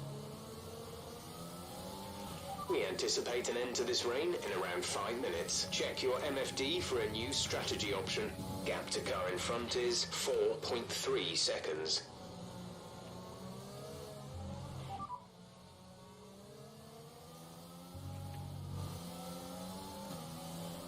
Understood, copy that.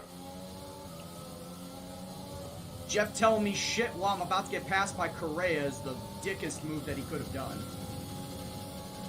Hey, Bazzy, what's going on, man? Did well at Vietnam. Started in 5th and I finished in 7th. Albon finished in 10th. Meanwhile, here at China, I somehow got into Q3. I started in 8th place. Albon started in 11th. But I fucked up my front wing lap 1, and I'm staying out right now because I might as well just roll with it. I'm basically running point on keeping Albon top 10. That's my job right now.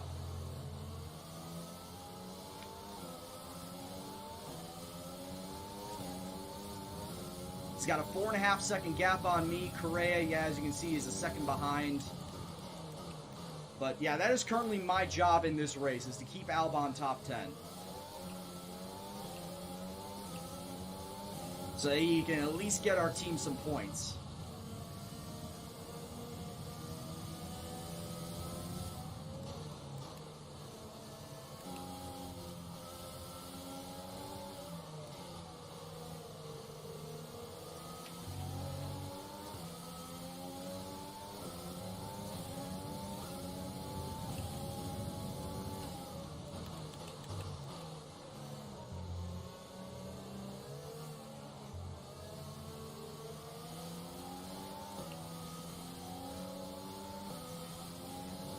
Like I said, though, the more I think about it, the more I want to run double soft, but it all depends on when the track is considered dry enough. It's not a perfect situation, but I don't think we have cause to move on to a different tyre yet.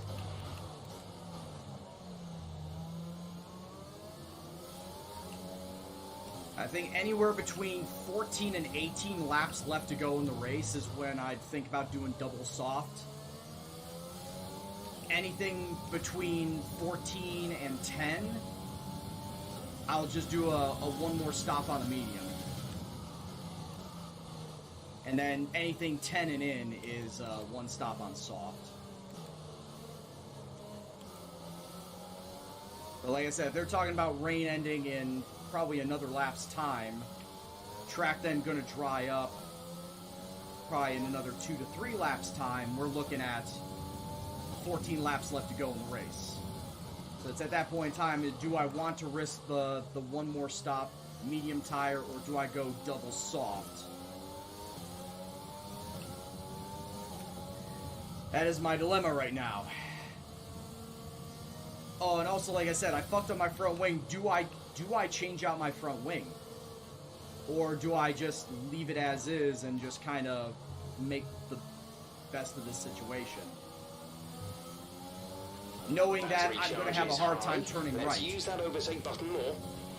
Knowing that I'm going to have a hard time turning to the right, do I sacrifice the 7 seconds to switch to a new front wing?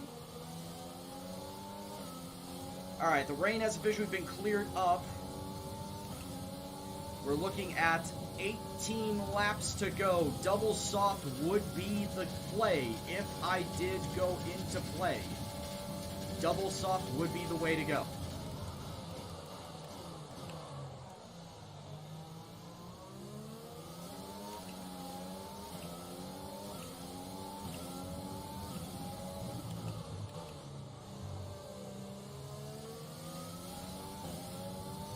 In fact, I almost kind of want to come in now because the track does look dry. Okay, we can take you this lap.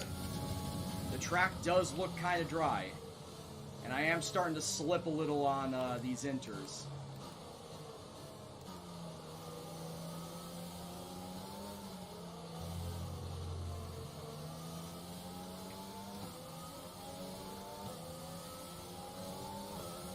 So that's what I'm going to do. I'm going to do double soft. I'll split it. So however many laps I have left, I'll just split it. 4.4 seconds. I think I may go one more lap.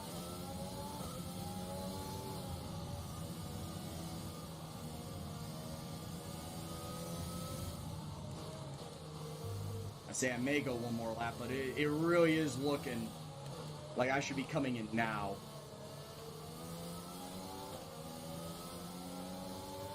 Like, without a shadow of a doubt, it almost looks like I should be coming in now.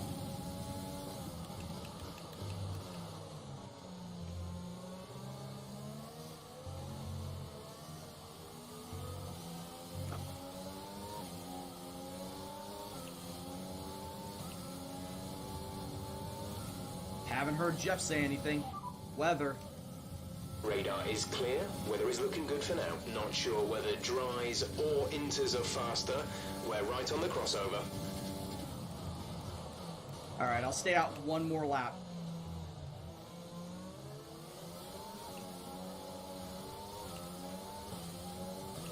Up, someone came in.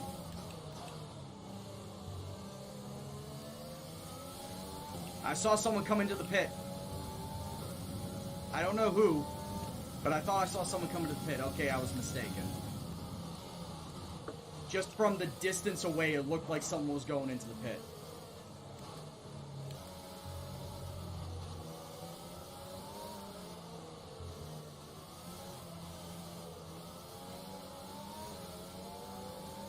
Oh man, inters are not having a fun time right now. Really.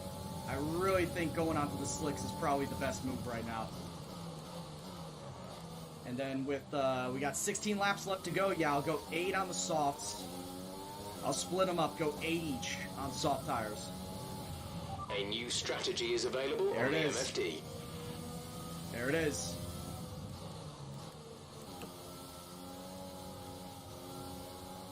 There it is. I fucking knew it. I fucking knew it, man. We're gonna do double soft. 8 laps apiece on soft tires. 16 laps is just a little bit too long on mediums, and I sure as shit am not gonna go on hard tires.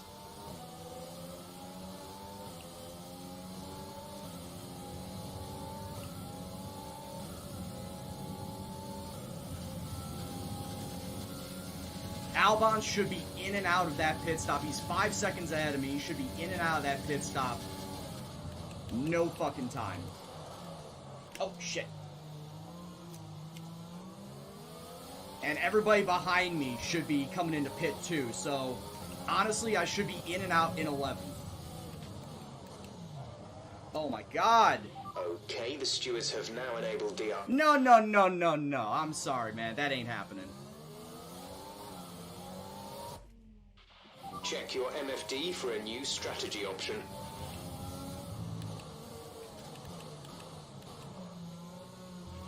Alexander is coming in for his stop. Yeah, he is. And like I said, he should be all well and good, taken care of by the time I get in there. Everybody's coming into pit. So like I said, I'm going to be in and out. Hopefully I'll only lose a couple of seconds. I say I only lose a couple of seconds. I'm going to lose several seconds. Come on. Finish it up. Finish it up. Go now. Alright, I lost 2 spots. I dropped down to 13. Okay, you only have to stop once now. 1 stop left.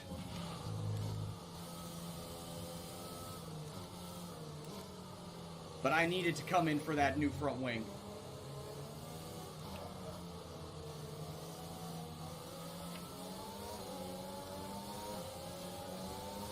God, Latifi, you are slow as balls, dude.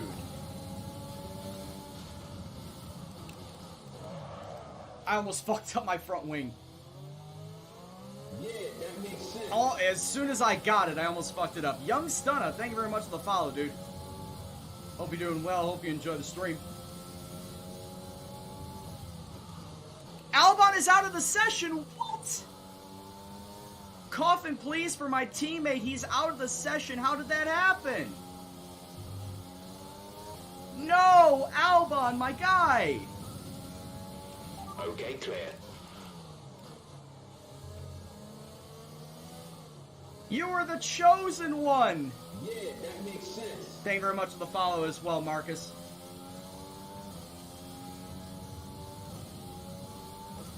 And yeah, you see pretty much everybody else is coming in on soft tires. They're going to run the same strategy. They're going to split it. Split the 16 laps left. So they're all going to come in on lap 20 as well.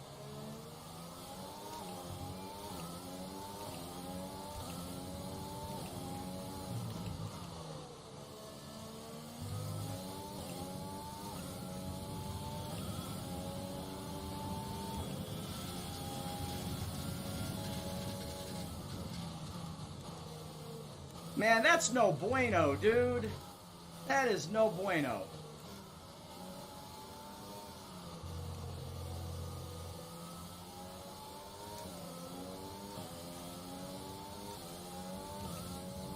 I am disappointed. I'm so disappointed now.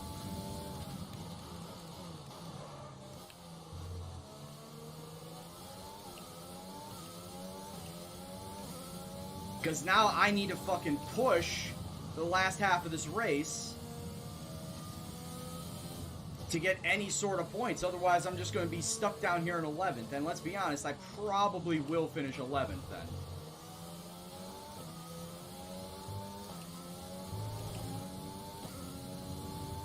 Ah, that sucks. Okay, the gap behind is 2.6 seconds.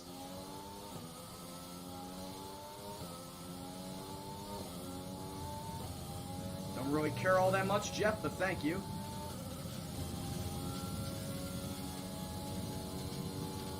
I got Correa and Ocon. I got Correa 7 seconds ahead of me. He just left the hairpin, so he's going to get that time back.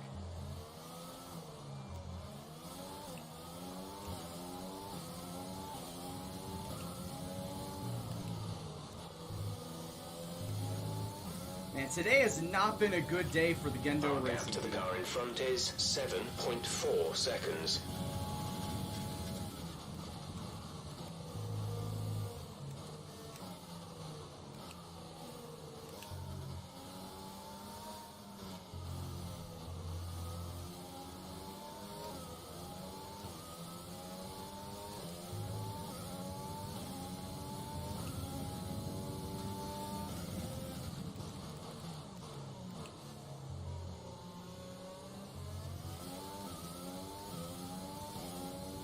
I want to catch Correa, and I don't think I will.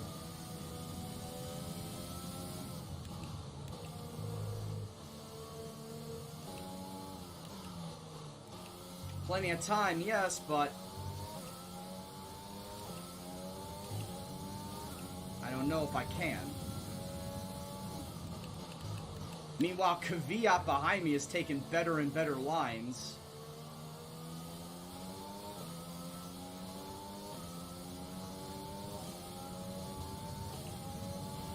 Alexander's dropped out of the race.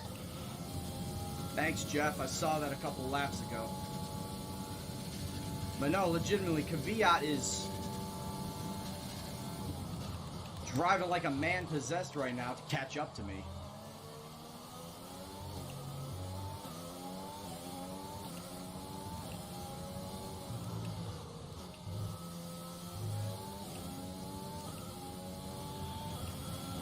We're approaching the pit window. You'll be on the softs. Check your MFD for a new strategy option.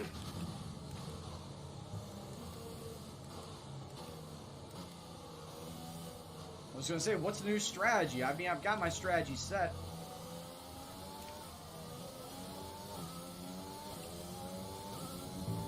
I'm going to come in at lap 20. Like I said, I was going to split the laps. There were 16 laps left. We'll go 8 and 8. Like a mediocre Chicago Bears season. That if there is going to be one this year, I have a bad feeling that's what the Bears are going to get. They're going to be 8 and 8 this year.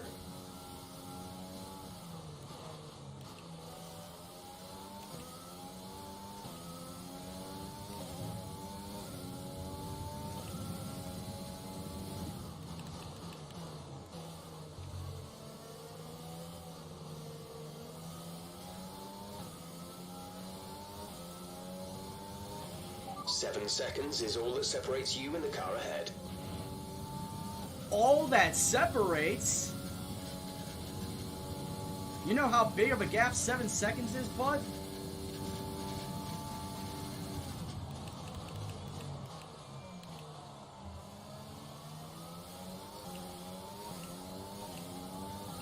It does not look like Correa is driving all that well anymore, so I might be able to catch him before he come into the pit stop.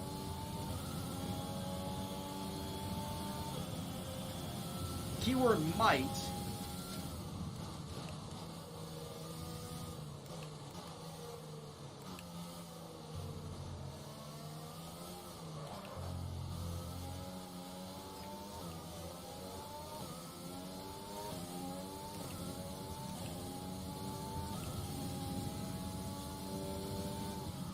And yeah, I do know the saying, offense wins games, defense wins championships. It's good to have a good defense.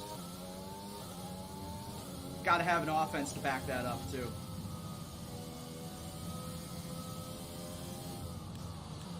Who do I think is going to be the starting quarterback? I feel like the Bears really want to stay with Trubisky, and the reason why they brought in Foles was because of competition, yes. But on the surface, they want to go with... On the surface, they want competition, but in all honesty, I feel like they want to keep Trubisky. And by signing Foles, it should be a kick up the rear, they think, into... Use your overtake button more. It's time to utilize some of this energy. Making Trubisky better, they think.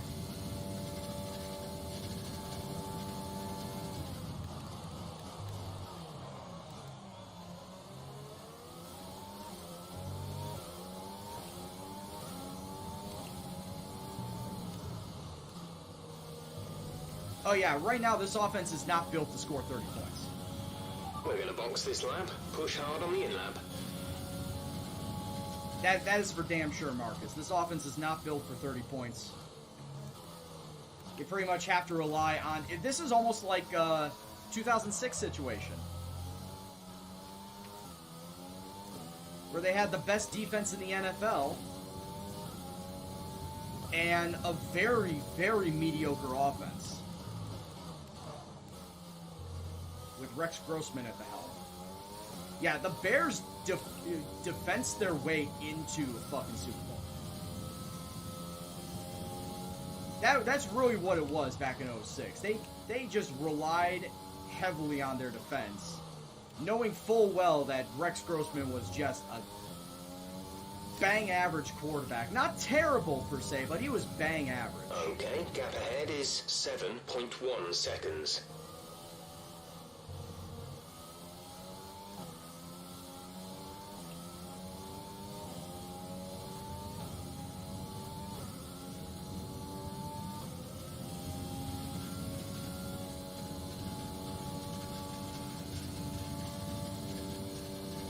I see a lot of drivers actually came in and pit for medium tires.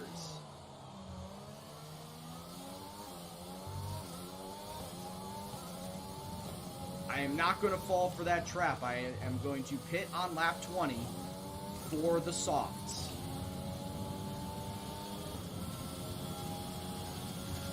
Caution, caution, full course caution. Oh! The safety car is out. Oh Keep my an eye on the God! delta. We need to keep it positive to avoid a penalty. Slow down, maintain positive delta. Sergio Drop your Perez speed. is Our delta out is of too this low and race. we risk a penalty. Slow your pace immediately.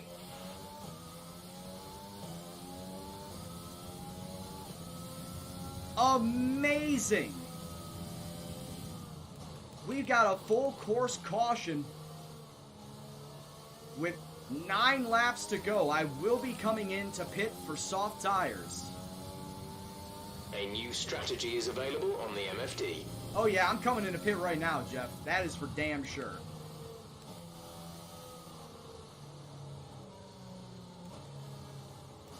Come on, slow down enough, thank you. Oh yeah, I am for damn sure coming into pit right now.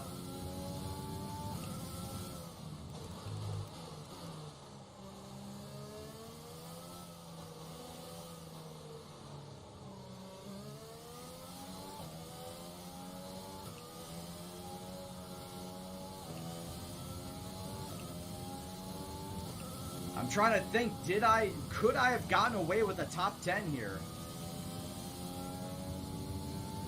Is there a way that I could have gotten away with a top 10 here? We'll just have to wait and see. Okay, slow down, slow down. Your delta is negative, which means you are too fast. Reduce your pace. Understood, stopping this lap.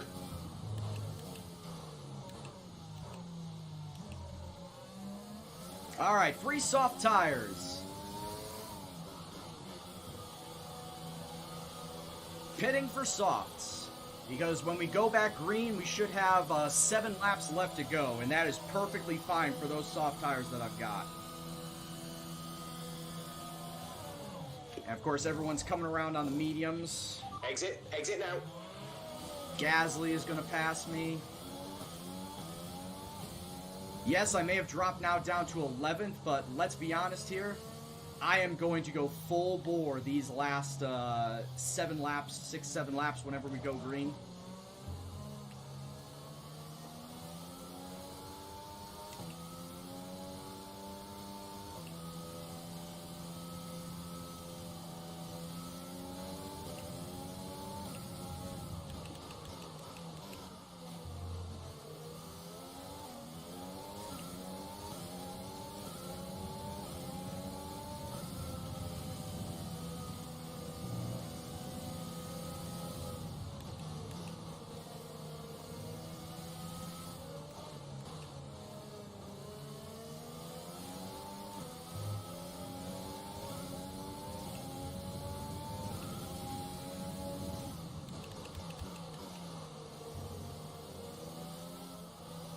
I think it's going to go one more lap around.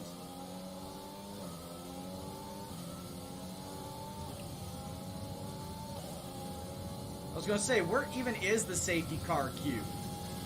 Just at the hairpin? Yeah, it looks like it's at the hairpin.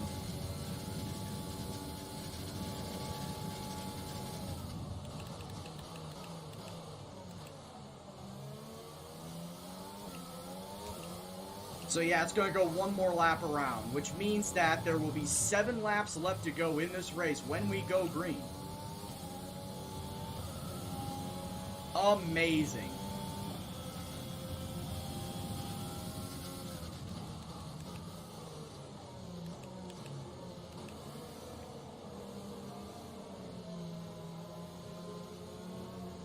I know no overtaking game, thank you. I'm trying to warm my tires up.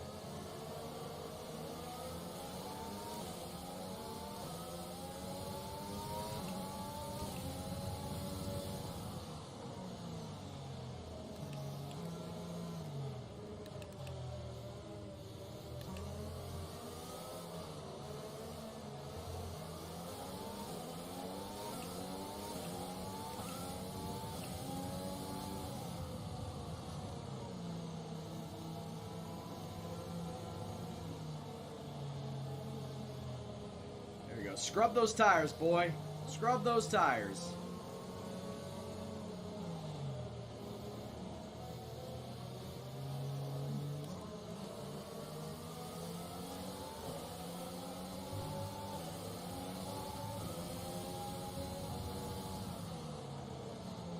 I'm going to have so much fuel to burn off by the time we restart.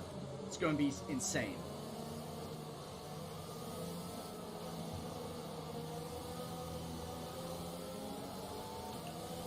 God, turn one's going to be, the turn 1 snail is going to be so fucking let's tight. get ready to go racing again. The safety car is in this lap. When the field accelerates, remember, there is no overtaking until the green flags. Safety car in this lap. Oh boy, it's a brand new race. 7 laps to glory.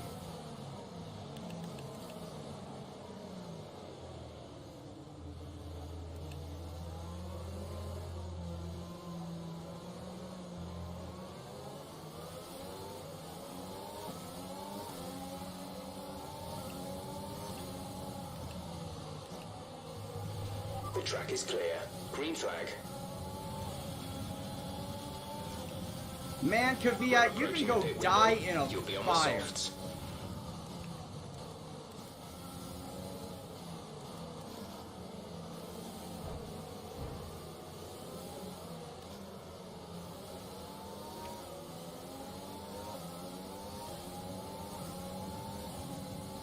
Yeah, time to go full fucking bore here.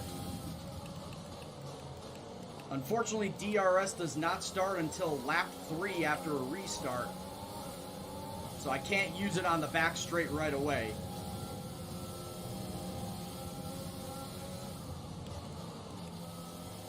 But I can use overtake and high fuel mode to help me. And I just might get a top 10 out of this yet. Fuel is looking really good. You're managing it well.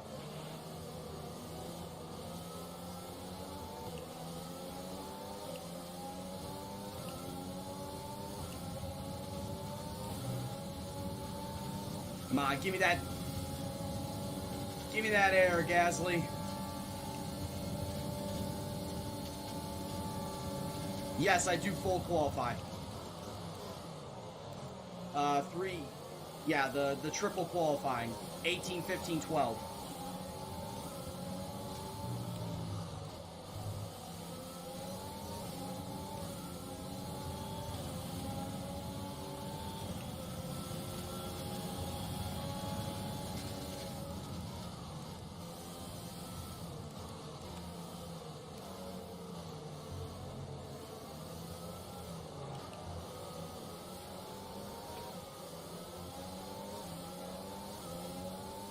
Alright, I'm up in the top 10 on these soft-ass tires. That's not good enough. I want to go higher.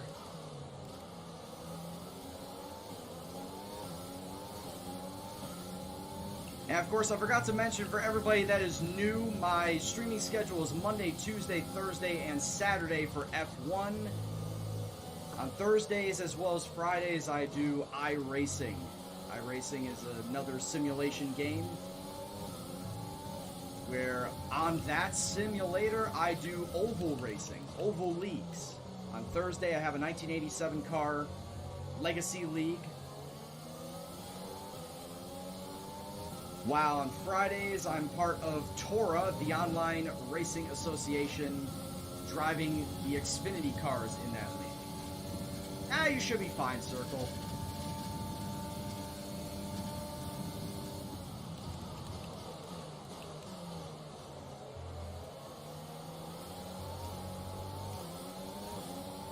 Alright, the cars in front of me are going pretty fast. I'm not too happy about that. DRS is officially going to open this lap. Pit window open. Let's box this lap. I've officially moved up into 8th place, honestly, by doing nothing. There were some people coming into pit right now. So, hey, 2 free spots. It's free real estate. But I want more, damn it. And honestly, with this train in front of me, I have a very strong feeling I could pop a 4th place out of this by the time it's all said and done. All comes down to DRS and proper management of fuel and overtake. Honestly, it looks like best place could be 4th place.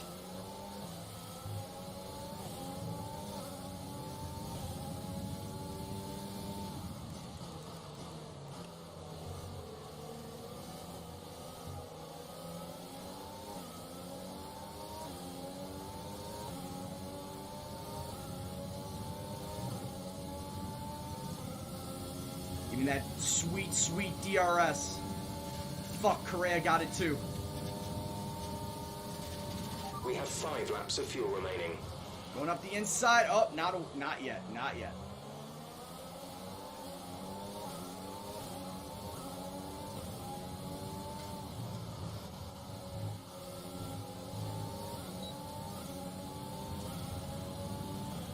I saw that. I'm like, no, not yet. Not yet.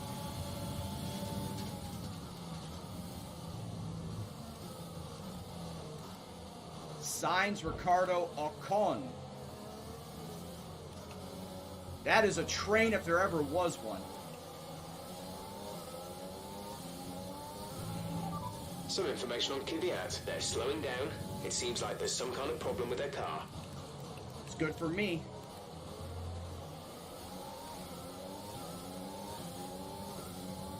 I've got Gasly behind me.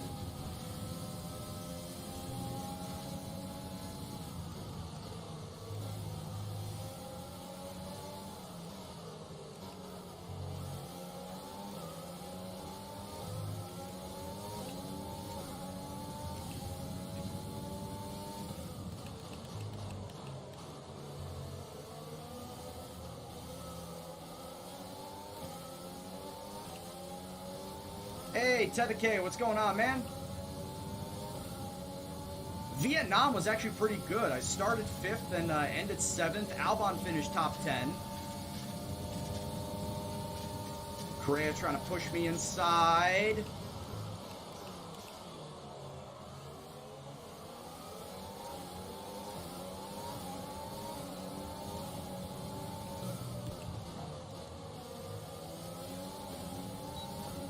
That is a spot. We have moved up into 7th with 3 laps to go.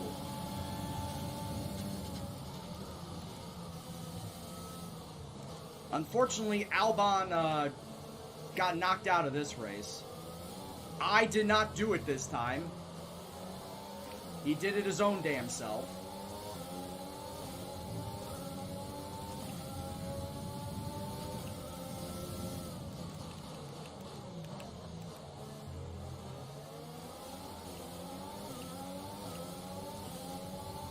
And Sergio Perez knocking himself out of the race brought out a safety car after heavy rains for the first half of this race.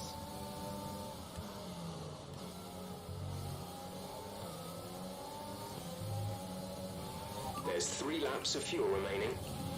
Plenty of time, plenty to use.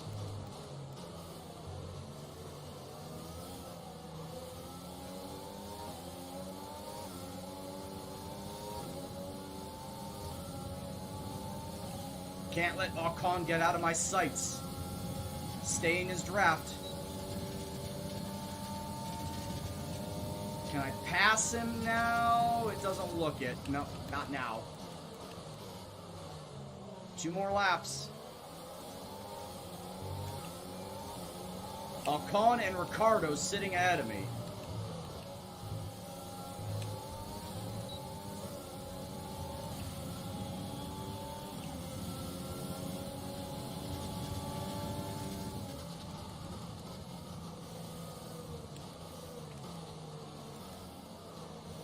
Man, if I'm going to be doing moves, I should be doing moves now.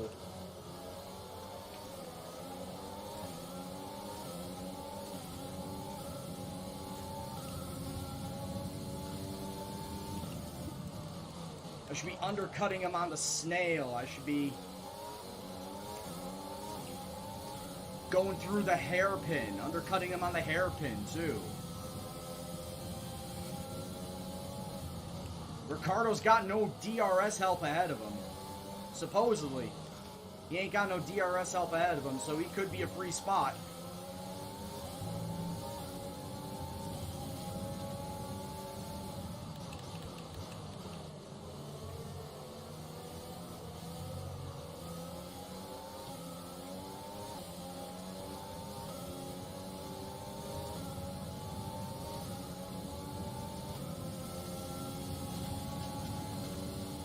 Ocon, you were so agonizingly close. Oh, he tries to push it. And oh, it wasn't without some sort of controversy. He nudges Ricciardo out of the way and he bops himself up into 5th This is your place. final lap of the race. A very controversial overtake. Stewards should take a look at that. If this was real life, the stewards were taking a look at that.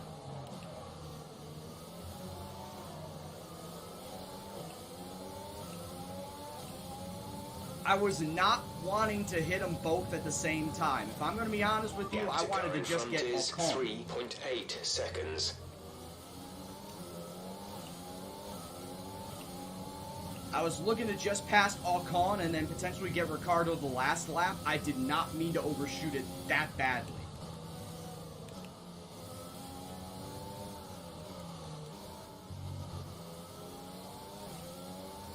Oh no, I've definitely overtaken his There's only 1 lap moniker. of fuel remaining.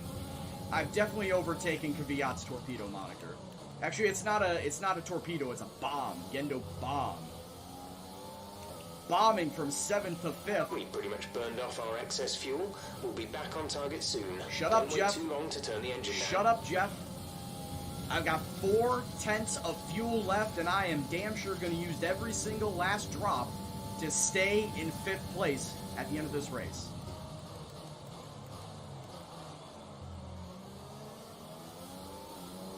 Lewis Hamilton has won this race. Bottas in 2nd, Vettel in 3rd, Sainz in 4th, but it is Gendo F1 Racing and Brian Gendo coming in 5th place. That's the end of the race. It's We'll a see you top in pole 5. shortly. It's a top 5. You'll love to see it. A little bit of dodginess when it came to how he got that top 5. But after where he qualified in the rain, There'll be 5th many smiles at place the factory is after a that one. solid A great finish. race and a real team performance to take the win here in Shanghai. Ooh, wow. Smacking my wrist and getting a nice big Anthony gash. Davidson, a resounding victory today. What set them apart from the rest? Well, the safety car completely changed the race, didn't it? Yes, it Mercedes did. are on top form Oh my once god, again that after safety an car excellent helped race me weekend. big time. It's great to see them up on that podium once again. Oh, it was Verstappen. Sorry, it was Verstappen coming in 2nd. I thought Bottas was 2nd. What happened to Bottas? Where'd he go?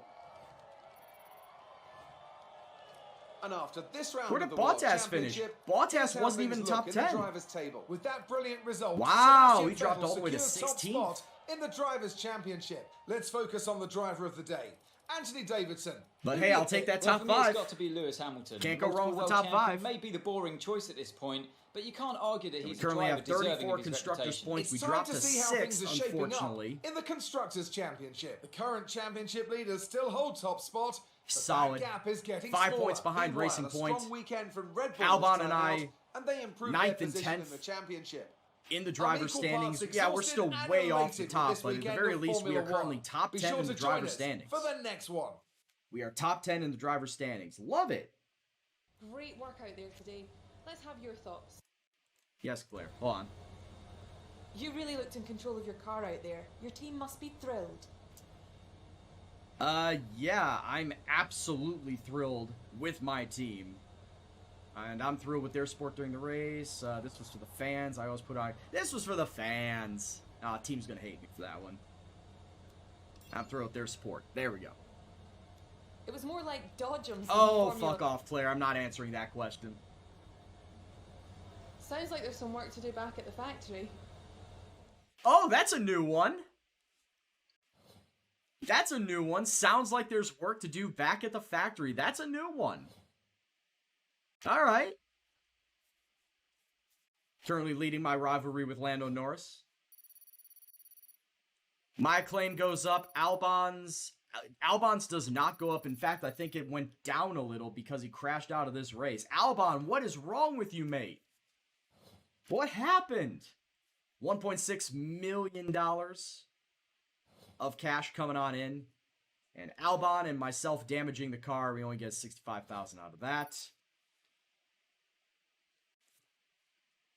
But yeah, like I said, with having the double of Lugna and Sudu as far as sponsors go, where they're the same fucking thing, just achieve fastest lap at any session, I'm sure as hell gonna double up on that sponsor until I can find something better that I can then trade up for it.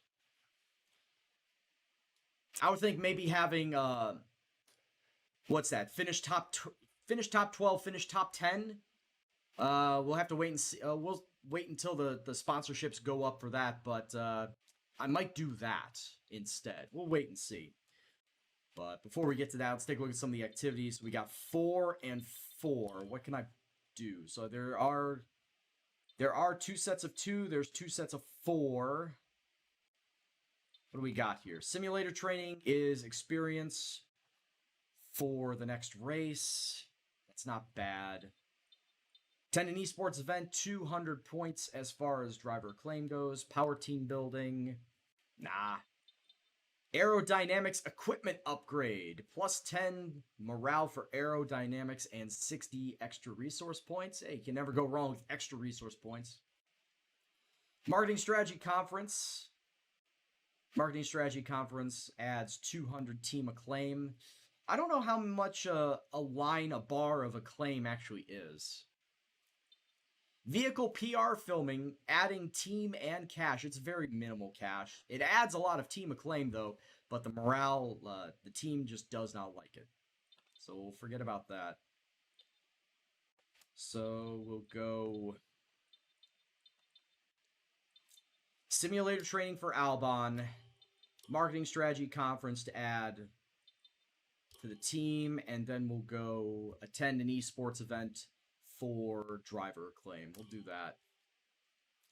And at this point in time, I want to just make sure. So Lugna's ends in 3 weeks.